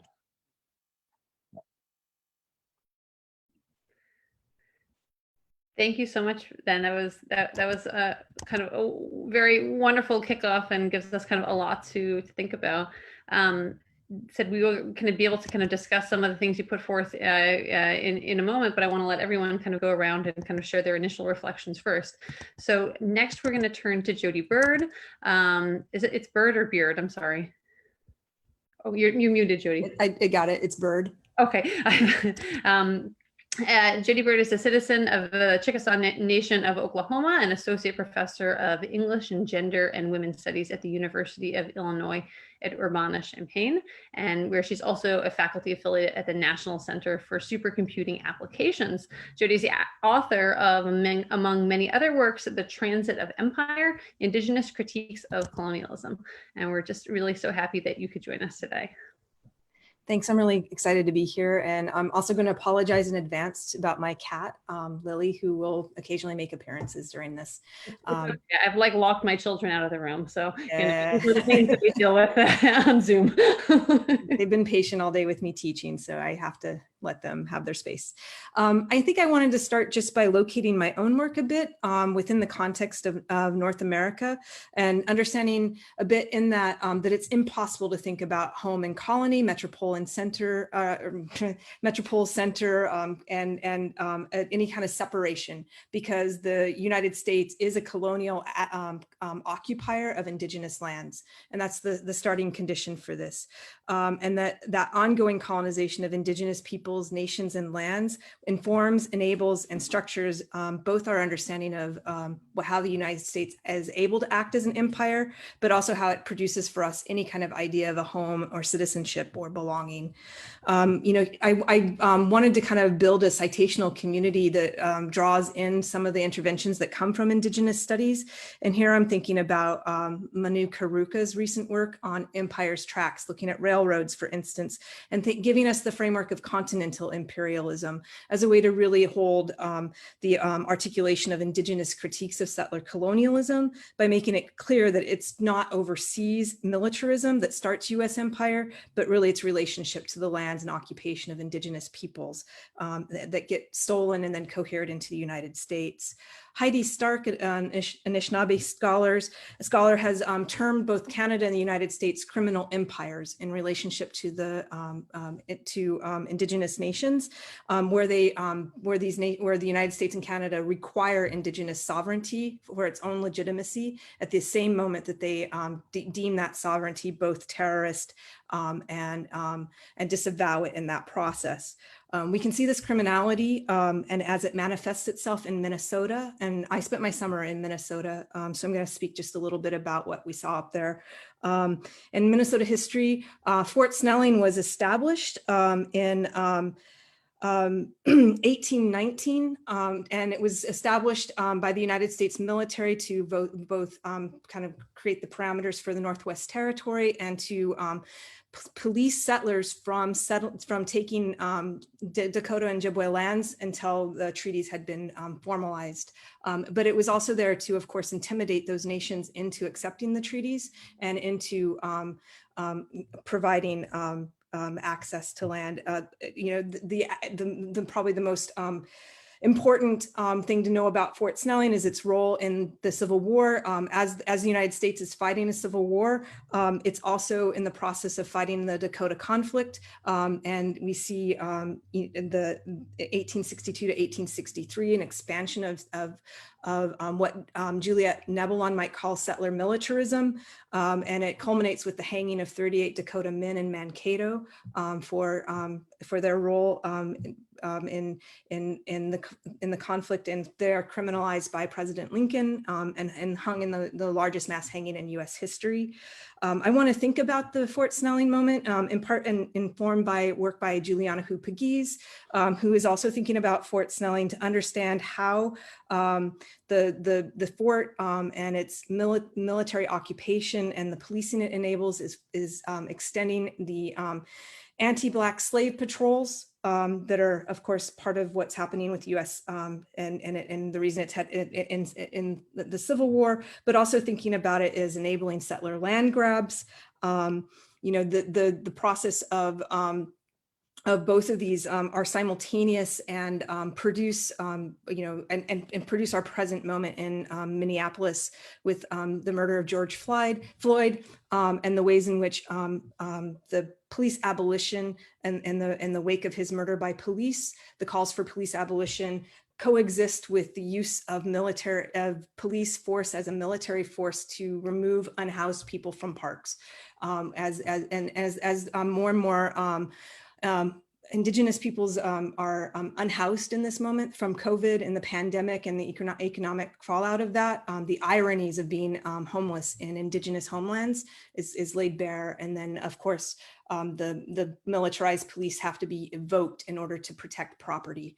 I think a lot of this has linkages back to what we saw at Standing Rock in the No DAPL protests with the military contractors, Tiger Swan, being brought in to help monitor and collect information and data on protesters.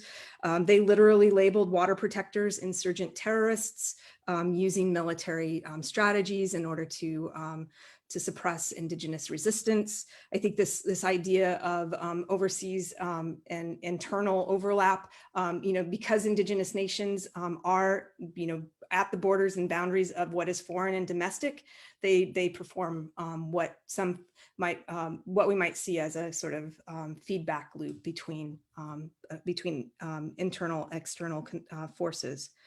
The last things I kind of want to evoke, and moving us towards a couple other citational references, is a really incredible essay by Lisa Cacho and Jodi Byrd this summer, who are able to articulate how resisting arrest now becomes the mode through which policing violence occurs. And I think it's a reflective of, of those larger processes of turning indigenous water protectors, indigenous resistances to U.S. empire and settler incursions into something that is deemed criminal. We see this, this kind of constant sort of reiteration of these processes. And then, I'm also really wanting to acknowledge work by Jodi Kim, who helps us try to understand U.S. imperialism and its relationship to both its forms of anti-Blackness and settler colonialism through debt imperialism and the settler garrison as both sort of iterations that come from the occupation of indigenous homelands and then taken into Asian territories and Pacific territories.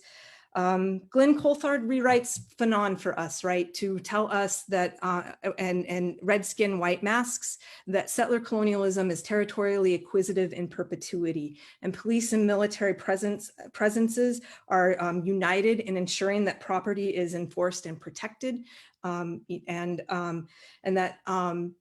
that this is the rationale and the continual necessary conditions for the United States to exist at all. The last thing I kind of want to say is just to sort of reemphasize the colonial erasure embedded in foregrounding and overseas versus a home formation for talking about the United States and its policing as producing a colony internally, because that again does an overwriting of indigenous histories and sovereignties. I also want to say that there's something interesting about the ways in which our languages for talking about this ultimately end up reiterating and reappropriating indigenous existence and presences, even in the form of a word like boomerang, which comes out of Australia and Aboriginals. And to sort of hold that idea. I think for me, the thing that I've been sort of thinking about through someone like Rob Nichols, who's written a book called Theft is Property, is the ways in which all these processes are recursive. It's a concept he uses to talk about how lands have to be stolen in order to be turned into property that then can be continually stolen and recirculated. For me, because I work at the National Center for Supercomputing Applications and thinking in my most recent work about video games in addition to other things around coding and our technological present, I like the notion of recursion from software studies. Recursion is a mode of a piece of code that calls the code and the system of the code in order to solve a problem the code is created. And for me, this is the best way for understanding the feedback loop that exists between settler colonialism, continental imperialism, and what we might call US settler imperialism. Thanks. Wonderful, thank you so much. Maybe if it's not a huge hassle, I'm wondering if we can, not just for like right now, but maybe in the future, also like assemble the kind of list of resources that you've mentioned here and, be able to somehow post them on our page so that people who want to kind of reference them can kind of go into this bibliography in a more nuanced way. That would be really awesome. Thank you so much, Jodi. Mm-hmm. I'm going to turn now to my colleague, Adam Elliott-Cooper, who's an associate faculty member here at the Brooklyn Institute. He's working on issues related to post-colonialism, urban theory, and social movements. Adam received his PhD from the School of Geography and the Environment at the University of Oxford in 2016 and has served as a researcher and teaching fellow at University of College London and at University of Warwick and King's College London. His current research focuses on anti-racism and British policing, both on the British mainland and in the colonies. Adam, thank you so much. And Adam also just led our kind of really wonderful second learning session on kind of the question of police militarization. Great. Thanks so much, Suzanne, and really great to be here, and thanks so much for the invitation. So I'm going to talk a little bit about imperialism in the metropole, or what's now become the metropole. I guess I'm sitting in London at the moment, which I guess is the old metropole, and most of you guys, I guess, are in North America, which I guess is a slightly newer metropole. And I also don't like the boomerang effect, yeah, partly because of yeah, the way it's taken in a out of this indigenous context in Australia. And I have since the last session looked it up to see if Césaire actually used the word boomerang, and it turns out he does, which is slightly disappointing, but hey ho. I was hoping he had some kind of great French terminology, for which in English we didn't have a translation, but it turns out we don't. So I'm going to think today a little bit about the way in which the multiple crises being faced by of course us as ordinary people, but also importantly by imperial governments are being the way in which they're attempting to reconcile it, the way in which they're attempting to deal with it through forms of imperial governance, particularly imperial violence, both outside of the borders of the metropole, but also within those domestic borders as well. So of course, we know that we're facing multiple crises at the moment, right? There's an economic crisis, we're currently in one, or we've just finished one, and we have another one looming, or one that we're just kind of newly getting into. We have a health crisis, and we have an environmental crisis, and of course, for governments all over the world, there is a fundamental crisis of legitimacy. Because the economic crises that we face, the health crises that we face, the environmental crises that we face, few, if any, governments across the world, particularly in imperial and post-imperial powers, have any legitimate way of ameliorating those crises.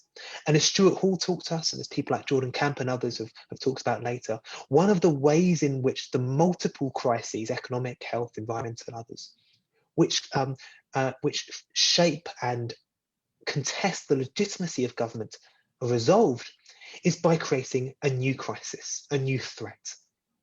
And I want to talk about three of those purported, or those invented threats that are being created by governments at the moment in the United States, or in North America and in Western Europe, in an attempt to regain some of their legitimacy in the face of these almost insurmountable crises of the economy, of health, and the environment.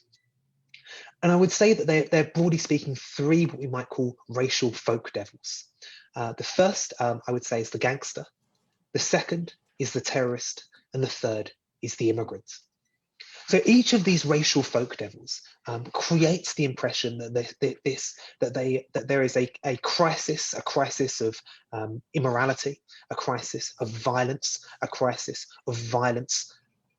This is emanating from a racialized other. But importantly, and I think for this discussion of imperialism, this criminal, violent, racialized other isn't simply a threat that's coming from within and threatens us within our own communities. It's also a threat which comes from abroad. So in the context of the gangster, we have, of course, the threat of the black, the spectre of the black, and the myriad of forms of policing and control which arise in order to control the spectre of the gangster. But of course, the global war on drugs and of the various forms of international forms of militarism and global power and reach, which attempt to also concoct and then police this threat of the gangster, the global purveyor of drugs and narcotics, means that there is a symbiotic, a continual relationship, a continuum between this imperial form of policing and this domestic form of policing. Similarly, with the terrorist, we have a comparable form of symbiosis between imperialism and domestic policing, possibly one of the most clearly and coherently articulated, the idea that there is a global war on terror which is being fought across countries which are perceived to be Muslim or Muslim countries, and of course a domestic war on terror as well. We see forms of counterinsurgency policing being deployed, forms of counterinsurgency being deployed in these contexts that I'm sure people are familiar with, Afghanistan, Iraq, and in more subversive ways in places like Somalia and Yemen and other parts of North Africa. And again, we have this domestic war on terror, where we see Muslims or perceived Muslims, again, having forms of counterinsurgency policing, surveillance, detention, and criminalization being imposed upon them. And of course, the third and final one is the spectre of the immigrants, both in North America, particularly in the United States, but also in Western Europe and its borders with the African continent and Eastern Europe and its borders with parts of Asia, are again considering the spectre of the migrants. That's the final and one of the most compelling racial criminals or racial folk devils for which a crisis can be concocted by, or at least escalated by governments in order for them to attempt to deal, or at least create the impression that they're dealing with this crisis in order to reproduce their legitimacy. And based on a project that, that's coming out called Empire's Endgame in, I think, February or March of this year, which I'm writing with some colleagues, or I've written with some colleagues, where we think about these three folk devils, the gangster, the terrorist, and the immigrant, as being the ways in which the last vestiges of British nationalism attempting to hold on to its perception of global power, which of course was very much lost at the fall of empire in the middle of the 20th century, is also, I think, comparable to the crumbling empire of the United States and the decline of its global influence as well. We see the ways in which these racial folk devils become conjured up in order for these desperate, often popular right-wing governments to attempt to restake and reclaim their legitimacy as a protector of the people, as a firm hand in a dangerous world, and a fundamentally legitimate political force in a world of perpetual crisis. But I think what's also important about these three folk devils is that too often we think about them in separation of each other. We think about the gangster and anti-Black violence. We think about the terrorist and anti-Muslim racism. And we think about the migrant or the immigrant as a particular form of racism. And what we seek to argue, that, in fact, is that these forms of racism must fundamentally be understood as being intimately connected with each other. And not simply intimately connected, but constantly overlapping in the ways in which we see these different criminal folk devils being controlled and coerced in very material ways, but also being illustrated and painted in the public and popular imagination. So when we look at the ways in which, and I'm going to use the British context, but I think a lot of this applies to the United States as well. When we look at the forms of, for instance, the surveillance tactics that are employed on so-called gangsters and people suspected of drug proliferation, we see the development of gangs databases where people suspected of this kind of criminalized activity their details are put onto there, they're more closely monitored, and it's easier then for violence and coercion and control to be deployed upon them. But similarly, we have terror databases where people suspected of being involved in so-called radicalization and political extremism are being put onto databases and then more closely monitored, more closely surveilled, and more easily criminalized, coerced, and controlled.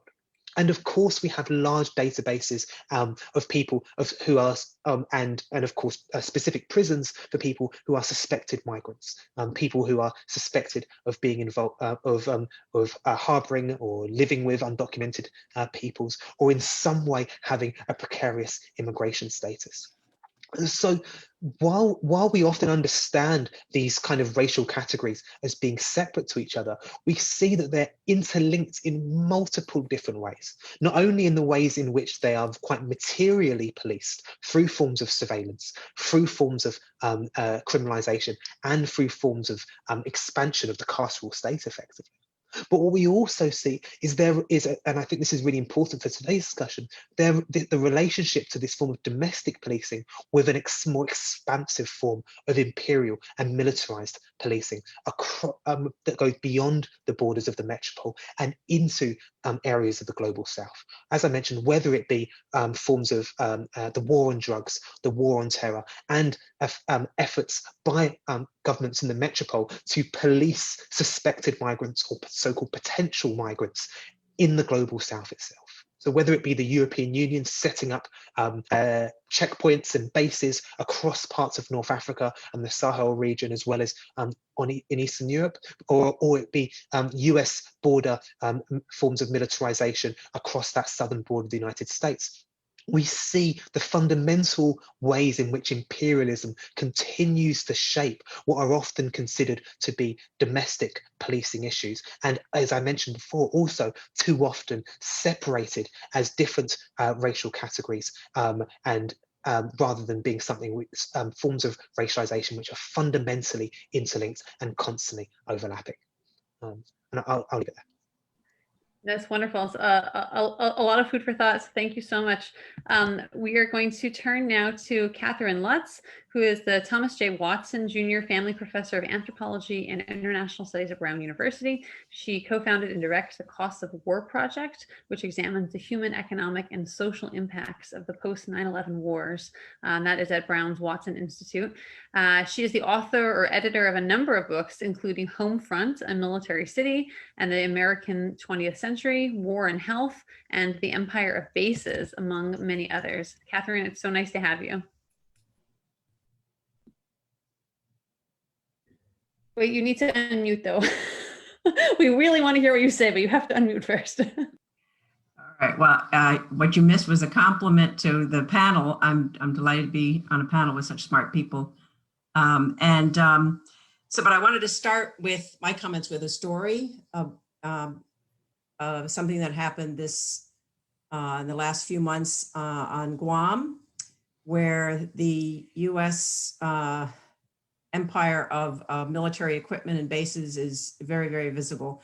The USS Theodore Roosevelt, as you heard, I'm sure, the crew members were stricken with COVID in great numbers. They docked at the naval base on Guam in order to get off the ship, but of course brought the COVID with them to the island, where the United States has two large bases which involve, again, the colonial history of land takings from indigenous people, the Chamorro people of Guam, who now have suffered between themselves and the Carolinians who are also on island.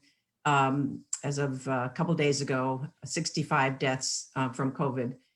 So, and again, that has to do with not just their exposure to the virus, their lack of sovereignty, the land takings that extend from the Philippine War, the American War in the Philippines, when the United States took the island as a whole from the Chamorro people. So that it's just a quite striking example of the kinds of issues that are being raised by this panel, of the kinds of damages that are done, the lack of boundaries to U.S. militarism, colonialism, and the virus, and these processes that we've been talking about. So it's a story, though, too, about the weakness of empire. Right? This is a massive multi-billion-dollar piece of equipment, millions of dollars of daily labor costs, equipment maintenance, fossil fuel use, that actually could be felled by a microbe. Right? So I think in many ways, and also could be felled by the independence movement on Guam right now, although some people want statehood. So there's again a struggle ongoing to retake the land. A third of the island is under U.S. military control with the U.S. Air Base and naval base. The toxins that the U.S. military uses are in the water supply. Jet fuel has been leaking from the pipeline that draws, just incredible volumes of jet fuel from the naval base up to the air base across the island every day. And it's a case study in both, again, the kinds of violence, physical and structural, and the kinds of weakness that US militarism demonstrates. So I think trying to understand that, and the notion that the US military, with its nearly 1,000 bases around the world, unprecedented historically, is again, providing the kinds of international order and security that are claimed for it, that's obviously belied by the situation on the ground in any of these base communities, where you can see the kinds of damages that are done. But again, the posing of the US military global presence as a security gift to the countries in which it exists is also belied by the kinds of situations, the situation that we see in Guam, just to continue with that example. China's got a missile called the Guam Buster. I was listening to some military strategists talking about Guam's position as America's forward posture in the Pacific, and acknowledging that Guam would be glass. Guam would be glass if war broke out with China or North Korea. In other words, it would be bombed into nothing. Right? It is a sacrificial frontline sort of line of assets, rather than, again, what we know it to be, which is the home of the Chamorro people. Again, the idea that this is a protected island, an island that, again, is told that they're being protected by the US military, as opposed to being held up as a kind of a shield for the rest of the real Americans that in the mainland, is it's very obvious from the reality of what, again, all of these B-2 bombers, naval ships and facilities and personnel are about by being there. Right? It's a very interesting sort of symbolic place. The idea that it's simply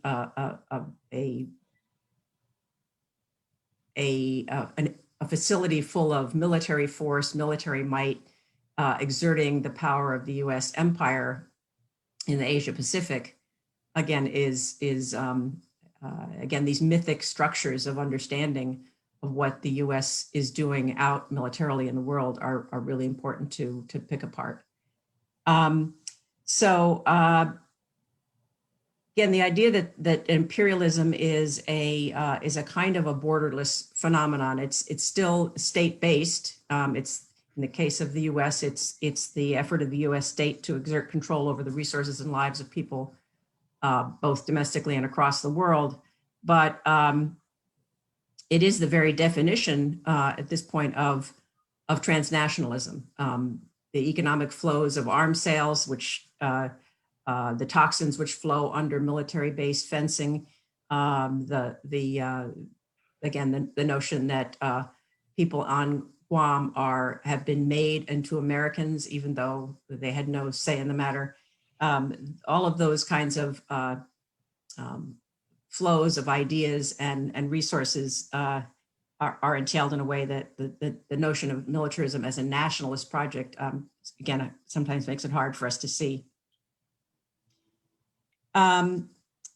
So what I also wanted to start by just summarizing is my sense, and just very briefly, of what those damages are and how different they are domestically than they are overseas. Even as we recognize that as Jodi pointed out, it's so important to recognize the ways in which it's still an ongoing project of imperialism that the US state exercises over indigenous land in the United States. So again, the notion that militarism is deeply damaging through the damage to human lives, just the wars of the last 20 years at the Cost of War Project, we've been tallying the dead and estimate that directly and indirectly at least 3 million people have died in the counterterror wars of the post 9/11 wars. 3 million human beings.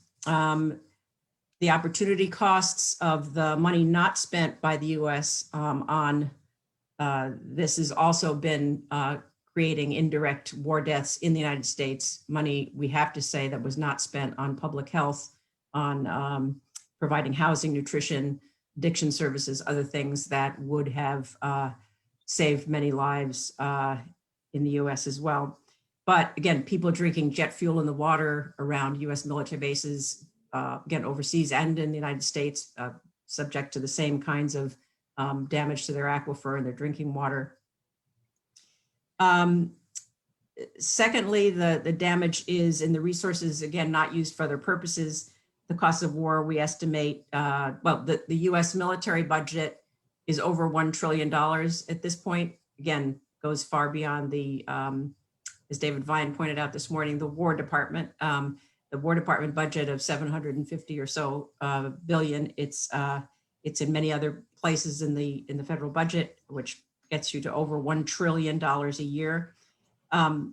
Nita Crawford of Costs of War has estimated that the costs of the counterterror wars for the US federal budget is 6.4 trillion.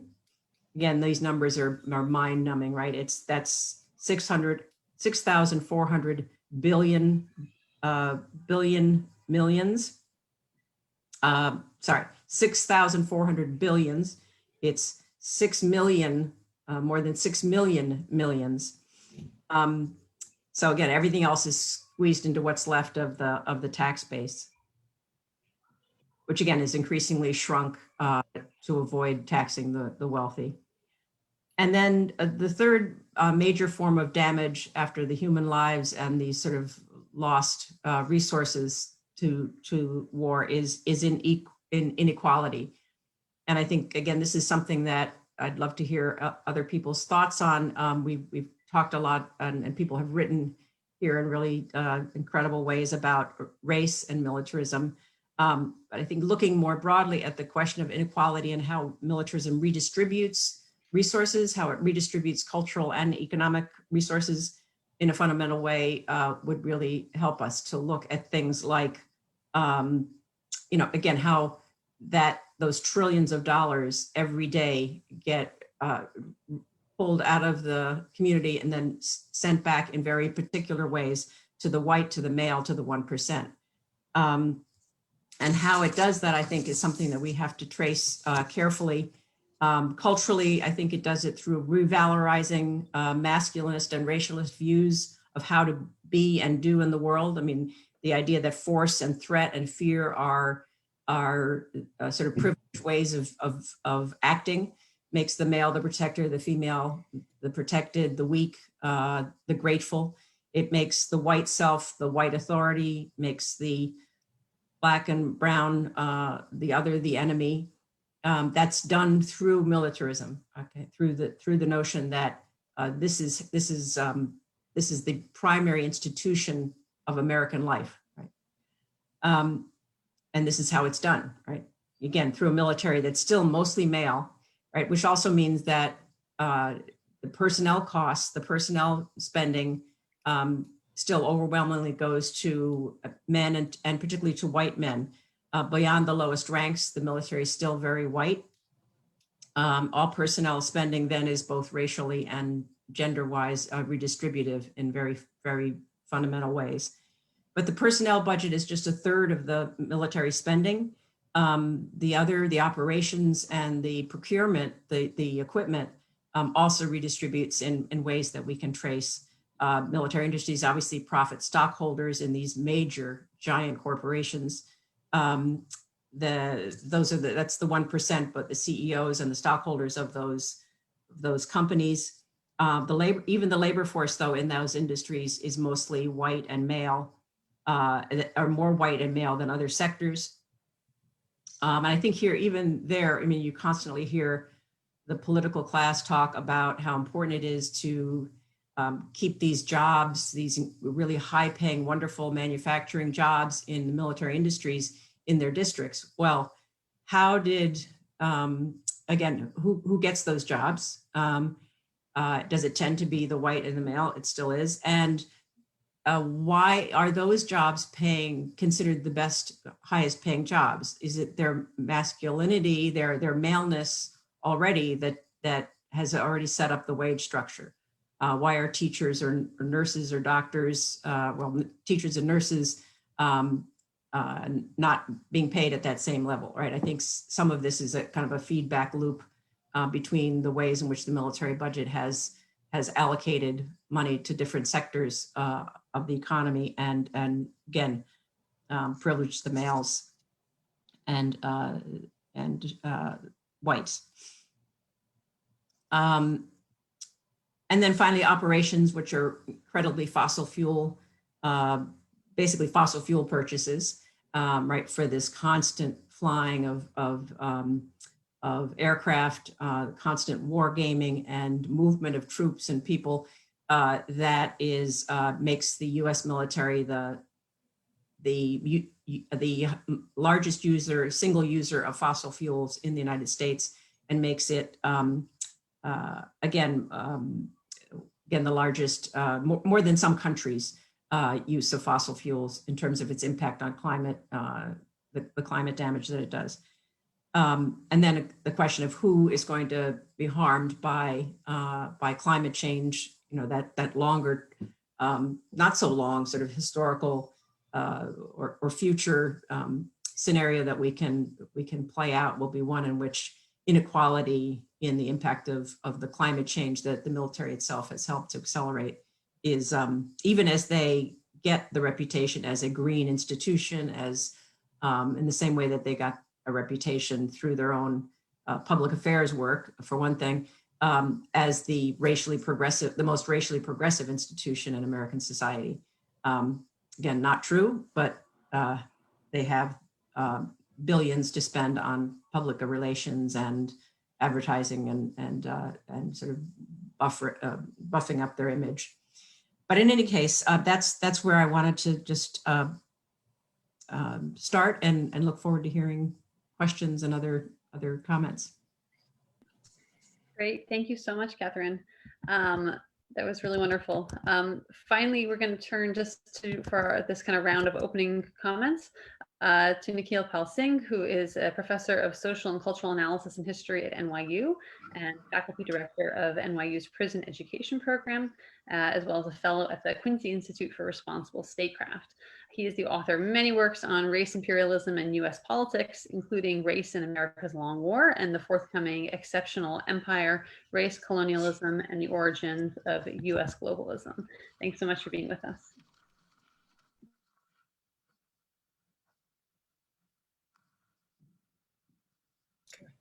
Hi, can everybody hear me? Okay, good. Thank you so much for inviting me to participate and all those wonderful comments so far. I think what I will say in many ways will thread through them, and maybe it will be connected in ways that we can discuss later. So I thought I would just tell a story that came out of my research for my last book about kind of a bit player in the American Empire. And this bit player is somebody who I think illustrates a lot of the themes that we have already been discussing. And I hope you'll see some of the resonances. So I came upon a man named Charles Sloan, who was a small town police chief in Cortland, New York, in upstate New York. I partly learned about Charles Sloan from reading the work of Tyler Wall. And I dug a little bit deeper into Charles Sloan's background. So it turns out that Sloan went from being the small town police chief in Cortland, New York, to becoming the director of examinations for the state police of New York. This is in the 1950s. And he fancied himself a bit of a scholar as well. So he penned this article in the journal Police Science on the use of police dogs. And the article is pretty interesting because he kind of tracks the use of police dogs, and he's quite an advocate of police dogs and the value of police dogs. And he traces a kind of global cartography of the uses of the police dogs. So he goes from Rhodesia to South Africa to Australia to Canada and back to the United States. So it's sort of interesting circuit. He kind of tours the Anglosphere and does not fail to point out that the police dog is the best centers for the training of police dogs are in Pretoria, South Africa, which of course had just declared apartheid a few years earlier as the state policy. He turns to the United States and he makes an observation that police dogs have been in, he calls, commonplace usage for 200 years in tracking down escaped criminals and slaves. And this is in 1955, so it's very interesting that he casually kind of makes the linkage between the criminal and the slave as a kind of seamless connection over the whole arc of American history up to that time. And of course, we know that it's only a few years from when Sloan writes this article in the mid-1950s that municipal police forces in places like St. Louis and Baltimore and later in Birmingham and other parts of the country are going to begin to adopt canine units as part of their police forces, which are then, of course, in some notorious imagery from that period, unleashed on civil rights protesters. So this is kind of Charles Sloan's kind of itinerary. It's a kind of a domestic story. It's a story of scholarship that takes us through history, takes us through the global Anglosphere and the circulation of colonial projects, slavery, slave patrols, frontier policing, and the kind of criminalization that aids in the development of policing. In 1955, Sloan's career takes an interesting turn because he joins the Michigan State University Advisory Group, which sends a team to South Vietnam to set up a police academy. So he becomes integral to this police training project in Vietnam, which is a prelude to the development, of course, of a 15-year counterinsurgency operation that grows over the following decade and the US is prosecuting in that country. So the counterinsurgency, of course, is itself a kind of long war, like the long war we've been through and are still in. It's a war in which there's a kind of uncanny symmetry to what Catherine just mentioned, some 3 million Vietnamese and Southeast Asians killed over that period of time by war and its collateral consequences, mainly under the US auspices. And then it's a war, of course, that has all kinds of reverberations within the domestic. So I think Adam's right, it's not a boomerang, it's more of a kind of oscillator that we're talking about. We're talking about something that is kind of reciprocal in its effects in a kind of ongoing way, in a way that then regenerates racial categories, regenerates racial enmity, and that regenerates the pretexts for the investments in security for the next round. So one of the things you see in the 1960s, and you see this detailed in a really brilliant way in a book by Stuart Schrader, Badges Without Borders, that came out last year, is that a bunch of American policemen begin to look to Vietnam to draw conclusions about how to police on the home front. So the police chief of Los Angeles, Daryl Gates, is a young officer at that time under the tutelage of a notoriously vicious police chief, notoriously racist and vicious police chief, William Parker in Los Angeles. And Gates, of course, is going to go on to become the police chief of the LAPD. And Gates recounts in his autobiography how at that time in the 1960s, they were reading everything they could get their hands on about counterinsurgency, because American streets in his framing had become an enemy territory. And so we talk a lot about the militarization of policing now, and I think could trace a lot of that in a very direct way to this period of kind of widening counterinsurgency as the kind of organizing doctrine of the US and the world during this period. And you see this kind of exchange of personnel going back and forth, learning from one another, developing constructs of an enemy in one theater that are transposed to another, I think Jodi Byrd's work is really crucial in framing this in relationship to some of the originary foundations in the Indian Wars, in her concept, the transit of empire, the way empire travels and circulates through these different tributaries. So I just mentioned Sloan because he's just a tiny little figure. Nobody really knows about him, and but he has this big itinerary through the entire circuit that we're trying to discuss. And we can find many, many, many people like this in the kind of the history of American empire, all the way, of course, into the present day. Policemen that became military guards that returned home to become policemen, a kind of revolving door that is again part of this reciprocity and part of this kind of reanimation of the idea that what the police are here to do is to kind of govern a population that is essentially suspect. Okay, and I think we can talk more about how this works in relationship to race. I just want to caution that we don't align American militarism too securely with the idea that it is simply a predominantly white project. It is in many ways also a multicultural project and has been since the end of World War II.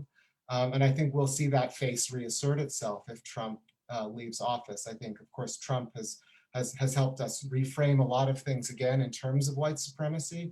But just a few years before Trump, we were talking about, in some ways, a more complicated picture of how the face of empire appeared. And I think we shouldn't forget that and succumb to a kind of short-term calculus. Similarly, the counterinsurgency specialists who went to Vietnam thought they were bringing progress, right? These were people who imagined themselves as liberals fundamentally, not as racial supremacists. So the idioms through which this kind of project works, I think, is something we have to attend to and understand. And just as a final note, I'll mention, and I think this could be something that I would expand upon later if it comes up in the conversation. I do work in a prison in upstate New York, near to where Charles Sloan got his start. And as soon as you walk into that prison, one of the things that you see is a big framed American flag with a plaque which says, "This is to commemorate all the corrections officers who served in the detention facilities in the Great Global War on Terror." So it's an amazing kind of moment because you go into a domestic prison and this is the kind of ideological kind of entry point. This is how you're interpolated in your movement into that place. There's a kind of seamlessness again, and I think we're always remiss when we separate the foreign and the domestic. And I think all of these comments that people have made, everybody has made really, really richly and generously have kind of showed that. And I think this is really a very, very tough political issue to wrestle with. We have a military budget, as Catherine was saying, that is absolutely out of control and bloated, but it gets bipartisan ratification every single time, and so and we've been calling for the defunding of the police in the interest of the redistribution of resources back into communities. And now we have a choice between two presidential candidates, one who says we're communists who hate the police, and the other who says we just need better, kinder, more professional policing, which is the same old story. So we have a real political challenge on our hands, and I think this is the kind of conversation that really can perhaps help orient us as we face this next period. Thank you. Thank you. Yeah, I have like 17 pages of notes. I'm going to try to go through them and kind of draw out a few questions. And, I may actually just throw a few out, and whoever wants to speak to them, you're welcome to. And then I have some more that are both that are coming in from our Facebook feed and that I have that are more focused to each of you based on your own kind of opening statements here. But, right, I mean, Nikhil, you just mentioned that, right, all of your comments spoke in some very substantive way to the porousness of this line between, you know, foreign policy, domestic policy, and really the impossibility of sustaining that as an analytic category or an analytic distinction.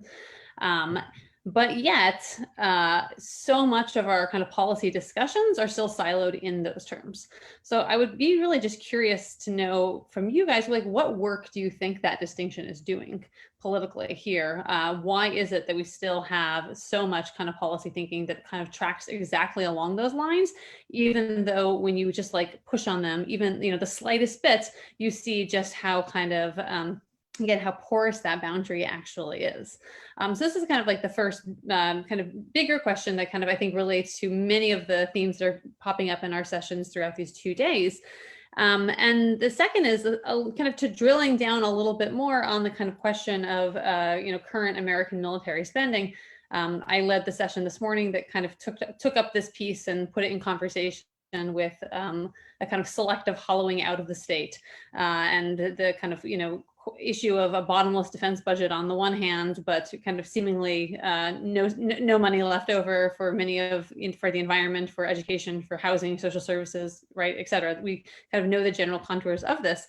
But one thing that's, you know, we were kind of tracking in that session as we look at just very recent American defense spending is that just, you know, under the Trump administration, there has been about $100 billion added to the defense budget, you know, since 2018. And that it's kind of, you know, been described as a budget in search of a strategy. That, you know, that there is like looking abroad, we Americans will say, well, we don't really have, like, the wars are kind of winding down in Iraq and Afghanistan, even if that's not really the case, but right, that is kind of the story. And what is this money, what is this paying for? And why does there seem to be a, you know, a kind of lack of strategic alignment to some extent between the actual threats that we face and this kind of ever-growing military budget, which again, like to grow $100 billion just kind of, you know, in a few years, and nobody even like bats an eye at this. And so I'm also wondering if we can talk a little bit about how this budget is so decoupled from any sort of strategic considerations and the kind of different ideological discourses that maybe support that project. So I don't know, anyone who wants to speak to any of these, or frankly anything else? Anybody want to hop in here?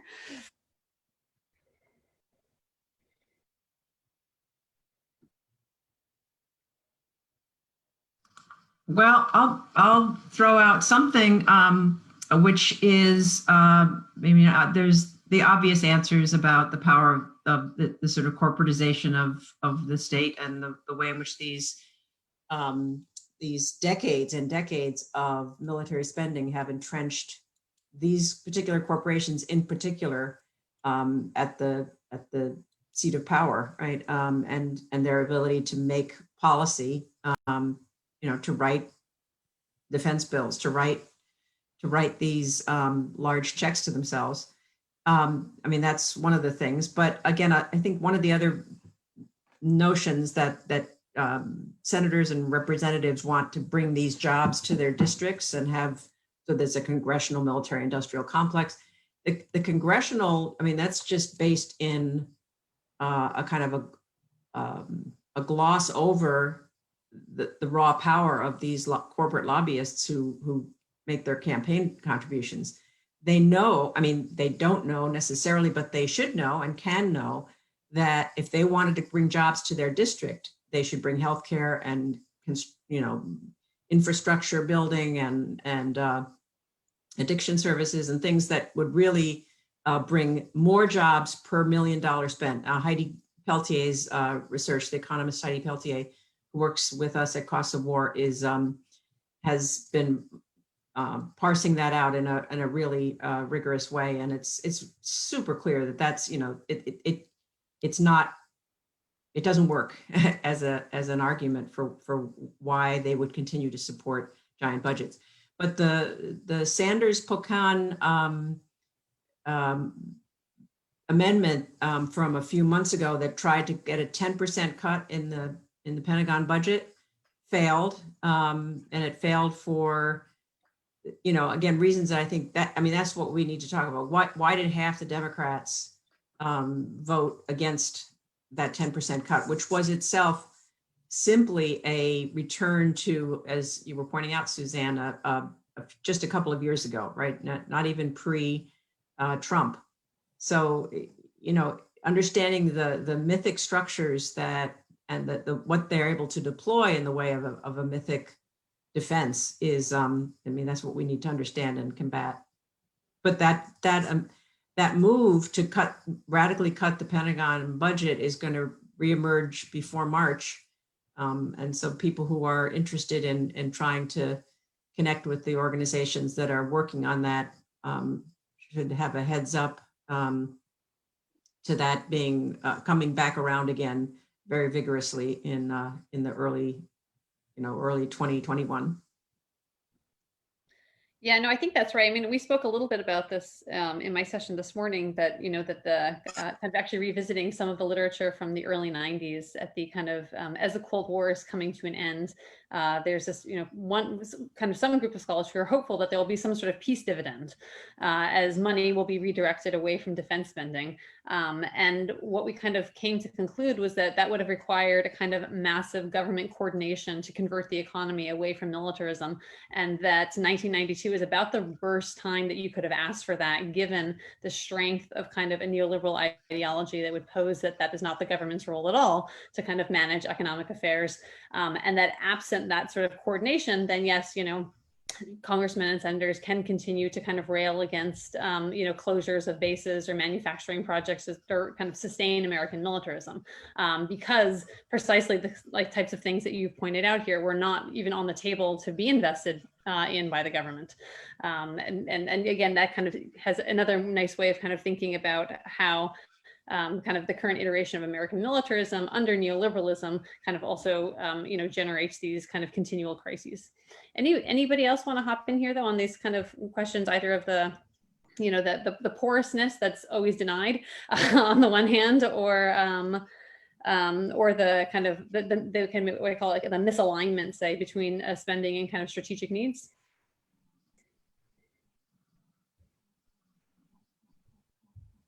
And yeah. So I wanted to try to kind of connect both your questions. First of all, Major General Smedley Butler said in 1935, right, war is a racket. And his words couldn't be more true. So I completely agree with what you all were saying about the way in which, the military-industrial complex has been industrialized. But so much of this is also tied to that blurring of the distinction between foreign and domestic policy and how it's framed, because as soon as these wars, as soon as the spending becomes seen as unpopular, right? The government, the states, the industries work to frame this fear of what would it be like if we weren't there? What would it look like if we weren't actually spending this money? And so much of that is predicated, on what Adam was talking about these racialized other threats, right? And they tie in together, I think, of perpetuating this. So that's what I got. Thanks.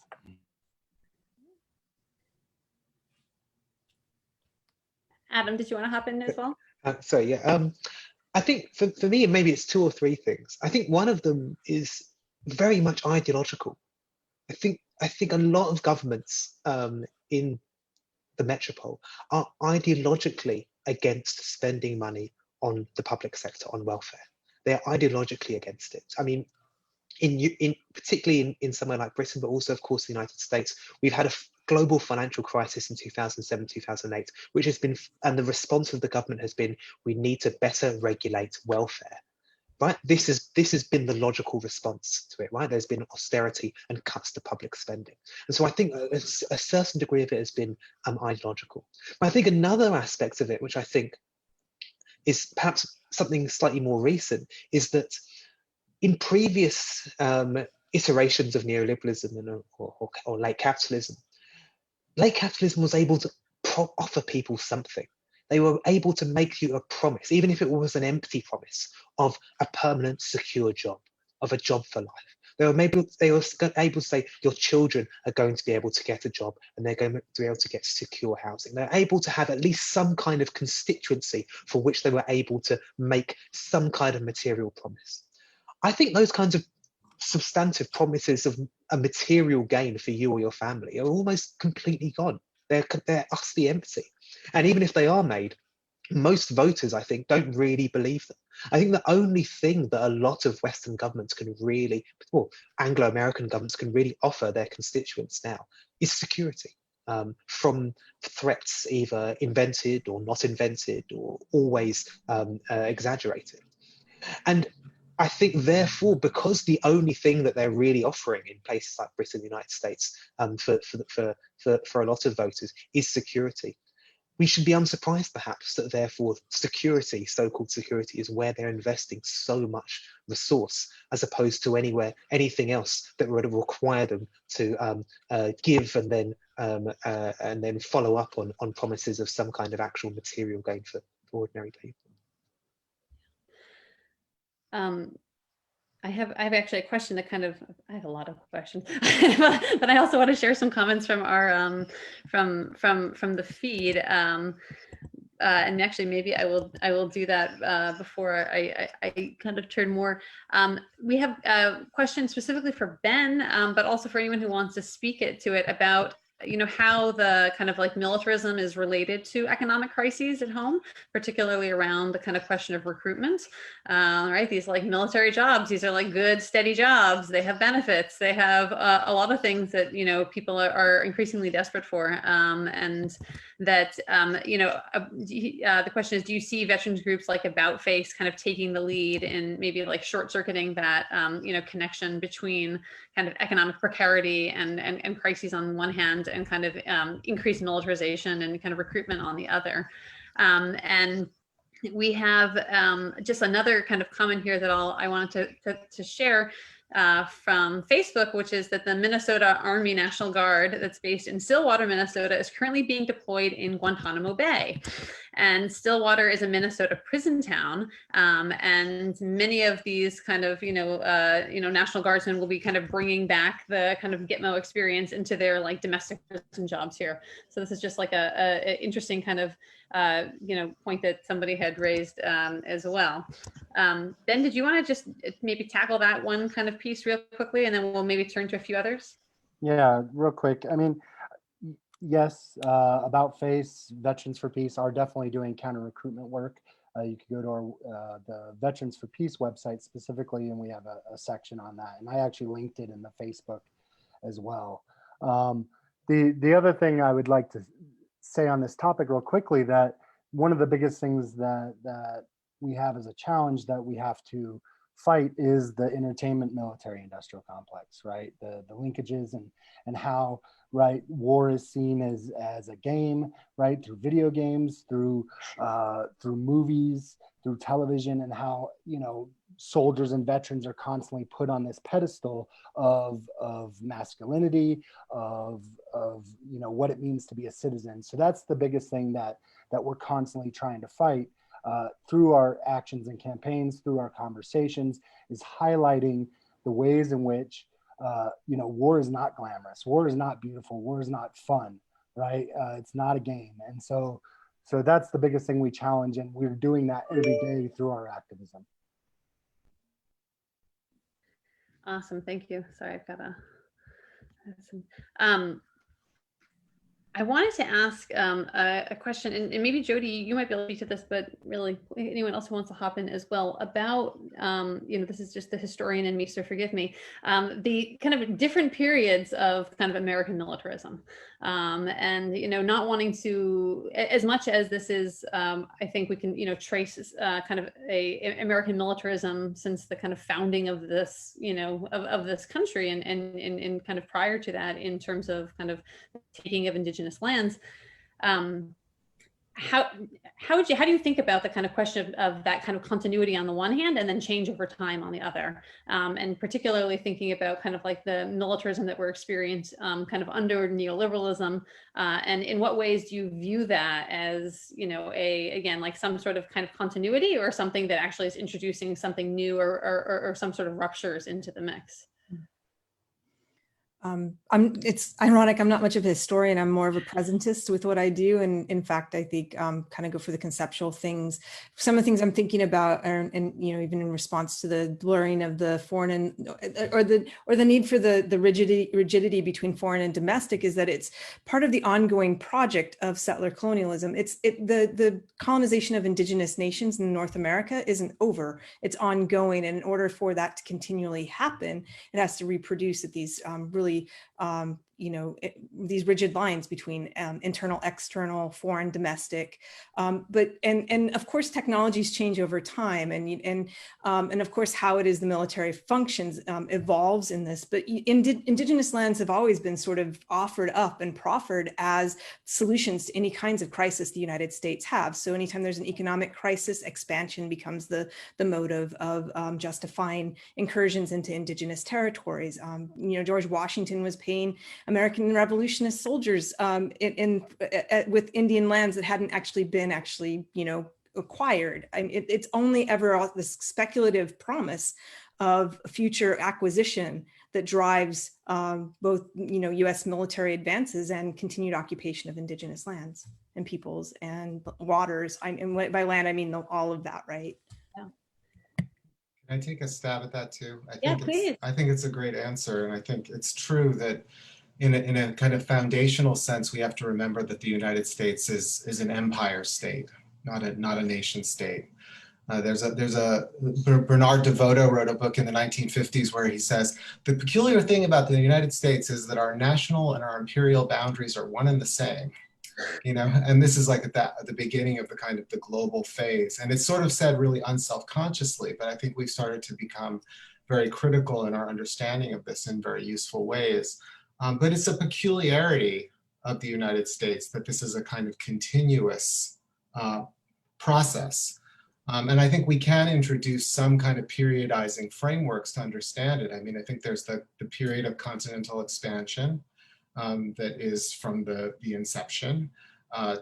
There's the period of overseas expansion, which the historian Daniel Immerwahr has written a great book about, which was understood as Greater America. It involved incorporating Alaska, the Philippines, Hawaii, the Caribbean, thinking about kind of the sort of territorial expanse. And it was really the moment in which the United States really became a formal imperial power in kind of the European sense. And then that shed during World War II, as the United States kind of declaims that it's now going to be on the side of decolonization. And the framework becomes, what Bruce Cummings and others have called the empire of bases, and Catherine's work speaks to this too. So you see different moments, and I think they have certain common features, and there's certain logics that run through them, but they are different historically. And I think one of the things that's really important to consider in the current moment is that the American empire as a global project is coming to an end. That it is in a kind of terminal phase, I think, in a kind of crisis. I think Trump's border wall kind of represents that in certain ways. It's not an expansionary vision that can kind of carry the day. I think Adam was mentioning this too. I mean, what does the empire actually give you? I mean, the James Madison promise, expand the sphere and everybody will get richer and we'll sort of minimize our conflicts within. Well, that's not really what's happening. In fact, we're getting a sense more and more people have this sense that we are in fact subjects, rather than citizens. Something like 70 million Americans have arrest records now.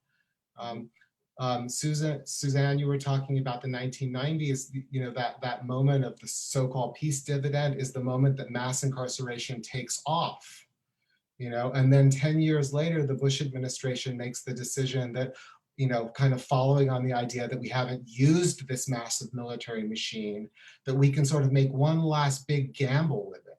in some ways. And I think that the question of what comes next after this is very much up in the air, because clearly most people in this country, you know, to coin a phrase, kind of lack the viscera of martial ambition. People don't want to be at war. You know, people are tired of war. It's not popular. I think it's even one of the things that you could say, ironically, Trump won on. But in another way, the lack of a kind of externalizing project where you can outwardly direct aggression also means that the internal aggression becomes even more manifest and more palpable, because what do? We don't have any idea how to cultivate our garden. You know, this was the sort of great sort of challenge of like the revisionist historians like William Appleman Williams, who basically said expansion was a way of diverting ourselves from, you know, what it would actually mean to live as a kind of democratic, a set of democratic communities, even communities that might have historical enmities and antagonisms. You know, we've never ever even confronted that kind of challenge before. So I think it's a big ask. And the last thing I want to say, and I know I've said a bunch of things now, I'm sorry to go on, is that if the post-Cold War period is a period characterized by what people have called military Keynesianism, you know, I think the current period it has been different, and it's more like what Ruth Wilson Gilmore calls post-Keynesian militarism. You know, I think that we have a kind of the military doesn't do for the country what it was thought to do in the Cold War. You know, and I think it is much more clearly a kind of oppressive and coercive kind of weight on our society, and I think that we have an opportunity to really show that. So this, I feel like this kind of leads maybe nicely into another kind of fairly broad question, but one that I think a lot of our comments have touched on, which is, does militarism need some sort of racialized other? Is that project something that can we even speak about outside that kind of, you know, construction of some sort of racialized figure that we're directing that aggression toward? Anybody want to share any ideas here? Yeah, Adam, did you want to? It kind of reminds me of comparable debates that are happening at the moment, in which people are asking whether capitalism needs racism. And I think that the most salient answer to that is we don't know, because we've never seen capitalism outside of racism. But we only know a racial capitalism. We don't know a non-racial capitalism. So it's a kind of thought exercise. And I think it's similar with militarism, or modern militarism as we know it anyway. We don't really know this current form of militarism that we're talking about without the racialized components really underpinning and providing a lot of the, I guess, conceptual and social infrastructure in order to enable them to operate. And so I think about it maybe in a comparable way to that. Actually existing militarism. I guess I'll throw another kind of question on here. This is something that came up in the first session that I was leading, which also actually drew kind of quite heavily on Ruth Wilson Gilmore, and particularly the notion of organized abandonment, and kind of putting that in conversation with the issues of militarism. That is it an appropriate framework, or do you think it's a helpful framework to, when we talk about kind of a need to demilitarize, to put that as a parallel process to kind of, defunding the police, for example, something that has these kind of like clear domestic reverberations right now. In the same sense that kind of abolitionists will point out that that defunding the police is not merely about kind of withdrawal, about kind of it taking away, but it's also about a replacement of something else, and a kind of a new arrangement of society. And so does that kind of analogy, do we think that holds on to kind of a militarism, particularly a militarism that's often, not always, but often, directed abroad? And if we are to borrow that framework, then what is the thing that we're swapping our American militarism for, if we want to kind of use that framework, that this is not merely about withdrawal, but about some sort of kind of reconfiguration and real like substitution in some ways?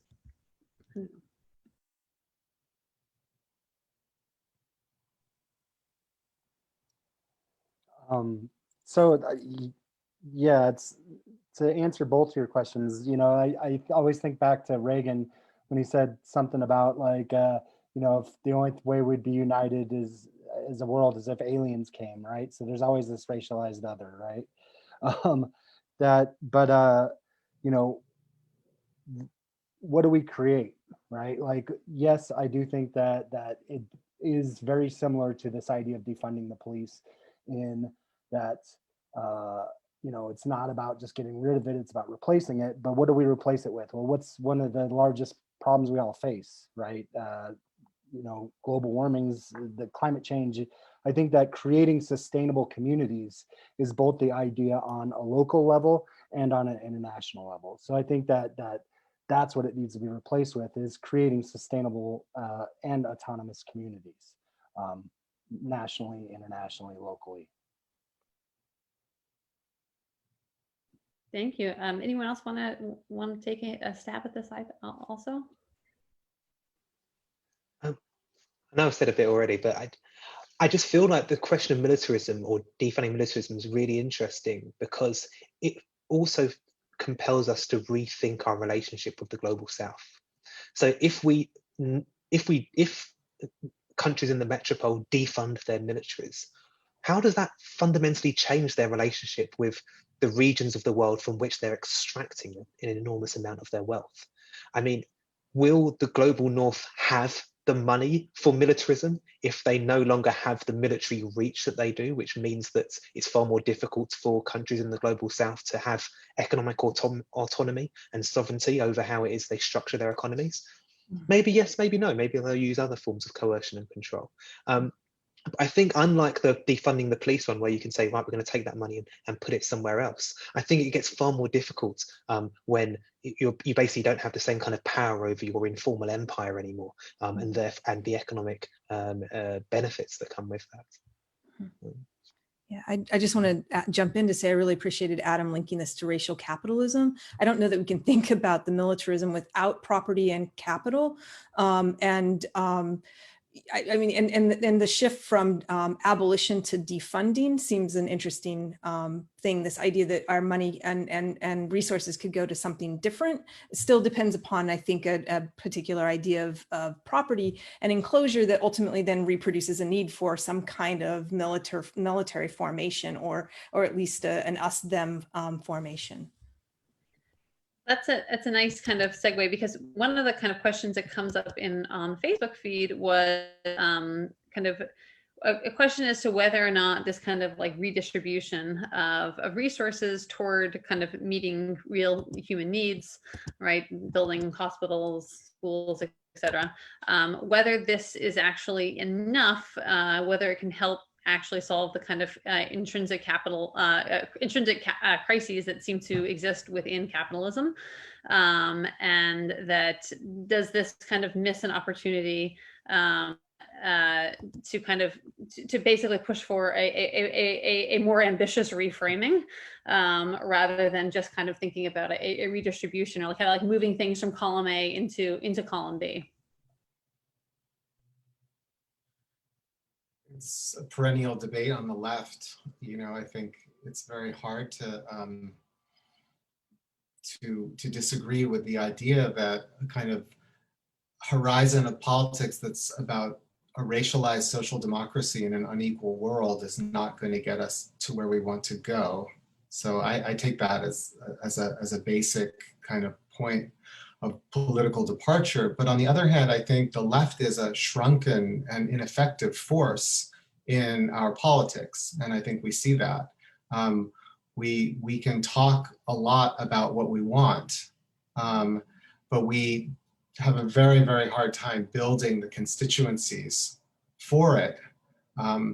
Now, maybe people don't even think that the left is the right framework to think about one's own politics. You know, maybe it really is a politics that devolves to various kinds of more, you know, as Ben was saying, kind of autonomous sort of senses of sort of community and self-care and mutual aid. And but I think that once we're talking in those terms, we're already really in some ways giving up a lot in terms of where power is located and how power networks itself and will continue to network itself. So I think how we bend and reshape the dispositions of power is a huge challenge for us. And it's very, very hard from my point of view for us not to think about what it means to engage at some level with national politics, with electoral politics, with municipal politics, in the forms that we encounter them, which are tremendously limited. And so how we translate the kind of concerns we have, the sort of utopian concerns we have, into the kind of practical mess where we're encountering people who are going to make certain kinds of arguments of the kind that says, well, if we don't invest in this way, we're not going to be safe, right? If we don't, a big argument in New York right now is basically people saying, well, defund the police is all well and good, but Black and brown communities are actually under-policed, right? So how do we engage that on the ground? I know people are in really important and innovative ways. And I think we can think about politics and struggle at different scales, and that really matters. But I wish and want us to have more of those kinds of conversations, because I think we sometimes I think go for the maximalist position, without any kind of sense of how we might get there. And we also produce a systemic analysis that is extremely powerful and convincing, but that is also at some level very disabling when it comes to thinking about action, because the systemic can seem so overwhelming. I mean, how are we going to move like 2 centuries of militarism, racism, and patriarchy that continues to be congealed in this empire state form? It's a really, really big task. So we have to sort of break it down a little bit.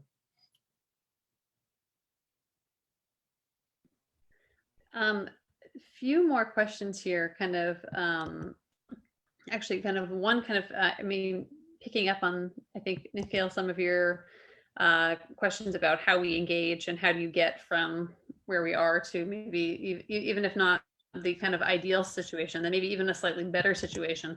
But we have a question that has come in from the feed about the kind of the ways in which support for a strong military is a kind of almost like a very popular electoral strategy for those who are campaigning for office, that it is almost kind of taken for granted that one has to talk about supporting our troops and defending the DoD, et cetera, et cetera. And if we could talk a little bit about the way that the kind of strong defense platform, why that plays so well with the electorate, and what could we do to possibly disrupt the kind of hold that has on the kind of political imagination of many people in the country.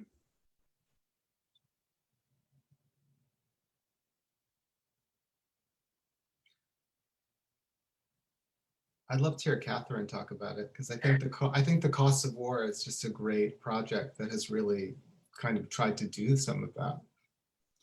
Yeah, no, we think about it every day. How do you address these sort of cultural narratives, that these ideological frameworks that suggest that strength comes at the end of a gun, that war is clean and neat and accomplishes what it's out to do, that America is, this history, as you've pointed out in your book, Nikhil, and Jodi as well, that just these sort of mistaken histories of progressive American development. But I do think it's not nearly as hopeless as, I'm an optimist. So I don't know, I think a lot of it is affective, it's do we feel that sense of hope that that what we've seen, people started to talk about this with the virus, right? That as this sort of biological entity was going to attack everyone and put everyone in the frame of mind that human security is really the thing, and that the way to accomplish that is not going to be through the military. We saw the military failed. All right, they're not reporting their own COVID numbers because they're afraid to look weak, right? And I think, unfortunately, but quite predictably, the virus attacked along these fissures of inequality, and the powerful started to feel, re-empowered, that they could be protected from the virus when they saw that it was Black and Native and Latino people who were often the sort of the main victims. So, but I do think that kind of experiential thing, at least for white folks, of being tied down to their homes is suggests the more possibility of a rethinking and a questioning of this sort of the sort of militarized paradigm. But we do have lots of experience as we try to put out our research of what gets uptake and what doesn't, what seems to work and what doesn't. And so we do think a lot about why the dollars matter more to people than the bodies. Why we can get journalists to pay attention to those kinds of questions quicker than the sort of these mass. Although we did get a lot of attention to an uptake on the mass displacement paper that we just had, compiling the 20 years of displacement that the wars have caused. But no, I think that this sort of mass movement of the last year,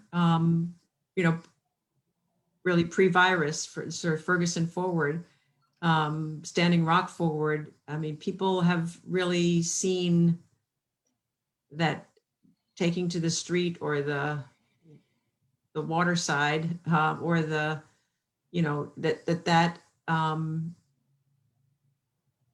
can happen, that solidarity happens, and in a really powerful way if you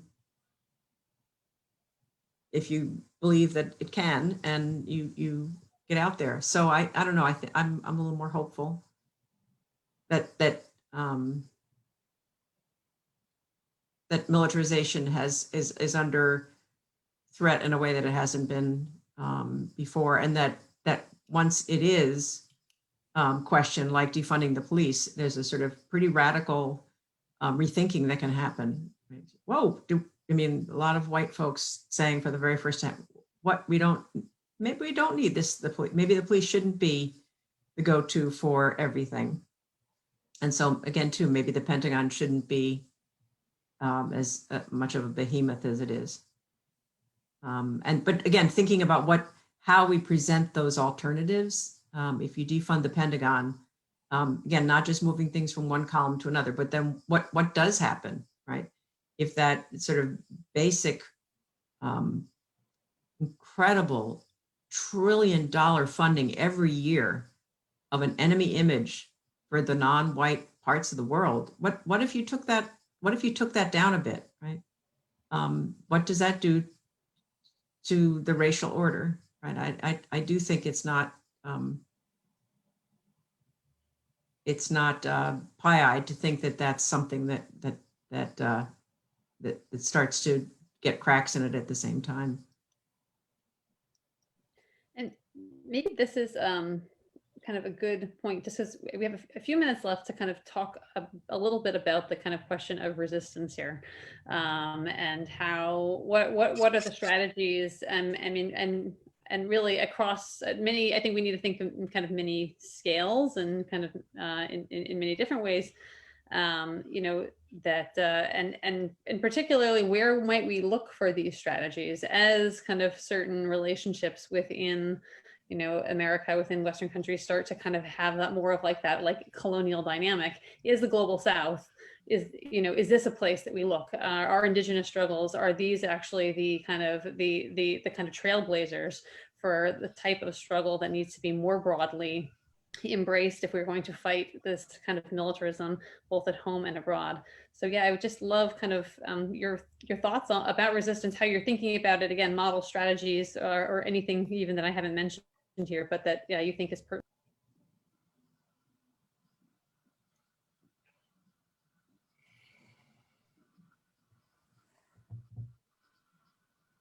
I guess I can jump in a little bit, right, with the question around Indigenous peoples are up on the front lines for climate change, for the environmental destruction, all of these sites, and have been, I mean, the whole time, and I think Indigenous peoples are also incredibly skilled at resistance and resurgence and survival, and continue to hold aspects of culture, of language, of knowledge, of governmentality. You know, here's where I think that there are absolute alternatives, but it requires relinquishing you know, certain understandings of both capitalism and property. And these are and I'm not sure if I'm an optimist in this, because to do that shift, it's hard to imagine what that could be. I mean, I know we see easy hashtag circulate of land back. I mean, but that is in many ways the starting point for a transformation of racial orders, of military orders, of imperial orders. And it can happen here in North America as much as it can happen in a global South. Thank you. Anyone else want to kind of jump in on the kind of question of resistance, or how you're thinking about it, or what might the models be? I'll say something which is not so much about resistance, but I think one of the ways I help myself to overcome some of the sense of pessimism that I sometimes have about the systemic nature of what we face and how difficult it is to dislodge. And I appreciate hearing the optimism from Catherine, and I appreciate hearing the sort of sense of kind of how heterogeneous struggles actually are. You know, so people are struggling in different ways all the time. But I try to think about like what's going to move this, right? And I don't always know. But I have found one book that I recently read super helpful on this question, and it's by Eric Olin Wright, who recently passed away. It's called How to Be an Anti-Capitalist in the 21st Century. And Wright makes the argument that it's really important to think not about a kind of you know, a war of movement, you know, that we're going to sweep all this away, but about a kind of systematic erosion of some of these forces. You know, so what does it mean to systematically erode in different ways in different places, the kinds of problems we see, and then think about how to link up, right? Because we can systematically erode some things. And one of the examples that I will use, which is not a revolutionary or radical struggle, is just the kind of work we've been doing around prison education, where we've been trying to say, how do we leverage, redirect the resources of the university towards all the vulnerable, underserved, impoverished, over-policed communities that are within a few miles of its reach? How do we do that? How do we reclaim space of the university for those communities? How do we direct tuition dollars to those communities? How do we create public programming? How do we create social networks? And this is about connections inside prison, where we have a program, and outside prison, where people return after prison, or where their family members continue to live while they're in prison. So rethinking the map and the sets of connections that we might have in institutions that have really tried to silo themselves from poverty, have tried to silo themselves in a way that they can imagine that they are really not a part of the wider city. You know, all universities, and again, I'm not saying the university should be a privileged site of struggle, but all universities have this nonprofit status, you know, and many of them use that nonprofit status to just hoard resources inside of them. You know, and I think there's something to be said for how we try to pry open some of those spaces. And I think this moment is a really good moment for that, because I think a lot of people are asking that kind of question. Yeah, no, absolutely. Other thoughts anyone wants to throw in on this, or really anything else? They said we're going to be wrapping up shortly, so you know, if you have something that you want to speak to that hasn't come up yet in conversation, please let it be known. I guess one thing that does spring to mind that's been really big in the UK recently, I don't know how influential it's been in the US, are the massive protests that have been in Nigeria over the last couple of weeks. Huge protests against police brutality and policing have emerged across major cities in Nigeria, particularly against a particular police unit called the SARS unit. And on the one hand, many of the people protesting in Nigeria have been influenced by the Black Lives Matter protests, which spread across North America and Western Europe and other parts of the world over the summer of this year. But of course, what they've had to do is they've had to deal and grapple with the far more complex conceptual differences and nuances of the way in which Nigerian state power is still interlinked with racial capitalism and still fundamentally linked with imperialism. Because of course they see white power in the upper echelons of economic life in Nigerian society, and of course the international economic elites, and they see the urban poor as of course being black in Nigeria, and they see those international imperial links through Shell Oil, through the arms companies, and through all of these different types of things, and they're making these fundamental connections to these other kinds of struggles where you see in a far more clear-cut way people like George Floyd living under forms of racial capitalism and its violence in ways that are far more coherent, I think, to conceptualize. And so I think there's really something interesting happening in parts of Nigeria and other uprisings in Zimbabwe, Namibia and Congo at the moment, where people are pushing and resisting forms of state violence, militarized forms of policing. But I think it's really incumbent upon us here in the global north to look at not only how our own governments are implicated in those forms of militarized police violence, but also, of course, how our own leftist struggles can be strengthened by links of solidarity with them. Yeah, I mean, this also, I'll just mention, this came up in our morning session, right? That of course, Nigeria is one of the countries that has been a beneficiary of American kind of counterterrorism training exercises and American kind of, military training for Nigerian police, for Nigerian army. And then you see that kind of coming back in this, being deployed on these protesters in this way. It's kind of yet another pathway that we need to kind of follow if we want to truly trace kind of American militarism, imperialism. Other kind of final, maybe yeah, it's almost 6 o'clock. Final thoughts, and people, if we can wrap up and let everyone get dinner or breakfast, depending on where you're watching us from. But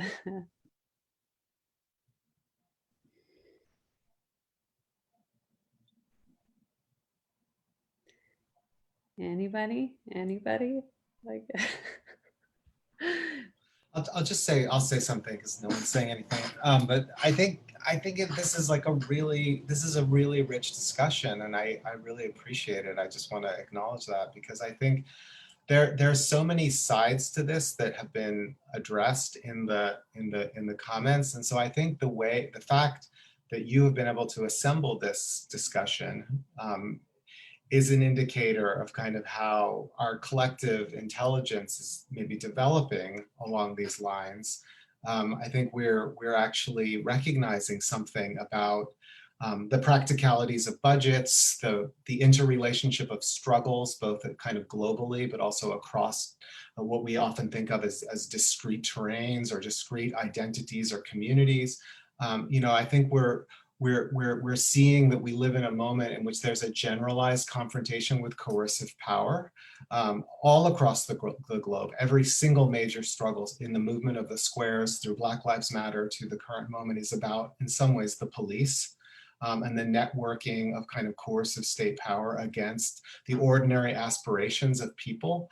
Of course, there's no recourse to the ordinary that's going to just give us the answer, as if people were just left alone, because of course, we're all embedded in all kinds of oppressive relationships. But I do think that the questions that are being asked are the right questions. And so I just want to kind of lift that up again and say thank you for inviting me to participate and to hear everybody's wonderful thoughts and comments. And I think the movement from here to the kind of continued development of our collective capacities in different ways to confront what we're facing is obviously ahead of us.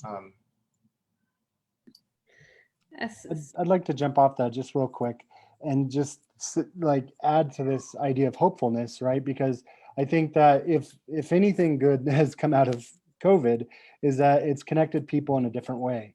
And I'm seeing more collaborations, such as this one that we're on right now, and different connections, and having these discussions in more nuanced ways than I ever saw before, right? I'm seeing more organizations organized together, partly because there is a crisis of capital for these nonprofit organizations, right? They're having to find new ways to organize. And so, I think there is hope coming out of this, and it is through things like this. So I agree and say thank you for inviting me. Thank you. Yeah. Thank you too. This has really been wonderful. Great to meet all of you. Absolutely. It's been a wonderful conversation this afternoon. Yeah, definitely. Oh, yeah. Thanks very much. It's been really fantastic. And surprisingly great amount of energy, even for me at 11:15 at night over in England. Yeah, you're ready for your nightcap. Forget breakfast. I just said I will wrap things up. I want to thank all of our panelists again for kind of bringing so much kind of intellectual generosity to this conversation. I think it was really generative and kind of far-flung in exactly the way that it should be to tackle what we have kind of before us in terms of this set of interwoven crises, and also interwoven kind of, maybe sites of possibility that we shouldn't lose sight of. So thank you again so much kind of on behalf of the Brooklyn Institute for Social Research. And please, if you've enjoyed what you've seen today, join us again tomorrow. We're going to kick off at 12 o'clock, talking about the role of empire and militarism in global production, and kind of digging a little bit further into the kind of questions of political economy and how a particular military posture sustains certain economic arrangements. And then finally, we'll be ending our kind of last teaching session. I'll actually be leading one on the global war on terror and endless war, and kind of trying to do a little bit of almost like a documentary history of the global war on terror, and talk about the ways in which this new phase of American militarism finds expression both at home and abroad. And then we'll have another kind of panel discussion tomorrow evening as well with a bunch of guests. So anyway, please do stick around. We will try to maybe assemble, if we can, some of these citations, maybe make like a little miniature bibliography of some of the works that have been mentioned during this period, and see if we could kind of assemble that and put that online too. I think that might be really helpful for people to kind of just further guide their own exploration and reading as well. All right. Okay, everyone, thank you again. We're signing off from Brooklyn. Stay safe and be well, everyone. Take care.